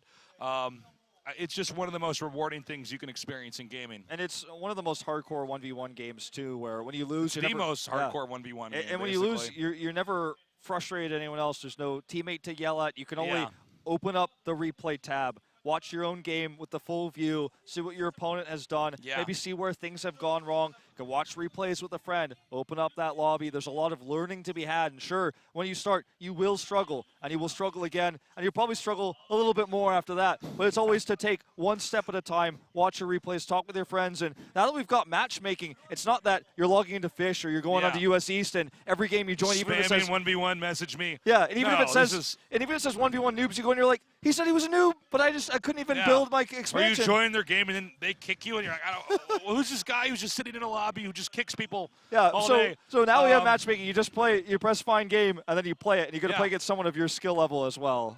We're still waiting on our 2 players to get ready, but when they are ready, we are going to jump right into this match. Again, it's such a treat to have all 3 of these guys down here. Yeah. For this StarCraft Remastered launch. And I got to say, it's so cool to look at the graphics. Some of you guys at home might be watching this and thinking it doesn't look that different. When you get the game, I believe it's the F5 key, Yes, right? yeah. If you hit the F5 key, you can switch between the old StarCraft 1 graphics and then the new updated graphics, and you will see a huge difference. Yeah, it's the subtle differences, and I feel like the big one for me, just as we live in this modern world, right, 4x3 is not the way. We have widescreen now, so you don't have to play with any black bars anymore. You're not stretching the monitor. And sure, if you want to, all you have to do is press F5, and even if you don't have the remastered yet or don't have access to it for these first 2 weeks, if you play on the old patch with Brood War is, of course, free to play. You can download it right now no matter where you are. Then you can still play with the old classic graphics, but you'll be able to have both options available. And what's really cool for pro players is that if you want to play classic, even if your opponent's playing remastered and the observer is watching the game for esports in widescreen, you don't have to play widescreen. You can play that old game that you played in the late 90s, the early 2000s, or whenever you played it, as just an experience it the exact same way you did before. Yeah, you're absolutely right. I'm really curious. I want to see them arm wrestle at this point. He body slams him. With this game coming out, I feel like a lot of times there's a lot of negativity around. It doesn't matter what game you're in, right? People always say, "Oh, this game's dying, or this game's dead, or let's all switch over to this new game." I think in truth, if you love a game, you should always be able to go back to it. And I really appreciate what Blizzard's doing here, keeping this game alive and actually giving it a second chance globally. Yeah. For me, growing up as a teenager, I didn't have the opportunity to have PC cafes around me and tournaments in my neighborhood. You had to basically be in Korea. And now, because online play has gotten so sophisticated and the technology's so good, you can actually play against anybody anywhere in the world under these new settings. Yeah. I mean, it was pretty ghetto. Even just recently to try to get on Brood War and get on the Fish server, get on IC Cup server. Blizzard's cleaned all that up for us so we can just go back to enjoying the game in a modern setting. Yeah, you press find match, you go to it, but we have found the match we're going to. We're going to Eye of the Storm here. Remember, we're talking the modern era. This is ever Star League 2001 and the Korean era Star League, which Flash, of course, is most famous for when he won or played against Epperton in 2010, where he's in the intro there, comes off the plane, and this is going to be a map that's, if you're an old Brood War player, you might not know it as well. It's a newer map. It's a 4-player map. The center, of course, is going to be very important. And there's a narrow choke point between the natural and the main base. That could be a focal point for some aggression. The map we're jumping into first is going to be Bisu versus Jaedong, I do believe, for the PBZ. And remember, Bisu, the player who defined the PBZ matchup as we know it today. He was the one who popularized it, made the Corsair DTs so popular, everyone had to adapt to his style. Well, they got shut out, and we'll see how well he plays it so many years later. Still in top form, still making consistent top 4s, top 8s in tournaments in 2016, in 2017. This guy is a legend. It's often overshadowed by Jaedong, right? The opinion of the West or newer StarCraft 2 players always hears the legend of Jaedong and Flash, but Bisu is right up there with them. Oh, yeah, absolutely. And, for PvZ, for instance, that race, Protoss, has gone through so many different evolutions as Protoss players have figured out one thing, and then Zerg's figured out a way to completely shut that down, and they had to tear down their entire build order and start over. And we've seen Protoss do that like 5 or 6 times in Brood War, and nowadays the most common way to play, and I'd say probably the best way to play, is to try to go for some kind of fast expand, either with cannons, whether you're cannon rushing or not, with cannons, or you can go with a gateway opening, pressuring the Zealots, then into the expand. Yeah, so we'll see. Well, we've seen a lot, of course, in the ASL, talking about most recent pro play, which we have to talk about when Bisu is qualifying for every ASL, going deep in every ASL. Jaedong has also recently gone deep in ASL. So it's a matchup where you get the Corsairs out, and it's kind of this tug-of-war race where the Zerg is often trying to pressure the Protoss on 2 base, contain him with the Hydras. The Protoss is trying to get that Storm out to then break out of the bases, and it's very much tug-of-war. And that's the most exciting part of the matchup is 2-base Protoss trying to hold on with just Zealots, trying to spend every single gas they have on rushing out that Psy Storm. And the way the tech occurs in this game, it develops at a really interesting pace. It's very important that both players can match the tech on both sides in order to actually come out entirely on top. Now, a lot of times the Protoss wants to try to pressure the Zerg, into making more Zerglings, and you do that by sending some Zealots out and just try to be really safe with them. Don't overextend or you're going to lose in a counterattack. But you want to try to slow them down on making the drones, because if Zerg get enough drones, they can get very much out of hand. The Zerg, on the other hand, wants to monitor what the Protoss is doing, try to identify what that tech is, and respond accordingly to punish it. Yeah, definitely so. And we have seen a few moments where the Zerg doesn't contain as heavily, and Zealot leg speed finishes. You hit the third base or even the natural with a bunch of Zealots. The Zerg is droning too hard, gets punished. It's a rarer situation, but it's definitely one that can occur. Sometimes killing the Forge, too, before those critical upgrades finishing. If the Forge is part of your wall on certain maps, that's going to be the target for the Zerg. Not the gateway that's part of the wall, but the Forge, because it stops the ability to make cannons. So you can sometimes see busts come in to finish off the Protoss, but oftentimes it's just simply canceling that +1 or later the +2. That's the big factor there when the Zerg attacks. You definitely want to be careful if you're a Protoss fast expanding. There are so many ways. Just like in the matchup Protoss versus Terran, you can try to punish the Terran before they really get the mech ball rolling. There's a lot of ways you can punish a very solid Protoss player before, usually right after he's fast expanded, whether you get Hydras run in there and bust, or a bunch of Lings, or you get Mutas, for instance. There's a lot of things that Protoss have to look for and watch out for.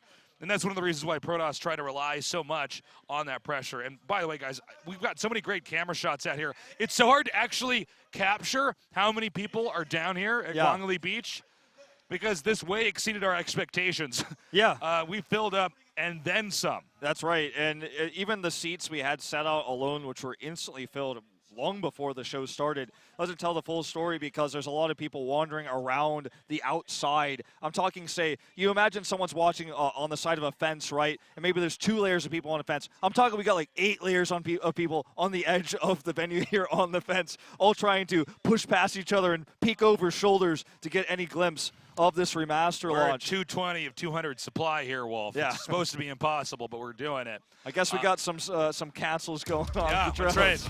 We had to make a bunch of creep colonies and then cancel them. All right, we are ready now. Let's take a quick look here. This is Bisu, undisputed greatest Protoss player of all time, the revolutionist who taught us a new way to take on Zergs. And that was a long time ago, much before he got third at WCG. Sure, he wasn't winning massive championships back then, but he was starting to dominate, and it was his revolutionary style that led other Protosses to success in the matchup. And that's something that you really have to highlight. You have to remember that this player built the way PvZ is still played nearly a decade later. And the meta in StarCraft changes a lot. Sure, there's variations of what we saw him build, but always the core, the Corsair is there. Jaedong, when we talk about this player, you mostly think about his dominance as a Zerg. They call him the Tyrant. But you think about the rivalry between Jaedong and Flash that was always between them two. We'll see them place up against each other a little bit later. So this is going to be a PvZ. Jaedong can do anything with Zerg, so it's very hard to predict the style. Sometimes he's aggressive, sometimes he's passive and reactive. Bisu is going to have to open up and try to force Jaedong into a position and play from there. By the way, Bisu is some of the strongest mid-game PvZ you will ever see. His builds are so tight, and PvZ builds are actually quite hard to execute. You have to know all the placement perfectly. Everything has to be timed out very finely, and this guy is the person who just figured it out. We are going to go ahead and go now into this game. RCVP, Jaedong versus Bisu. Let's do this.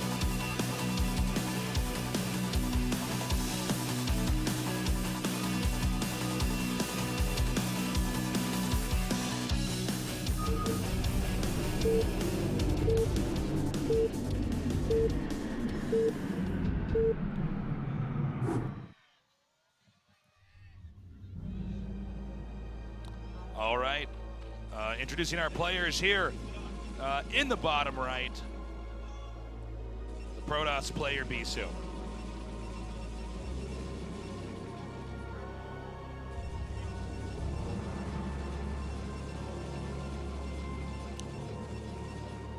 His opponent in the exact opposite corner of the map is our Zerg player Jaedong. One thing we haven't touched upon too much with Remastered too, actually, and I want to highlight this because I saw Bisu spamming P in the chat, which initially led me to panic, thinking maybe he wants a pause, but the reality is he's actually just holding down P because he's using the original hotkey setup to make a probe with P. Now, if you're a StarCraft 2 player, you might think, well, that's really far on the keyboard. E's a much better option, and until now, custom hotkeys were not an option, but now with Remastered, of course, you can rebind any unit, any command in the command card to any hotkey you'd like. So you no longer have to, if you're a new player in Brood War, have to get used to going from E to P, or for making a Marine, use M, for example. You can actually make it whatever you like, whatever's most comfortable for you. That's another cool thing in StarCraft Remastered. That's a new addition. Yeah, they basically modernized it. I mean, you have to realize the game was so, I mean, 19 years ago, we didn't even have esports, you know, and a lot of these original hotkeys were basically set up the same way if you're using hotkeys when you're coding something, right? Yeah. You know, cut, paste, you know, all these different little bindings that you had set up.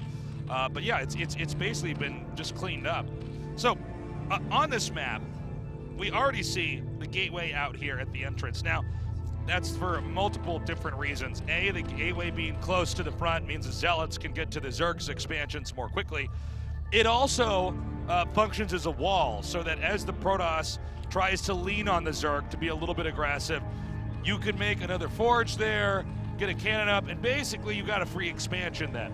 And this, especially with Bisu, seems to be the way he really wants to play this matchup. Forge expanding was very popular and has been for several years now, but it seems like going gateway first, getting the Zealot out here, and trying to get in the Zerg's face is the new approach. Yeah, and it's always been around. We've seen this build before, but it seems to be much more trendy.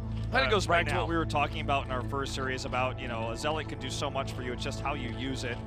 And let's see what happens here, because we're cross spawns on Eye of the Storm here, and that means that for Jaedong, the aggressive options, busting the front with Hydralisk, for example, going to be a little bit tougher. It takes some longer time to get across the map, so Bisu will be able to hold onto the space and research Storm a lot faster, so Jaedong may take a different approach, maybe take a greedy economic build or a tech play over just going for that bust at the beginning. And as you were highlighting earlier, which is so true, especially when you look at his recent play in the ASL, Jaedong is unpredictable. He will be the guy who surprises you with the bust, even in cross spawns, because you don't expect it.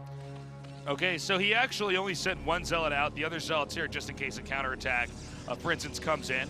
The one Ling has come in here and scouted and identified what the build is. The Forge should be started shortly here. You pretty much can't fast expand without a Forge. There's very few situations where that would even be feasible, because you really do need a cannon to hang on here. Now the Zealot's out. Now note, 2 probe hits and 2 Zealot hits also kill a Ling. And he goes behind the minerals and parks right there. Now, it's hard for the Lings to get the proper surface area. You can also even go in the nook in the mineral patch. And Bisu's controlling this pretty damn well. And the trick is he's keeping the Lings back while he's getting his own base up. Ideally, he'd want to get drones. I don't think Jaedong's going to allow that to happen. Yeah, I mean, the Zealot here is eventually going to get pushed back. Got 4 kills, so pretty decent. The micro from Jaedong, though, really good. Does pull back the weakenlings. Knowing exactly how many hits it takes to kill that final Zealot, will get that final shot there without losing the Ling. A few more Zealots moving across the map, though, and the question is, did Jaedong make enough Lings? I think the answer is yes. Already grabbing the surround on this first Zealot. Not going to get into the position he wanted with it, but good micro here by Bisu, actually, pulling it back, swapping positions. So Bisu basically identified, okay, he's not making that many more Lings while my Zealot's out here. He probably saw a drone or 2 hatch and decided to send the Zealots out. The Overlord did spot these Zealots coming out, so maybe a bit of an overextension here by Bisu. It's tricky, though. I mean, as long as they're making Lings, you're basically fine with it.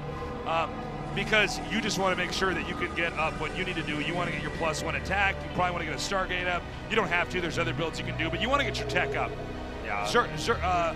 Protoss have to have a lot of gas to beat a solid Zerg player, and they need to have all these upgrades and everything. Zerg can rely on Hydras, for instance, or Lings with speed and do a lot more. So the Protoss has to play a very smart chess game. And that's why walling off is so important. That's why you see the rush quickly to Corsairs. It can allow you to control vision on the map at the very least. Then the Corsairs could scout pushes across. You limit the Overlord count, which means obviously the Zerg will have to remake those. It costs more money. Won't be able to have the Hydra count he wants to pressure with. And then later on you tech straight up to the Storm so you can have that AoE. You don't spend a lot of gas on units like Dragoons, for example, because they're not very effective on the opposite wall when you're defending. And so the Zerg pressures with the Hydras, the Dragoon's just not very effective against that. So you put all your gas into tech instead. And as you mentioned, it's just so important he builds that up. Large Ling count here. He's hoping perhaps we see a little Zealot run by or a poke out here and he could trap and surround, but I don't think Bisu is going to take the bait. Sticking back here, keeping the tight wall as the Corsairs come out. Remember, this is the style. The Corsairs coming out from the start, getting that Bisu made and popularized. This is his build. And about 10 years later, he's doing it here in front of this huge audience. So here's the way that this works, because it seems obvious, but it was so hard to pull off in the early days because people were trying to do this on one base originally. A lot of, in the early days of Brood War, if you tried to fast expand, a lot of people wouldn't even want to play against you anymore because they viewed it as a form of cheese. Like, there's no way you could just make a cannon here. This is the most ridiculous thing. Yeah, obvious, because it's so hard to pull off a fast expand when people were still unpacking what RTS was. And then eventually people started to prove, no, actually I can do this basically every time. You can even know I'm going to do it and I'll still get away with it. And that gave viability to Corsair DT, or Corsair DT is one of them, but there's also Corsair Zealot, Corsair Reaver. And so the idea is you keep making Corsairs. Obviously the Overlords are very important for Zerg. If you take out all the Overlords, they can't produce. The Zerg has to spend enough of their gas and minerals stopping the Corsairs that they end up with a little bit of a weaker ground army. And oh my God, he found this the is three. bad. This he is hit so the bad. Overlords. But they got found. He was looking for them. He's like, where are your Overlords? I checked the entire map, saw the one in the top left and said, this is not enough Overlords on the map. Finds the Overlord depot, if you will. And now this is disastrous for Jaedong. He's going to lose so many of them. Sure, it takes a long time, but now he has to spend money to reproduce them. Okay. He already finds himself supply blocked, 45 of 44. I believe the Spire should have finished. If not, he's not going to be able to make any air units.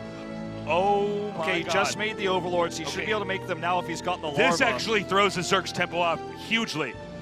That was a risky play there by Jaedong. There are things you can do to prevent that, but he kind of went a greedy route. He just hid the Overlords because it's not it's a tough place to get to. Now notice the wall in here. So important. The Zealots, if that wall wasn't set up like that, the Zealots probably could have engaged that more effectively. But Jaedong is doing a great job coming down here with these Lings. +1, by the way, for the Zealots is not done yet. And he's got the surround here with the Ling speed. Just kind of trying to maximize the surrounds every time. Never going to take an engage that isn't the perfect surround. Look at just this trying control. to grab as many Zealots as he can. And look at this by Bisu too, realizing this is the exact moment he can turn. And we'll push these Lings back. But he got a huge lead because he killed those Overlords. That meant so many more larvae had to be spent by Jaedong. So much money. When the 3 Overlords go down, that's 300 minerals down the drain. Larva time lost. And he couldn't build the Scourge fast enough, obviously, while he was supply blocked. We're going to see an Archon here made, actually, a little bit surprising to have Drink this. it in, nerds. So beautiful, though. Remastered Archon. Oh, hold up. We're just not catching this. The Zealots actually breached that location. The Lings were not high enough in number. And if you can just take out some of these workers, that's going to be huge. I mean, it looks like it wasn't quite a tight wall. Really important that Hydra survives there. Yeah, you basically can plug the little holes with the Hydras or with a Ling and end up holding off a lot of Zealots with a little. Originally, Zergs just took a base and threw down some sunken colonies, and eventually the Protoss got so good at busting them that it's almost like when you see a Protoss or a Terran wall, and the Zergs need to figure out their own wall-ins there to keep that safe too, because the Zerg have to have 3 bases throughout the game. It looks like he wants to bust this stasis. Like, he's bringing the Archons here. I don't know if this is going to work. The wall has been replaced. He's going to back off. He realizes, okay, there's too many Hydras. I don't have enough range, and he's got the tight wall. He'll look for a different opportunity. Sorry to interrupt your point there, but I thought he was going to completely commit, but we'll redirect now to the natural. Well, even forcing him to make some defenses here and there is pretty good. Now note, he wants to then put pressure over here at the natural, because Zerg has to be honest when they're defending this. You can't just defend the 3rd base. A lot of even very good players will over-defend the 3rd, and Protoss just flips on where they're attacking and busts into the 2nd, wins the game there as well. And so, Protoss continues to power up. This is a very modern way to play PvZ, relying on the Zealot Archon, getting Storm later on. Eventually, Protoss is going to take a 3rd, though. Yeah, Scourge here looking for hits. Every time the Corsairs shift position, he can find opportunity. But over here, Hydra's overextending. He will lose 1, but he does pull back. I do want to highlight as well that Storm is definitely going to be on the way. He does secure this 3rd base, and he has the Zerg playing defensive. The only thing for the Zerg that's across the map, of course, is this Scourge force, which is finally warded away here. And he's just looking for cleaning up the air right now with all these Scourge. But the ground army reigns supreme. The only way that Jaedong takes a fight against the ground army is when he's holed up in his wall, which means the Protoss can now get on even bases, which the Zerg never wants. 3 base versus 3 base with the Psy Storm. So great position here for Bisu. the number of hatches Bisu Jaedong has here, this is a threat. Even with good Size Storm, the Zergs in Modern Brood War have gotten so good at controlling their Hydras, dodging storms, and whittling down the Protoss army until eventually they crack. We could also see drops utilized here. It's quite a travel distance. Ooh, the storm though. First he's going to come in and try to assassinate the Templars, and from there he'll do a full-on engage. Yep, there is Size Storm available as we know now. +2 should be ready soon, but the cannons on the high ground will buy so much time. This is a very aggressive assault for Jaedong. He's hoping to grab some of these slower units, possibly some Templar on the retreat. It does not happen. We're going to see a massive Lurker morph over here, but he needs to make sure those are ready when he goes to the frontal assault. He might be doing a drop here. Looks like it. He's going to force some attention over here in the center of the map. And he can do I believe it's going to be a drop. Okay, it looks like he's setting up for it. A big Lurker drop here, taking out the Scourge, can hit the gateways and possibly even an expansion. Now, no, Protoss seems to be fished out here. And remember, he cleaned up the Corsairs. His Scourge, he knows he has vision control. He knows this is never going to be scouted. Right. He cleaned up those Corsairs early. That's why he made so many Scourge. So this is just completely unknown to Bisu right now. He's gearing up to hit Bisu right when the macro engine's kicking in, right when he's got the third base up and running, and all of his gateways are set up and he's getting all that tech. And hitting at this moment with the army out in the middle of the map, I think that Jaedong has successfully deceived Bisu here. And he sees it with the middle of the map. He sees it with this small group of Hydras that the army is not at home. This is his opportunity. And to come into the main base here, has some Scourge to support this so he can clean up the Observers. Observers, of course, key in dealing with the Lurker drop. The cannon is going to be the primary target. He wants to remove that detection. Catching some of these warping in High Templar as well. A big problem. And this production, if it gets deleted, to bring it back into the game. The probes are trying to evacuate. Bisu scrambling now to get into his main. As he's going back there, we see a second attack gearing up to try to hit that third base. Another Observer sniped. He's got 2 more coming back. He needs those desperately to eventually clean up these Lurkers. If he loses them, this may just end up doing too much damage. And finally, Jaedong regains control of the map. As you can see, he's coming in now. Observer. He gets the Observer. The Observer, a very brittle unit, and now he's going to hit from the front here. Bisu is getting pulled apart. I do not know if he has enough Size Storm in the right places to clean this up. I don't even know if he has a Robo left anymore. There's one Observer moving now down to the main. Okay, he's got that one actually there. handling this pretty damn well considering. Yeah, we'll survive with this Observer. We'll finally clean this up. Bisu does survive. Wants to hit before these Lurkers hatch. Looking for this one opportunity. Storms go down. Wants to get the surround on these Lurkers. We'll have more storms here once they finish. He may try to storm the egg. Sometimes he can actually do that, but it looks like he deemed it. It's not enough time. No spots on the Lurkers. He had to burrow them immediately, and they're all going to go down here once the Observer comes across. Still, so many units rallying across. This attack is insane. It seems like Bisu is just barely hanging on. But this third base here for Protoss is actually fairly naked. There's not really that much here to defend. But he could get trapped here, Tasteless, in between the cannons and the charge zealots, or speed zealots, I should say, coming across the backside. I believe there's even a drop over here at the natural. I'm not sure how many probes overall Bisu is going to have when this is all said and done. Okay, good block here with the probes. The cannon's bought enough time. The Observer survives here, but as you say, I think there is a drop at the natural. This isn't even fully dealt with, in fact. He just isn't focused. He's dealing with the natural attack. Jaedong is just hitting everywhere at once. But when the dust settles, will he have enough units to deal with the counterattack? Because Bisu is losing economy, but he's not losing army units. That's very true. And if you look at the supplies, Jaedong is actually down a lot in supplies, so it's looking scary for Bisu. But if Bisu stabilizes, how on earth is he going to end up? Is Jaedong going to end up with a fourth base? I don't see it. It's all going to come down to the next series of attacks here from Jaedong. Yeah. So with the Observers cleaned up, he's going to need those. Those are at a premium right now. The army is much larger. Now remember, back at home with these three bases, Bisu struggles to attack because the tight wall's still there, right? He's going to have Lurkers on the high ground. He's got the sunken colonies ready. But it's the fourth base that you mentioned that's the bigger problem. He'll never be able to take that reasonably with this Protoss army on the map. Look at this, corralling the Hydras here with Size Storms. He has taken control. He has a superior ground force. Jaedong desperately trying to buy time. He knows he killed a lot of probes. But getting a fourth, that's the issue. You know, it's crazy. I think actually Bisu stabilized. And you know what? There's overlords there. There was no drop there. I thought there was perhaps a Lurker drop or something over there like that. But Bisu's starting to push out, and Jaedong folds. GG, nicely done there by Bisu. Yeah, I think that was the crux too, just no kills on the probes at the natural. We didn't have a closer shot of that, so we couldn't know. But you had to assume perhaps that probes are going down, but the supply was showing not only ground supply lead, but he had the probes alive. He knew he could stabilize, move out to attack. I think you said it best when you said, all things considered, the response there from Bisu was just so brilliant. Jaden kind of put all of his eggs in that Overlord basket, decided to go in for the attack, and when it didn't do enough damage, he lost all of his units. They were units he could have used to maybe control the ground army, but he wanted to go for massive eco damage. When it didn't do enough, he didn't have any defense there for the counterattack. You know, if Bisu had made one misstep, that damage would have snowballed out of control. Jaedong went for a very specific timing that is intended to end the game at a specific moment. He didn't have to do that, but that's what he deemed as the best strategy in that moment to go up against Bisu. But all that Bisu has to do at that point in time is survive and stabilize. And the moment that you realize, okay, Jaedong, if he attacks anywhere, he's going to lose his army. Bisu starts to push out. It's 3 base versus 3 base, and Zerg always have to be ahead in expansion.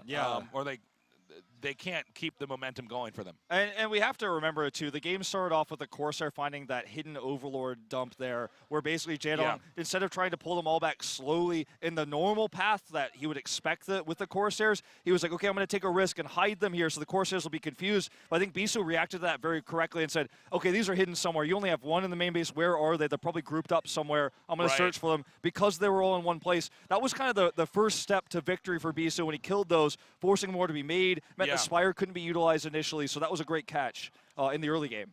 Yeah, and you know, from there you could see Bisu tried to push out and do some damage. It was actually fairly effective. I mean, the Zealots were enough of a threat that a 4th base really wasn't an option.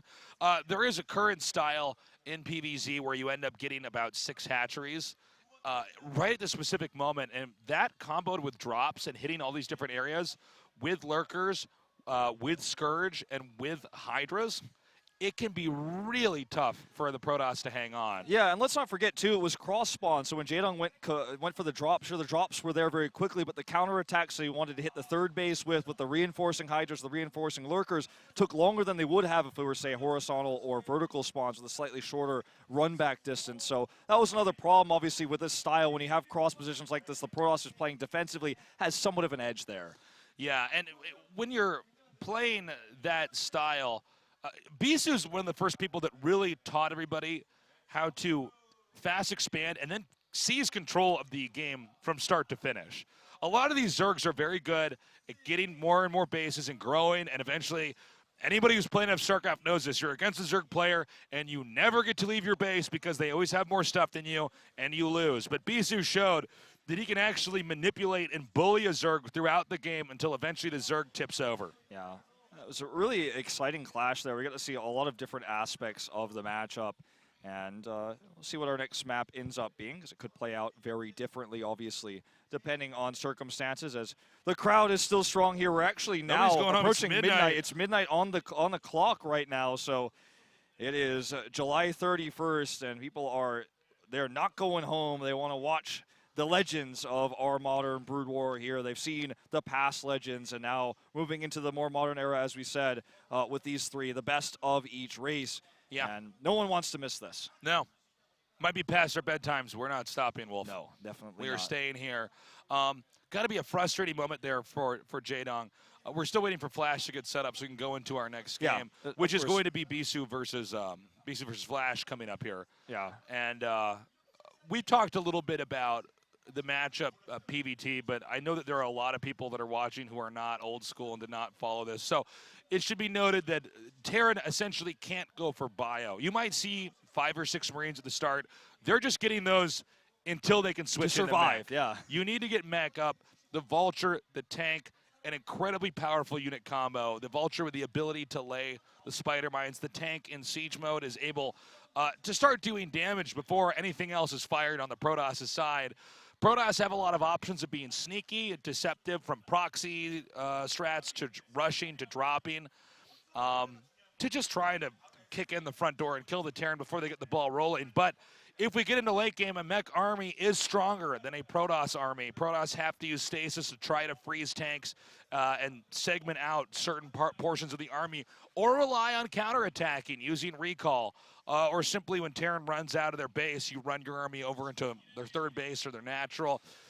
we'll see what happens. But one thing to note about Flash coming into this is he just doesn't seem to lose to anything early on. That's the thing is Flash, you know, we talk about you have to build Marines to survive, you get the bunker up. We saw the pressure that Nada dealt with from Reach on that second map there with the Dragoons on the high ground. I feel like Flash handles that somehow just a little bit better because he feels like a machine in the early game. Flash is one of the players in the newer era to go CC first, even on maps where it's not favored, because miraculously he was able to hold aggressive pushes, even cheeses with the economic builds. People even called it eco cheese when he was starting to do CC first every game in the TVZ matchup because he just held it so well. And everyone's like, well, I guess I just can't deal with this guy. I guess he's just going to get away with it no matter what. Well, you know what's funny is that Terran, since the invention of mech, and mech really did come about in like the first year of the game. I mean, it was a problem that Terrans had to figure out where Marines just died to what Protoss had, a Zealot, a Dragoon, a Reaver, a Templar, anything basically kills them. But Protoss has always had a way to shut Terran down, and Flash is basically one of the only Terrans that never seems to get shut down. But Bisu could pull it off. We'll see. Looks like these players are just about ready, and so are the fans worldwide. I know so many of you have stayed up for this. Many of you are waking up just now. Let's not forget, right? I know everyone's waiting for Flash versus Jadon because that's the rivalry, the Star League one that we've seen, the storied history of so many grand finals. But there is a rivalry between Bisu and Flash, and it's not the ones from the OSLs, the MSLs, it's the Pro League rivalries. These are the ace players for SKT and KT and the height of Pro League. At the very end, we saw these two in ace matches in countless Pro League finals. This matchup in best of ones, often decided grand finals, sometimes on this very beach. So this is going to be a long historied rivalry between these two. Not as famous, perhaps, as the Flash versus Jadong matchup, but in Pro League, we saw this matchup quite a bit. Okay, we are about to get this going. Flash, the greatest gamer of all time. Yeah, you know, we talked about Boxer being the face of Brood War for so many years. Flash is the new face. He's the new king, and it's mechanics. It's a more modern style. What we saw was intelligence out of Boxer in the early parts of Brood War, but Flash showing us safety, economic aggression, taking the early CCs, taking the early economic advantage, and just macroing, moving his fingers faster than the world had ever seen. And even still, after playing the game for so many years, he's just as fast as he always was. Okay, we are about to hop into this match. Again, it's just a best of one with these guys. After our show match of Flash versus Bisu, we then have our final match, which is going to be Flash versus J-Dog. That is absolutely correct. Looks like we are setting up to jump into this one tasteless. All right, it's almost time, Wolf. I am Craig Asman. With me is PogChamp. We are ready to cast this game. We're going to try to make this accessible for those of you guys who might have been a little bit too young to know about Brood War, and show you guys the beauty of this game as it is coming back. And it's for everyone. Okay, circuit breakers. Now, we talk about modern era, modern players. Neo versions of this map and the original version of this map are used in play today. It was considered one of the most balanced maps in Brood War history, and is oftentimes the first pick for players in a best of three because it kind of sets the tone for a matchup because it's so balanced in every way. All right, we're ready. Let's do this. This is a best of one, Bisu versus Flash.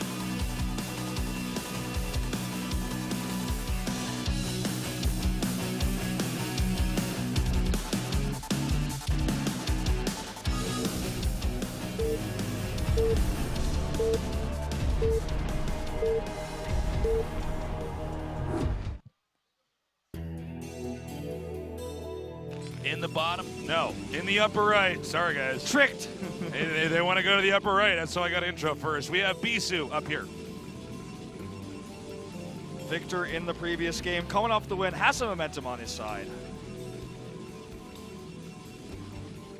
And his opponent down here in the bottom left, Flash, the greatest gamer of all time.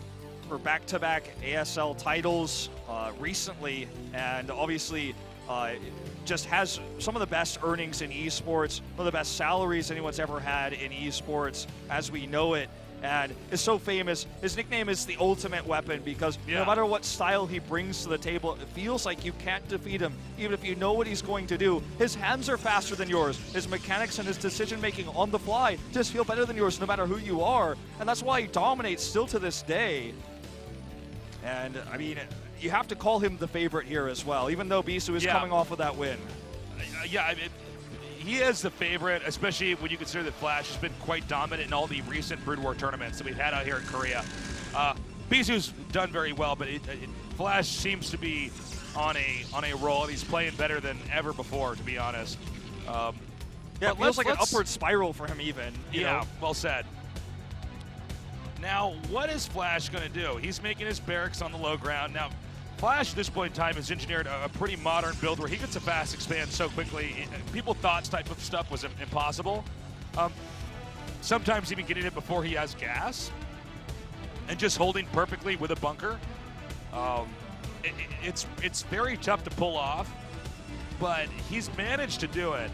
Now, Bisu, I don't know if he's going to try to get abusive with some of the advantages Protoss have in the early game. Since Protoss can mix it up, they can Reaver drop, they can DT rush, they can just go Dragoon range and rush you, they can double expand. There are so many things Protoss can do. Yeah. The Terran has to be ready for everything if they're going to survive to the mid-game. And you'd think that that would be a problem for Flash potentially because of his normal early eco-type plays where he gets the fast command center, but it feels like sometimes he just has the answer to everything, and you find yourself in a catch-22 against a player who's so good at defending aggression or unusual tech, say the DTs or even something like a Reaver drop, which is so unlikely these days in this meta. And so you would think, okay, well, probably I should play insanely greedy against him, but going toe-to-toe in a macro game against Flash is tough. It's the approach many players in the modern era will take, though, because just rushing this guy, being aggressive, hardly ever works out. Just so difficult to cheese this player who has handled everything about a dozen times. Anything you could ever imagine. So the SCV is going to go up here and check out what's happening inside the Protoss's main. Now, everything looks standard so far. You can't really glean too much from this. It appears that Bisu may be going for an expansion of his own coming up here. Basically, Protoss has to make a choice. Do I try to throw the Terran player off early on? Because in this case, he's fast expanding. Or do I just expand myself? And by the way, Flash is already being quite smart here because he sees that the probe hasn't made the Nexus there. He's just going to make an eBay here. And Protoss have to kill this. Yeah. Because you need to have an expansion up. And it's a very sneaky strat. It's the eBay, the reason why the eBay is used is because it's the fastest building hit point per mineral building that you can use. It's very large as well, so you could build it on the edge of the Nexus build point. So very annoying to deal with. This is going to very significantly delay the Nexus of Bisu, which also forces the Dragoon to be here, which means it's not pressuring, it's not poking.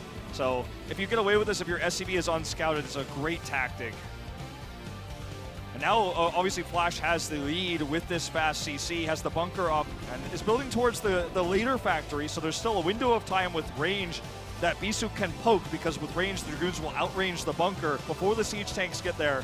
But again, Flash is just so good at defending this type of style. Let's see how it works out. You know, this is a very late Nexus. I mean, Flash already, I think, has some momentum on his side with that pretty sneaky eBay that's over there. Now, of course, when you go for a quick command center before gas, the factory is quite late. But so far, Flash has basically perfected this opener. He should have just the right number of SCVs over there. Now, see how he has the SCV at the very, very top? If you right-click on minerals with workers, instead of them bumping into each other, they just glide together. So he hides an SCV up there in case the Protoss is all in it and he needs to pull his SCVs to the front. He can grab his workers, right-click on the minerals at the top of the map where that SCV has vision, and those units can even glide through the Protosses and then go for a trap. Yeah, very well said. And just using the SCVs to repair here. To hit the SCVs, the Dragoons would have to move into range of the bunker, of course, so this is why this is basically an impervious defense here. Now, it costs the Terran money to do this, basically just bleeding money to survive, but because he has this lead, and will, of course, scout the Nexus now, Flash is going to feel so happy. So, I mean, gets the SCV not into the main base, doesn't see if there's any tech follow-up, but he already got the Academy. He's going to have scanners just in case it was a DT follow-up or anything like that. He's in a really good place here. Factory's up, so once that siege tank comes out, the push is going to be over here for the Protoss. And Flash, again, we talked about how he was so strong in the early game, and even though this is just a standard push coming out from Bisu, the eBay block is what gets him massively ahead now as we see the standard transition. Okay, so with the tank out here, you got to be careful because sometimes these good Protoss players will dive forward and gun down your tank, especially if they have 4 Dragoons total, because it's 8 shots to kill a tank. And so you do not want to overextend with that tank because that's just a big reset button. And the follow-up play for Bisu is actually to set up for a Reaver drop. Occasionally the Terran is so preoccupied trying to hold the entrance from the Dragoons that the Reaver drop can blindside them and you can take out workers that way. Is that a bay? Did we see the bay? Okay, yeah, it's a robo bay. That's why it's tucked all the way in the upper left of the Protoss' main, is that the odds of a scan catching that, because if he doesn't see that, then he's just assuming, okay, you're probably just getting observers, which you're always going to have in this matchup, and then making Dragoons as well. So the shuttle's out already. He's going to research the shuttle speed so that he can fly that in and obviously get the micro that's required off to make sure that the shuttle gets the massive hits. He's going to bring a Zealot with this as well, just to, obviously so he can help finish off some SCVs and disrupt any units that come over to defend. Those Flash keeps his tanks very well split. Your one tank in the bunker is going to defend anything that could hit him in the early game. Keeps the tanks in the main base in case of something like this. All right, so first Reaver's out. He's coming across an old style, and remember, sure, the graphics have been updated, but the Scarab hits are just the same as always. So if you play enough, you'll get good at getting the Reaver in the right spots. The Scarab almost always hits, but the Scarab pathing is a little bit funny. So sometimes it can get stuck on the edges of buildings or minerals, and we'll have to see if this is going to work. I'm not feeling this too much here from Bisu. We'll see, but I feel like Flash should be ready. What Bisu's trying to do is double expand here, and just use the Reaver. If it doesn't get any kills, it'll at least keep the pressure on. Look at this. This turret finishes exactly perfectly as to when the shuttle gets there. Yep, now he just has to fly away with it, and Flash is just kind of ready for everything, as you would expect. Has a triple factory up. It's almost eerie how basically every curveball that could be thrown at him is just shut down here. Now, shuttle speed is finished. There's still an opportunity to fly past the turret and just go for broke with this. This turret is going to be up, looks like just in time. 2 Goliaths are out. Let's see if he can still get the money shots if he wants to commit. Yeah, it's not going to be worth it. With the tanks there and the Goliaths, he has perfect defense. Now, it's not the end of the world for Protoss. The Reaver is a great tool to have in a fight.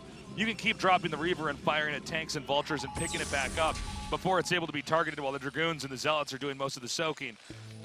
And so from here, Flash decides to extend out and secure his third base down at the bottom. And we may actually see Terran try to grab onto the very bottom center. But Bisu may want to try to do a bust. Yeah, looks like that's what his plan may be here. And try to there's just kind of not really vultures here. Yeah, there's not really, and basically could just ferry these Dragoons into the main base with the Reavers, so can actually possibly even just take out these turrets.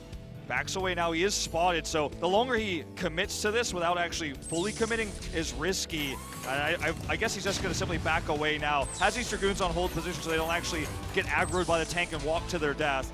We'll move them away now, because obviously in Brood War or StarCraft 2 for that matter, when something aggroes your units, they just automatically attack towards it. So if you didn't have those on hold position, they would all just walk to their deaths there. Dragoon's not the smartest units, well, even if they look a little bit prettier in this version. You definitely have to utilize hold position. Remember, guys, you only have 12 units on a control key in Brood War. So if they start to get hit and get fished into the army, it could be a nightmare trying to get them all back together again. We have a second shuttle, so this could be a bust. We'll have to see. He's waiting to see if maybe when the SCVs come down. Could be a big one. No. Wow. Look, Flash is just there in time. Bisu backs off. Now, we also see, I believe it's a probe in the top center.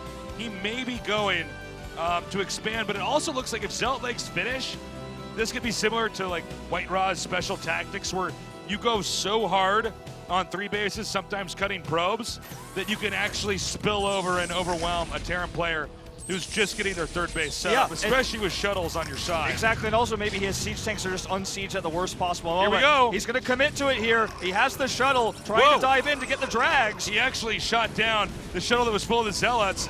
We're not having quite the connections that he needs here.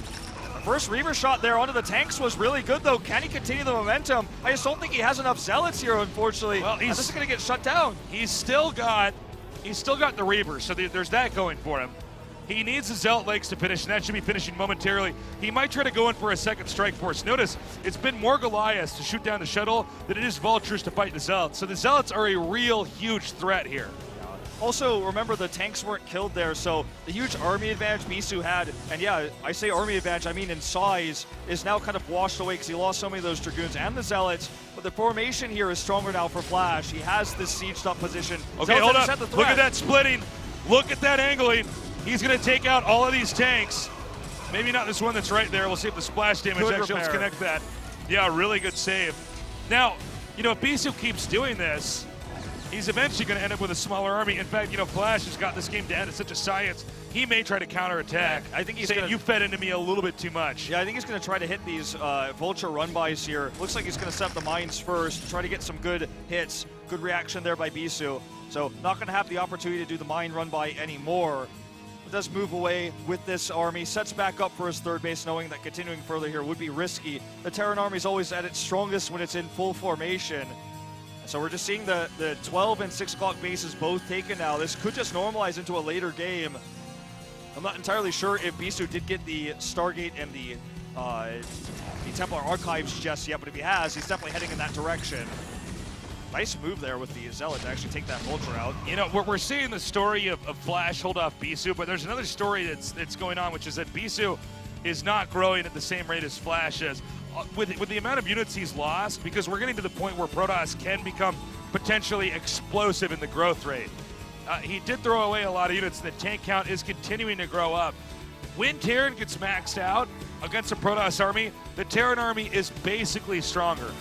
If Stasis wasn't in this game, there'd be no way for Protoss to effectively engage a maxed out Terran army, especially when the attack upgrades are there and the armor upgrades are good. Yeah. I mean, even if you had a supercomputer to control, it would be virtually impossible to break a tank line like that. Shuttle shut down here by the turrets.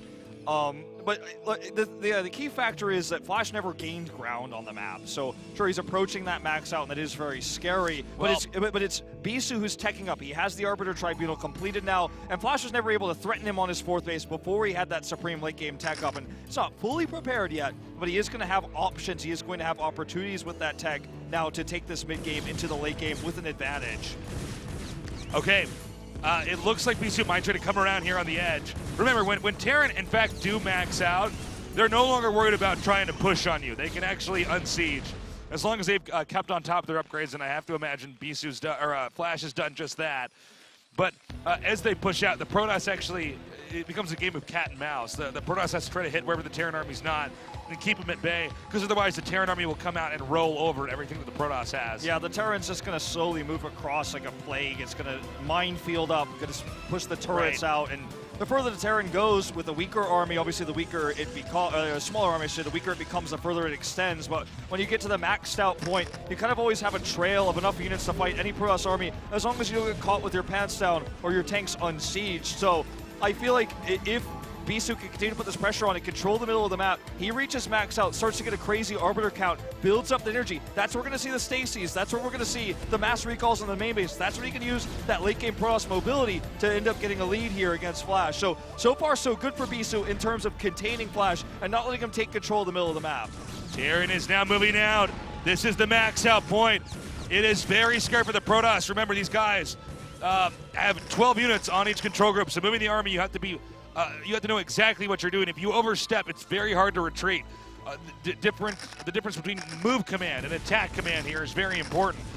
He's getting set up, and it seems like Protoss is going to try to have a head-on engage. The tank's not sieged up immediately, but most Zealots are taken out here. Here come the Psystorms, though, from behind. He's got a large wave of Zealots coming in. Another great Psystorm here. Flash caught in the middle of the map. This is what I was talking about, catching him. Some of his tanks on siege. Reinforcements coming in. He tries to siege up. The Zealots are here. Unreal. He's actually doing it. He had just enough good storms, and I believe there's just barely enough Dragoons here that they can actually head on, take on the tanks. Psystorm here as well for the finish. If he had not gotten Psystorm before teching up to Arbiters, it would have been a different story. And this is something we occasionally see in a PvT.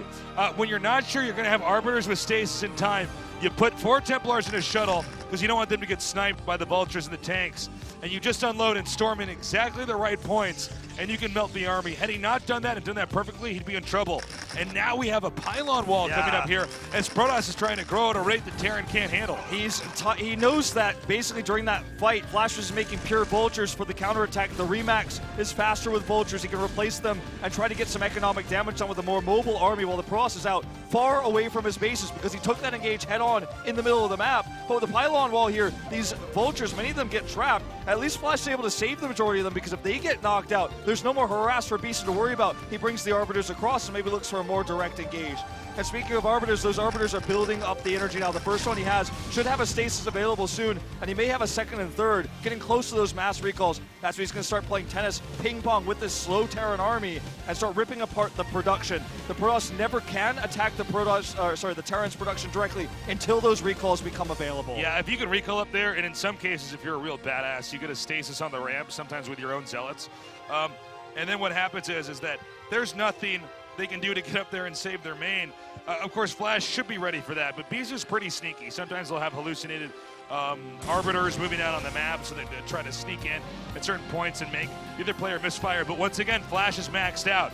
Flash has the push potential to come out on the map. Also, there are not that many places that Flash can continue to expand to. Yeah. In fact, he's sneaking an Expo in the upper left. If Bisu doesn't catch on to that, it's going to be really bad. Okay. Oh my God. Hallucination. They're not all real. They're not all real, and he has to determine which ones are, but so difficult to do in this situation. So the fake Arbiters, he has to focus them down. While he's noticing this, the Dragoons move across the map. They may be the same Dragoons that are hallucinated in. Let's see what he goes for here. This must be the real one. Here we go! Looks like it's taken out here. That was fake, actually. I believe he actually got an EMP on the actual one. Okay. It didn't seem like it had any energy. Oh, but meanwhile... Oh, no, I think those are actually the fake ones. Okay, well, we Sorry, don't know. guys, we have no idea what's going on. So we have the Dragoons and Zealots now coming down here, but there's enough Vultures. Oh, but hold on, more Zealots are going to spill in here. Does Flash not have enough? It seems like Bisu is managing to keep Flash at bay. Yeah, and here comes the Zealots now coming in with the Mind Drags onto the tanks here. The Stasis here removes 4 tanks from the fight. And this is being pretty cost efficient here for Bisu. The tanks slowly streaming in, not able to siege up here. Can maybe even grab that vessel as he pushes forward. Where are the reinforcements, though? Those tanks about to come out of Stasis. He has to back off. Remember, Stasis remove tanks from the fight, but they can't be killed. It's not like they're stunned and they can be destroyed in Stasis. They're also invulnerable. So there's kind of a window of time here as the Zealots fade away. He has to back off as the tanks come back online. You know, Protoss needs to scout this base in the upper left. I know he's going to see it eventually because you always want to secure the other mains as Protoss because it just makes it it has more areas that you have to push into to try to get an advantage here. By the way, Zealots now coming down here trying to blindside some of these tanks. It looks like he might be able to get the command center in time before these SCVs can get over here to repair. Oh, it's going to be close. 100 hit points when he gets the repair. Not enough SCVs, though. Some of those SCVs coming in were set to mine. And now this is going to be a great position here for Bisu killing the space. Now, sure, he needs to find out about the one to the top left, but that's exactly where a lot of these units are headed now that he's removed this space. And we'll see if he ends up going all the way. There's a Templar so close. He needs to find this expansion up here. There's a Vulture that's super There's one low. Vulture that can gun down probes before they get there. So at this point, Bisu does not realize that if he gets rid of that base up there, he should be able to win. Yeah. But Flash is macroing like a god. He's about to move out again here. Basically, Flash is going to mine from that base as long as possible until he's caught, and then scramble and escape with the SCVs. You have to think he almost scouted it several times because that Vulture is weak. So definitely had some engages there. But here comes a fight. I don't think this is the one that Bisu wants to take. The siege up is much better this time. Needs to have those vessels in position, and he does. So no stasis available. And this was too good of a tank setup. I could see what Bisu was thinking. If the tank siege had been late, there would have been an amazing opportunity. But Flash handles it well. Does he see this base? Oh my I God, don't think it's so. right under his nose. But Flash is pushing out. He might be able to pin this Protoss army against the wall. You know he wants to get in there with some good storms because the tanks are clumped up just enough. Oh, hold up. Is there a vessel here? We might have this army actually recall. He might go all the way where the factories are. Okay, here we go. He needs to do it soon. Taken out. Oh, they're both hallucinated. I guess he actually... He's just faking. He just wanted to get the Terran army to turn he draws around. him away, forces He's him to faking us siege. out too here. Good stasis is really well done here by Flash. The fake out hallucinations draws Flash back here for just a moment. Bisu finds a window to kill a lot of these siege tanks. And look at the storm on the Vultures. Defense Matrix is going to buy some time. But this is a great engage for the Protoss. Much more cost efficient. He just needs to make sure he doesn't lose the last of these Dragoons. He needs to be macroing back at home. Again, Flash continuing to push out with this hidden base he's got up here. He's just able, okay, now the fact that that SCV came down there and is making that might tip the hand. But right now, map control is going to Flash. Bisu scrambling to muster up an army that can engage this mech push. He has 2,000 minerals. Looks like he just doesn't have the gas to compete with the macro of Flash here to keep up with his units, even though he got these expensive siege tanks down. The question is, where were the reinforcements? Where was the follow-up? He was so far across the map. This is a huge opportunity for some great Reaver shots, though. 8 kills with his first one. Flash is maybe going to have to turn around. So even though perhaps death was on the doorstep of Bisu, maybe this one Reaver drop with the Zealot can turn Flash around. He needs something, otherwise the Terran is going to get on top of his production and control that natural. Okay, he's just buying time. That's all you can do right now as this mech army pushes forward. By the way, it's much harder for the mech to push onto the high ground than it is to push the natural expansion. And while this is happening, keep in mind, most of the SCVs are going to be at that Okay, center recall in left the base main for Flash. though. Oh, nicely done. Okay, if he doesn't draw back here, then this could end up being permanent damage. Let's see what Flash decides to do. Trying to defend with Spider Mines and Vultures alone here. There's eventually going to be too much damage though. Psystorm going to try to remove this Siege Tank. Looks like it doesn't quite clip it with the initial one there. Archon being moored. Flash is not budging. He's going to just try to defend this with some of his reinforcements and spawning units. He wants to continue the push here. He wants to go for the throat. He's not going to unsiege. He worked so hard to get this position. He's not willing to give it up. In one of the stranger games I've seen, even though Flash is pushing out here, he's actually managed to take the upper left. Protoss needs to punish this, like, now. Looks like the shuttle's finally going to go down here. Oh my God. Oh, not the right one. Yeah. Still 15 kills on that Reaver. Can't be too unhappy with that one. He definitely knows about it now, though. Yeah, he still doesn't have confirmed vision, though, of the high ground in the main. So during all this time that he bought with that recall into the main, he's going to take control of the middle of the map. Wants to take out this 9 o'clock base. Still perhaps unknown that the top left base, the 11 o'clock, is available. This high ground has bought enough time to keep this base mining for Bisu. If he takes this out, maybe he can collapse onto that army for Flash to the bottom right. Flash is actually not even willing to keep it there anymore. He's going to move it away right now because he knows if he loses this base and that army gets caught, he might not be able to rebuild it. So you have to respect this choice by Flash. He wanted that bottom right base. He thought he could go for the throat, but he has to turn around here. And he's going to look for the high ground engage here with the rest of his reinforcements. All right, it looks like Flash could have a good angle here. The Protoss units are bunching up over here on the ramp acting like a filter as he tries to come through. And in fact, he could even end up pinning this up against the wall and wiping out the remaining supply here for Bisu. Bisu needs to reassemble and eventually get a grip in the upper left corner of the map because that's what's been funding Flash this entire game. It certainly has, and now we're going to see these Dragoons trapped here. He's got another set of units, and sure, he had the supply lead for a moment, but Flash stabilizes here, gets the more efficient trade, and now for the first time, he's going to get some real damage done to this base to the top left. Might even be able to hit the 12 o'clock with what little mining's left there to deny that gas. Again, Flash is now in a very good position here because he can push this vulnerable expansion and still protect the upper left. I don't know how Bisu's going to do this. Looks like he's going to try to gear up the flank, but there are so many siege tanks I don't know here. if this will work. He's got almost pure tanks against these Zealots, though. The vessel provides vision. This was a haphazard attack from Bisu, and it may be the last straw that breaks the camel's back that he committed to this and failed so hard. He's trying desperately to catch some reinforcements with Zealots, but this base is the MVP. Finally scouted out. Finally will be recalled upon with if he has enough units to recall. I wonder, though, if he recalls here, the tanks just go up there and kill it, right? Yeah, that's what you have to think. He's already in that spot to begin with. Of course, the funny part about the center left base is that it hasn't been mined from that much because it's been under attack most of this game, so it's always still available for Flash to try to expand to later. Yeah, I think that Bisu may have ran out of gas here. I think so, and I feel like losing the 9 o'clock over and over, but always having the top left works out in Bisu's favor now that he deals with the threat to the top left. The tanks over here take this Nexus out. That's a lot of the gas mining for Bisu, who's been consistently losing Arbiters. We saw the stasis early on. We saw some of those recall attempts, but with all the failed ones, he doesn't have very many Arbiters left to engage this Terran army. As you can see, there's really just not many places Protoss can utilize on the map. There's this outpost at the bottom right, which Flash is ignoring while he's keeping pressure on everywhere else. And Bisu, I think, has lost too many key tech units. These Zealots and Dragoons just cannot compete anymore with the tanks that are fully upgraded here for Flash. He needed some Arbiters. He needed to identify the top left base earlier. And that's it, GG. That's the end of this game. Flash is going to take it. That was a closer game than I think the end of the game really showed. I feel like the turning point, if we could bring it back to one moment, was in Flash. He really wanted that bottom right base. He did not want to pull his units back. But as soon as Bisu committed basically everything to the 9 o'clock, he made that decision. He came in, crushed the army, flanked it basically with the siege tanks, killed the Arbiters there too. And from that moment on, had the supply lead. Bisu could never contest at the top left. And from then on, he lost too many units. He couldn't reinforce on the bottom right because there were siege tanks down there, and Flash cut him apart. Really super high-level game we just saw there, and it was very fun. And finally, Tasteless, we got to see that late-game TVP we were looking for all night. Yeah, it was really awesome. I got to say, very impressive stuff there from Flash. I do believe a big factor was just the fact that there's this hidden base, and Bisu's he's scrambling all over the map, shutting down these expansions. But if he had one Dragoon there, hitting those SCVs, or 2 Zealots out of a shuttle, anything, it might have been a different result. But at the same time, Flash really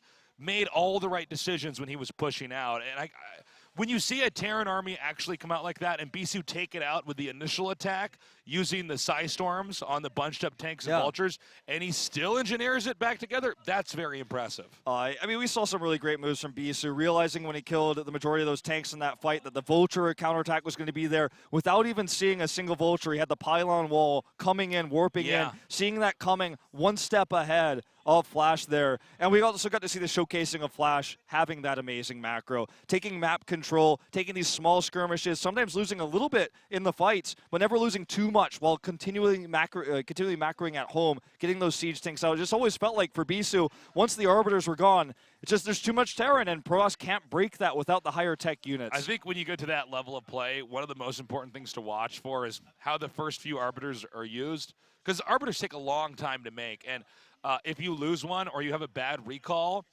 that's really where the opening is for Terran to move out, because you're not going to have 8 Arbiters right away. You're basically making 1 to 2 at a time. So if you stop that, then you can probably push as long as you have the proper defense and mines set up elsewhere on the map. Guys, it's nearly 1 a.m. here, but it is still packed at Guangli Beach. It's time for the match that everyone's been waiting for. Yes, this is going to be our last match of the night. Jaedong versus Flash. Yeah, and I know a lot of people around the world have woken up early for this match specifically, but tell those who have just woken up that they haven't missed it yet. It is, as you said, we've gone late into the night here. Well, we started at 8 p.m. It's almost 1 a.m. now, and it's time for the 2 legends, the top 2 players that have, in the modern era of Brood War, facing off against each other in so many files. This is the iconic matchup, the iconic rivalry here in Brood War. It doesn't really, not many rivalries in esports that come close. Not really, not at all. With this, we have to watch out for the fact that Flash is very, very strong in mid-game TVZ. For those of you guys that grew up watching Brood War, you probably used to just seeing bio and occasionally the wonky mech build. Now, in some cases, in the current meta, and I'm not joking, if you're an old school person watching, they go bio, get 1-1 bio, and then switch into mech, starting out with vultures to control the map. Yeah, and it kind of feels like attacking into tanks. Yeah, and kind of in this matchup, it feels like everyone is doing that, but somehow Flash is able to make the transition a little bit faster somehow than everybody else. He really gets it. Yeah. So let's take a look at our players, guys. It's time. The final matchup of the night, the Legends. These two have faced off against each other in so many Star League finals, have faced against each other in so many Pro League matches as well. And I mean, it all comes down to who's the better player on the day. We've got upgraded graphics. We've got thousands of fans in the crowd. But these two, they're never nervous. Never in a moment like this. They've seen it 1,000 times. And you have to argue, you have to remember that Flash is in better form than Jaedong recently, but Jaedong looks to get revenge here. Flash defeated him last time they met in the ASL semifinals. And in terms of head-to-head record, these two have faced off against each other 57 times. Flash 30-27, just 3 wins ahead of Jaedong currently. Jaedong wants to get revenge tonight, wants to get closer to that 50-50 score in terms of win percentage. But think about that, 57 games televised played between these two, 30-27 in Flash's favor. So close, so clutch. You just don't get a better matchup than this, Tasteless. No, you really don't. And I think this is the iconic StarCraft matchup, a Terran versus Zerg. Will Jaedong possibly go for some kind of early rush? It is a real possibility. We saw these guys in the ASL duking it out, and Jaedong has some pretty sneaky techniques to get in there and do his damage early on. Yeah. Or are we going to see something even crazier from Flash? He's known for mostly going for macro games and winning by being bigger, stronger, faster, but... Where are we going? Eye of the Storm again, the 4-player map. The spawning locations for Jaedong, of course, ended up hurting him a little bit last time we went to this map. But yeah, people say that Flash, he can't be broken. His macro is so good. His transitions are tight, but Jaedong has been the one person who's consistently been able to shut him down when he's the most greedy, and that's why this is such an iconic matchup, and that's why they're so close. People say, that they use the term bourgeois to describe someone in StarCraft who's unbeatable, untouchable, a massive period of dominance. Most people say Flash was never a bourgeois because Jaedong existed, because he would go toe-to-toe with him, prevent him from having those dominant streaks. And here we go, man. It all comes down to this last match. It's going to be so exciting. This is it for tonight. Flash versus Jaedong, Terran versus Zerg. A battle of two titans, the two greatest gamers of all time. And they want more time, so we actually can't start it. God damn it, man. I was like, oh my God. This is it! This is the greatest thing you're ever going to see. But we were just told that one of their keyboards is not quite set up. So we got some more time to kill. Hi, That's how you right. doing? I'm good. I'm a little bit sweaty. It's a little bit late at night. It's hot out here. But these We're wearing games are suits hot. on the beat. Well, yeah, these games are hot. This is so cool, though, to see these guys duking out. Remastered looks really good. Definitely get out there and purchase Remastered. Give it a shot. Anybody can like this game. I mean, there's tons of young Koreans that are picking up Brood War over the last couple of years because, you know, their parents in some cases or older siblings or classmates recommended you give it a shot, and now we have it, but with the proper ladder, with an anti-hack, You know, with all the stuff that actually wasn't great about Brood War because it was an old game and didn't have those features just naturally built in. And any of you with this new accessibility for Brood War can be a pro gamer. One day you could be the legend that we talk about in 10 years. So we're on the Korean cameras. Oh, I missed it. I think we're not on there anymore.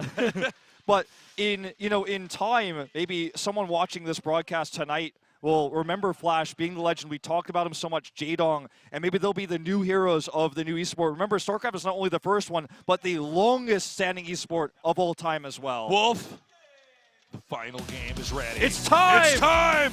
Yes! It's time, guys. Flash Let's go! versus Jaedong to start things off on StarCraft Remastered. We'll have the two greatest gamers of all time in a classic Brood War matchup, Zerg versus Terran. Tell your friends to join us, because after that, we're done for the night, guys. You gotta wait 2 weeks unless you're in Korea and you go to PC Cafe.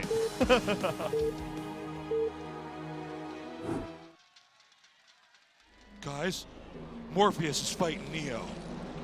Certainly is the case, Tasis. Damn right. Announce them for us, Tasis. In the bottom left, we have Jaedong. Or Morpheus, I guess, in this case. What? Okay, that was weird. All right, he stopped it. That was really scary. Okay. In the upper left, in the green, we have our Terran player, Flash. Probably what happened there is obviously when pro gamers, you'll see them when you watch them stream, they spam, they grab a lot of boxes of their units to keep their hands warmed up, because in the later stages of the game, it's a more taxing game than it is in the early stage. So you don't want to have cold hands and you hit that mid game where everything starts to get a little bit harder. So you do kind of spam a lot of hotkeys, you do grab a lot of drones, or perhaps you accidentally attack his own drone there in the heat of the moment. This is a tense match, so that's likely what happened, but man, who would have thought, who would have dreamed when these two faced off against each other in the late 2000s, 2008 to 2010, really, where they had their most heated matches, that, 7+ years later, we would have a remastered version of this game, and they would face off against each other on this iconic beach so many years later, amongst not only the crowd that we have here in Korea, the home crowd, but also the global audience abroad that maybe back in 2008 hadn't heard the stories and hadn't heard the legends of these two, but now they certainly have. Yeah, it's so awesome. I'm so glad that Blizzard is supporting and has continued to support all of their games, right? And of course, this game is so old, to just touch it up a little bit, to make it a little bit more modern so that new generations can come along, is something that's really special. Yeah. Well, let's jump into this one, man. We are spawning vertically, so not the long rush back. And, we talked about the Zerg aggression in the ZVP matchup, but this matchup is usually dominated by, with some exceptions in Jaedong's case, the Terran aggression. Flash is the guy who will often in this matchup get the 5 racks Marine pressure up early, put on that very hyper-aggressive Marine push, and something that many Zergers have struggled to deal with. And if the Terran at least trades even, they usually become ahead there. And Flash is the guy who's kind of the speed runner of this. Yeah, that's a good way to put it, Wolf. He's just done so much damage. By the way, what Jaedong's doing, if you can control the drone perfectly, it can kind of moving shot. Okay, well, instead it's going to be Flash that does perfectly. You can sort of moving shot and then skirt away from the SCV and keep doing damage. It's very hard to do, but Flash actually timed it out with an SCV of his own, colliding into the drone and then doing damage while on top of it and taking that out. Yeah, so generally speaking, the Zerg has to defend. They need to get to layer tech unless they do some kind of crazy all-in. They have to have the layer tech, or they don't have enough to leverage any position over the Terran. And Flash is not the kind of player, by the way, at least generally, which is one of the things that makes him so scary is because when he does do it, you get so tricked to do things like what we saw from our Terrans earlier in this matchup to proxy, say, a factory in the middle of the map and do a vulture rush. Sure, he will do it 1 out of 100 games, which will throw you off guard really hard, but we're going to see the more standard Terran versus Zerg this time around. It's going to be the more contemporary approach where we'll likely see, as you mentioned before, the late game transition to mech if we get there, and the Zerg taking the third base to the bottom right, trying to get those Nidus networks up to connect the bases, get the lurkers up. So how much damage Flash does in the early to mid is going to be... He's actually going to go for an Overlord snipe. Yeah. This is risky to do as Terran, by the way. Looks like he's just barely going to get the Overlord Overlord away. out. He actually gets away. Now the problem is when you do that, if the Zerg have enough lings, they can just come in there and take out those first 2 Marines. But I guess he scouts here with the SCV, identifies, okay, that's where the lings are. I'm going to try to come out there and do this damage and get away. But Jaedong has timed it out pretty well, too. The command center's almost done here. We see the layer tech starting now for Jaedong. We want to see, does he go for the Hydra tech or the Muta tech? And sometimes you'll see both Hydras and Mutas. And with Hydras, I really mean lurkers, by the way. Sure. You don't really mass Hydra against a Terran player that has a bio. Well, we saw even in the series in the ASL semifinals where these two faced off against each other that Jaedong was willing to do the Hydra bust. And, you know, to varied success. We've seen him do this against several different Terran players over the course of his professional career. But like you said, it's very unlikely. What we do have to consider the possibility with this guy that he may do it. But it's more likely he's just going to take the macro approach. Does have the third base for extra larva, not a third base per se, but a third macro hatchery. hatch. Yeah. Yes. Terran can't really move out on the map that safely. I know we saw 2 Marines go out, but there is risk involved there. If the Speedlings come to catch it, those Marines are dead. But Terran can't move out until they have stim and medics, because that's when Marines become, instead of these flimsy units that die to basically everything, they become these very agile, deadly units that deal damage very quickly and can escape and be microed in such a way that you can end up winning fights that you should never been able to win. Yeah, when you have the medics out, the Marines go from being paper thin to feeling like they've got steel armor against units like Zerglings that do damage just too slowly to actually to get through the healing power of the medic. So looks like we're going to see that 5 rack swap. He's got the 4 already. So this will not be the switch into mech, at least not yet that we've seen before. This is something you do to try to make it incredibly difficult for the Zerg when they're trying to get the third base up. You have so much muscle on the map. As long as you control things well, it's very tricky for the Zerg. So mid game is going to be very dicey for Jaedong. Notice that Jaedong sent a Zergling to every corner of the map right now just to make sure several things. 1, that there's no dropship across the map. 2, that a Marine didn't sneak across to try to block the drone. That's probably going to go to the bottom right to take a third base. Isn't getting away with lurking there so we can kill the drone. Gets a ton of extra vision this way. And it's very mechanically demanding to send lings across the map like this, cloning them around, but he spent the resources to do so. And we are going to see the attack now, or sorry, the tech now coming out. He does have that Spire completed. As the game continues on, we see the scanners are going to be ready. Now, there's a couple techniques that Zerg can use. One is called hold position lurkers or stop lurkers. You can bury them on the map.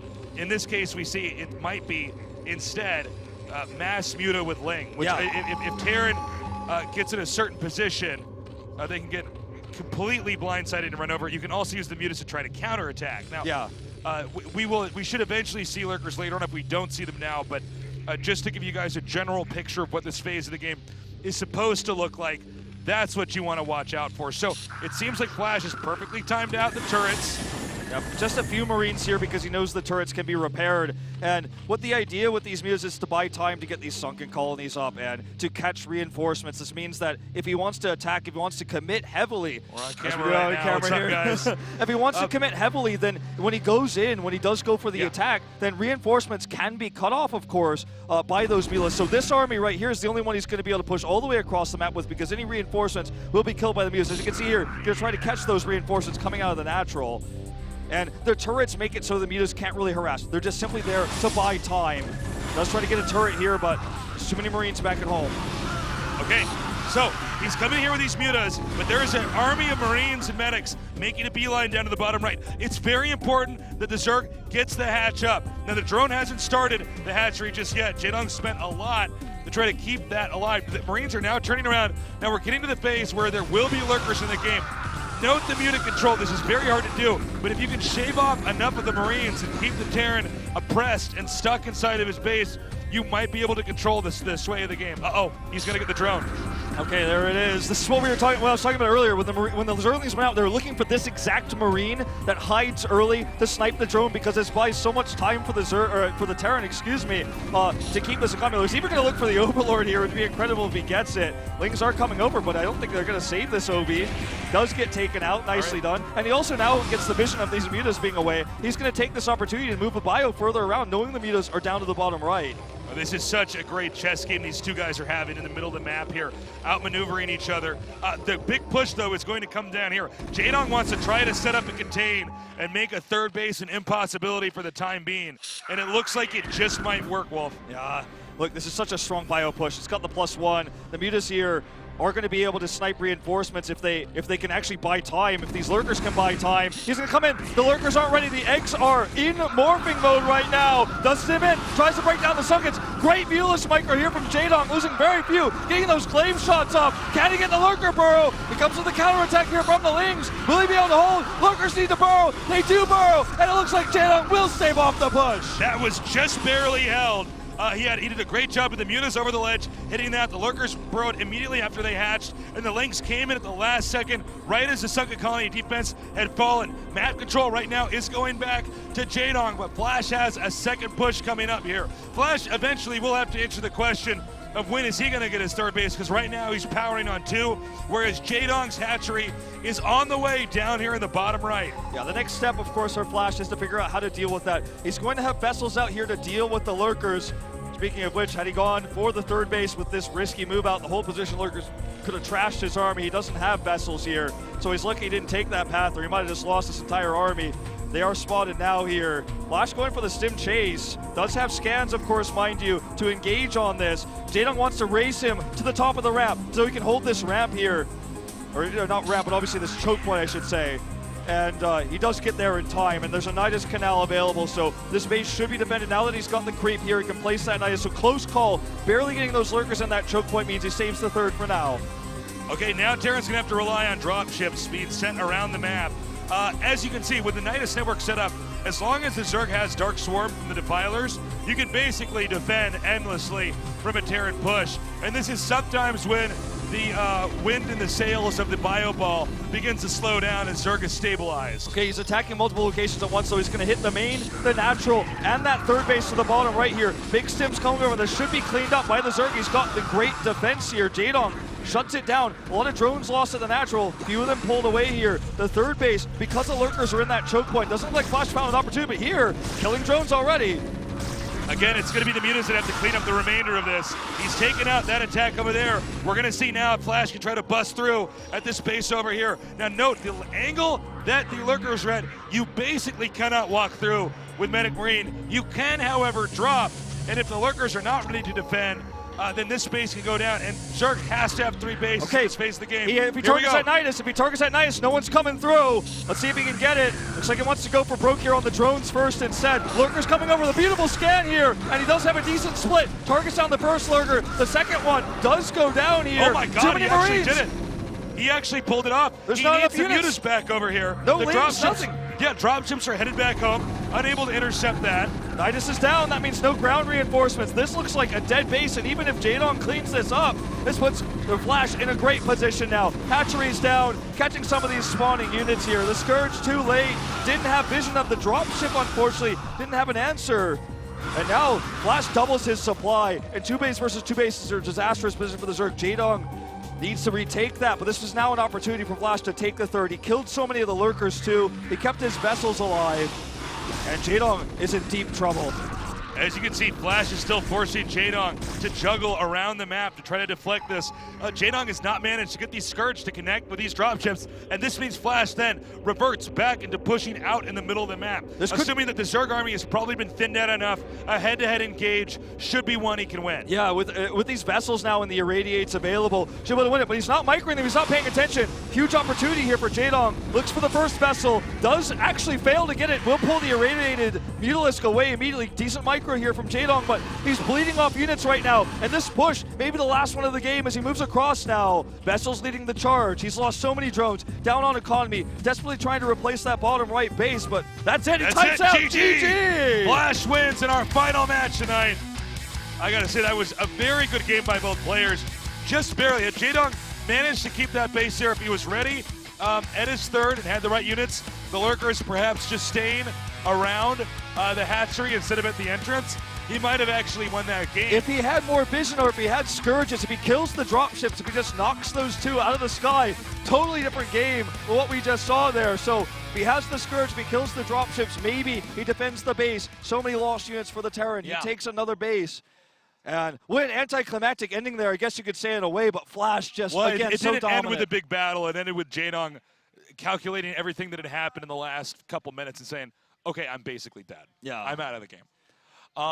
Tonight's games are awesome. If you just now are joining us, definitely check out the VOD. We had a ton of great games, and it was like a cool time capsule of the very early Brood War players, then switching into some of the guys that were at the peak before StarCraft 2 came out, to the guys who are at the very best in the current meta.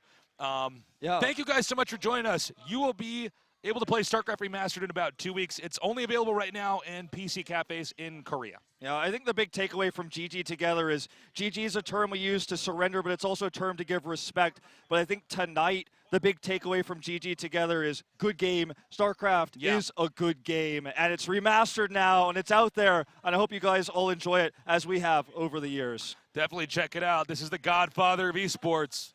Line up and kiss the ring, nerds. That's right. So, again, guys, this is a real treat to be down here. The beach here at Guangli Beach is completely packed. Way exceeded our expectations for how many people are going to show up. I'm really curious when the numbers come in for how many people are down here. Tons of people watching online. Again, this is a game. It's never too late to start learning Brood War, and I think with Remastered here, it's going to be a lot more accessible for people. Absolutely. So give it a shot. It's been around for 20 years. It's going to be around for 20 more. You might be somebody in the next generation. Yeah, it's been a real pleasure to cast this with you, Tasis. We Thank brought you. the You first too. games of Remastered to the masses, and it's just the first of many. Yeah. So I look forward to a lot more StarCraft Remastered action here in Korea. We're going to be very much so focused on bringing you the best possible cast and the best possible production here. I guess that's it. We did it. We love you guys. We'll see you on StarCraft Remastered in about 2 weeks. Have a good morning, afternoon, or night, wherever you are.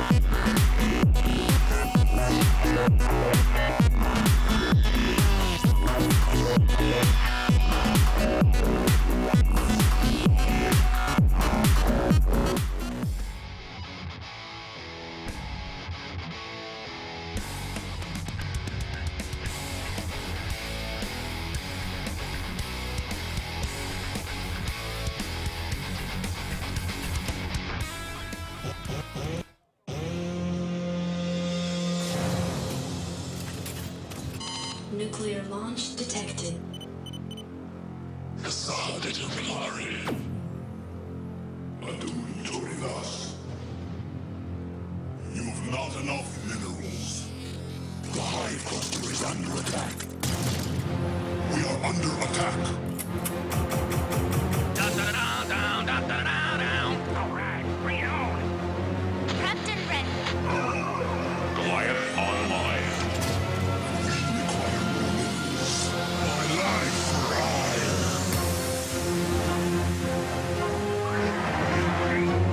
Not enough energy.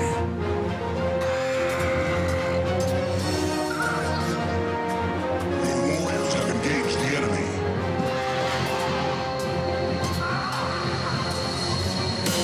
Research complete. Research complete.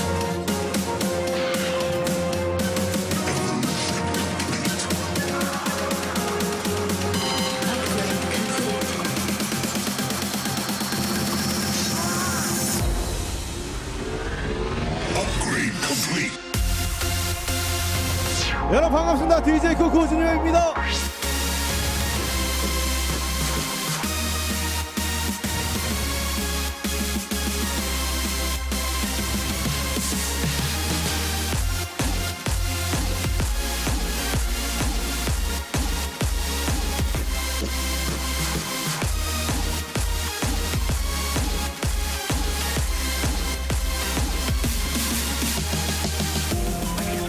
This is DJ Cool Remix. Check it out.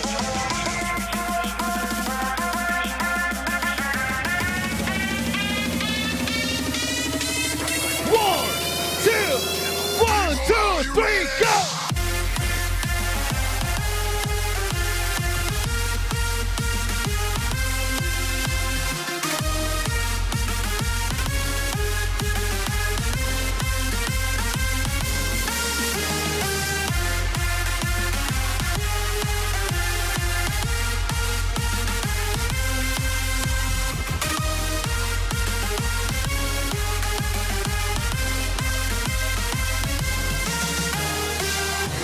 다 같이 소리 질러!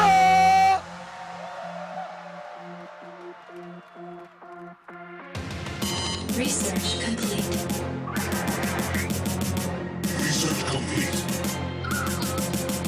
Evolution complete. Upgrade complete. Upgrade complete.